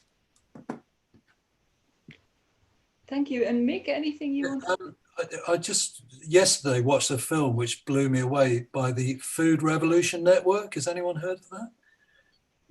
Look them up. I mean, they're on Facebook, and I bought the film and the package. Sorry, it's not a plug, but it's a great film. I was so moved by it. But they show this phenomenal technology for reusing carbon and reinvigorating soil health and showing how that can affect everyone. And then it got burnt down mysteriously, but these guys rebuilt it. It took a few years, but they rebuilt it. But the knock-on effect of that is that you can just grow this phenomenal amount of food without eroding the soil and without, you know, it really is a very virtuous. So I think we've got enough technology to feed everyone, but people's vested interests in big pharma and agriculture are probably really against that, you know. So how on earth we break the threshold to work for the greater good? This machine that this guy Mike Smith made actually generates electricity as well as producing good soil health and recycling carbon. It's phenomenal, and the guy's a genius. You know, I just think, where did that come from? But you know, then it mysteriously got burned down, and you just think, how did that happen? And he's very gracious how he doesn't blame anyone. I did, but anyway. But the thing is, they rebuilt it, and you just got to think, please, can we just have enough of us going to that technology and trusting it? You know, technology is not all bad. What's it? The word techne tu bio, the craft of life. If we got behind the craft of life, techne is not a bad thing at all, but it's been wholly sort of misaligned with some greedy sort of, I don't know what you want to call it, but self-centered sort of enterprises, which are not healthy. Thank you. Do you feel that answers your question, Jim? Yes, I mean, it brings up a lot of, so you wouldn't agree with, what's his name, Charles Eisenstein, that the whole technology thing has made us unhappier and less fulfilled than we would have. Well, I mean, it depends what techne is a craft, and there's many crafts. I mean, a flint axe is a craft, is techne.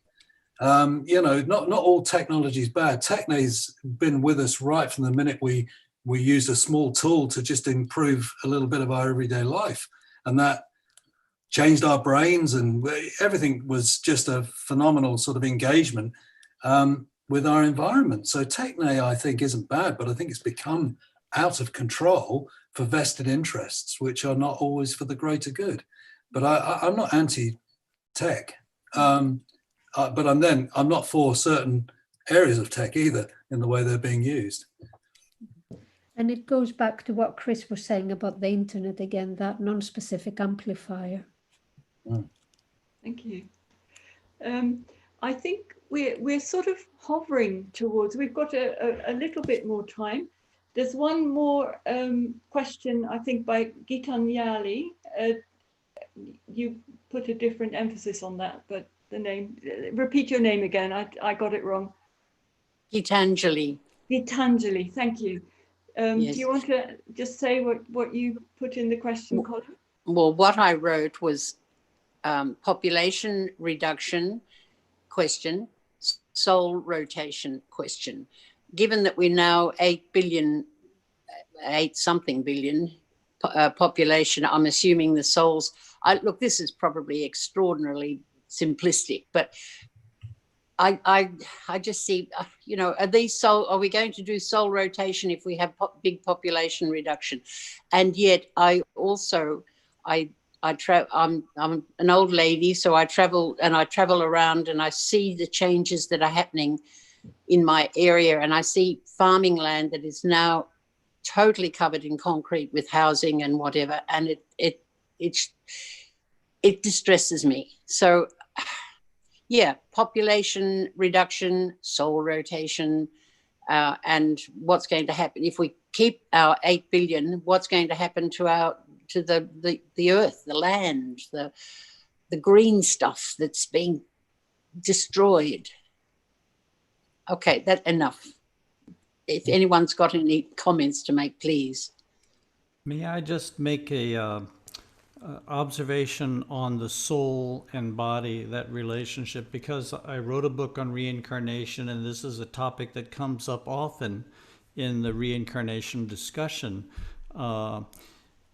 With an expanding population, where are all these extra souls coming from? Or how do we account for all, an expanding population and the concept of reincarnation? It seems to be a logical inconsistency.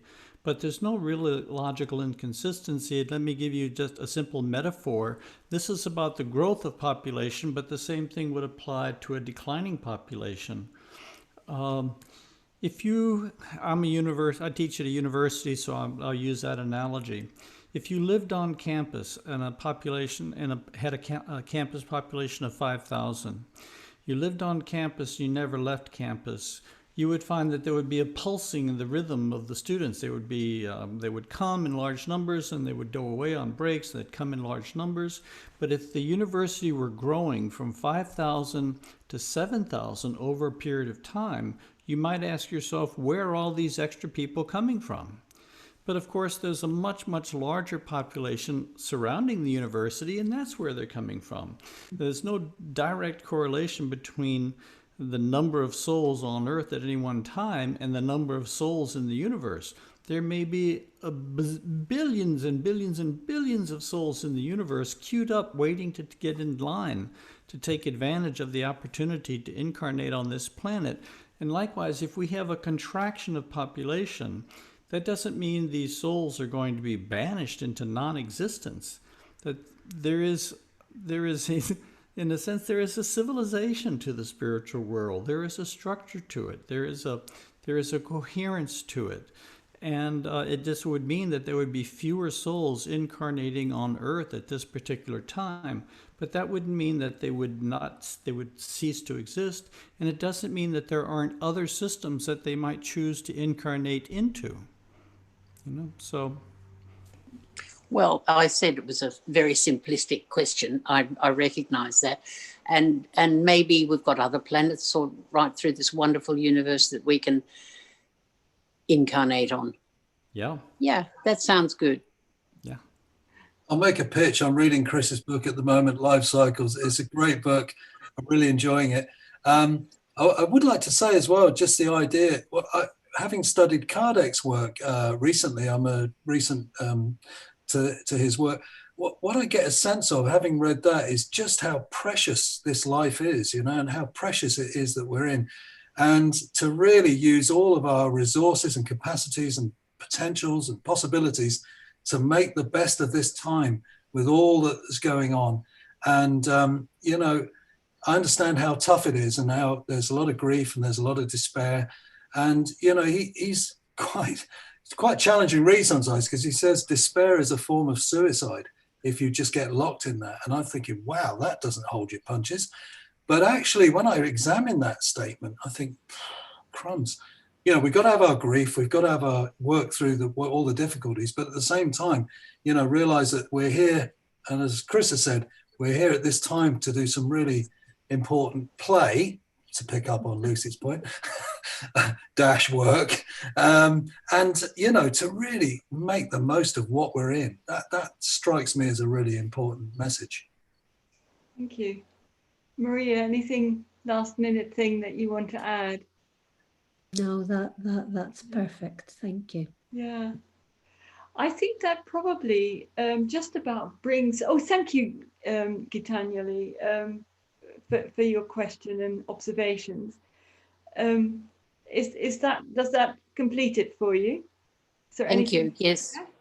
So I think then perhaps we should bring the meeting to a close. I mean, what a meeting it's been. I've loved all the talks. I'm going to listen to them again. I thank you for everybody who's joined us and has asked questions or made comments. The talks will be uploaded onto YouTube. So please, if you've enjoyed them, spread the word, share them with as many people as you think might be interested, so that the ripple effect of today's event will continue and broaden, and the message will get out to as many people as we can. Can I say something? Yes, of course. A big thank you to you. Oh. Yes. I think Chris, Maria, we've just so enjoyed your way, your nurturing, very thoughtful and very clear way of, facilitation. And it's been a real gift, actually, to work with you like this. And so thank you. Thank you. We responded to the call that you sent out, and you've been the seed catalyst to this gathering. So thank you very much, Jeanette. Thank you. Yeah, truly thank you, Jeanette, for seeding a very feminine way of doing things. It's a real skill. Thank you. And we mustn't forget, I appreciate that. I will take that in. And we mustn't forget to thank Jason. We have not. Jason, yeah. Holding this event. Thank you. Oh, there you are. Thank you. Hello. So we can get the speakers and Jason and myself a clap. Brilliant. That's great. Bless you all. And till the next time. Okay. Till then, take good care. Bye. Bye. Thank you. Bye, everyone. Bye-bye.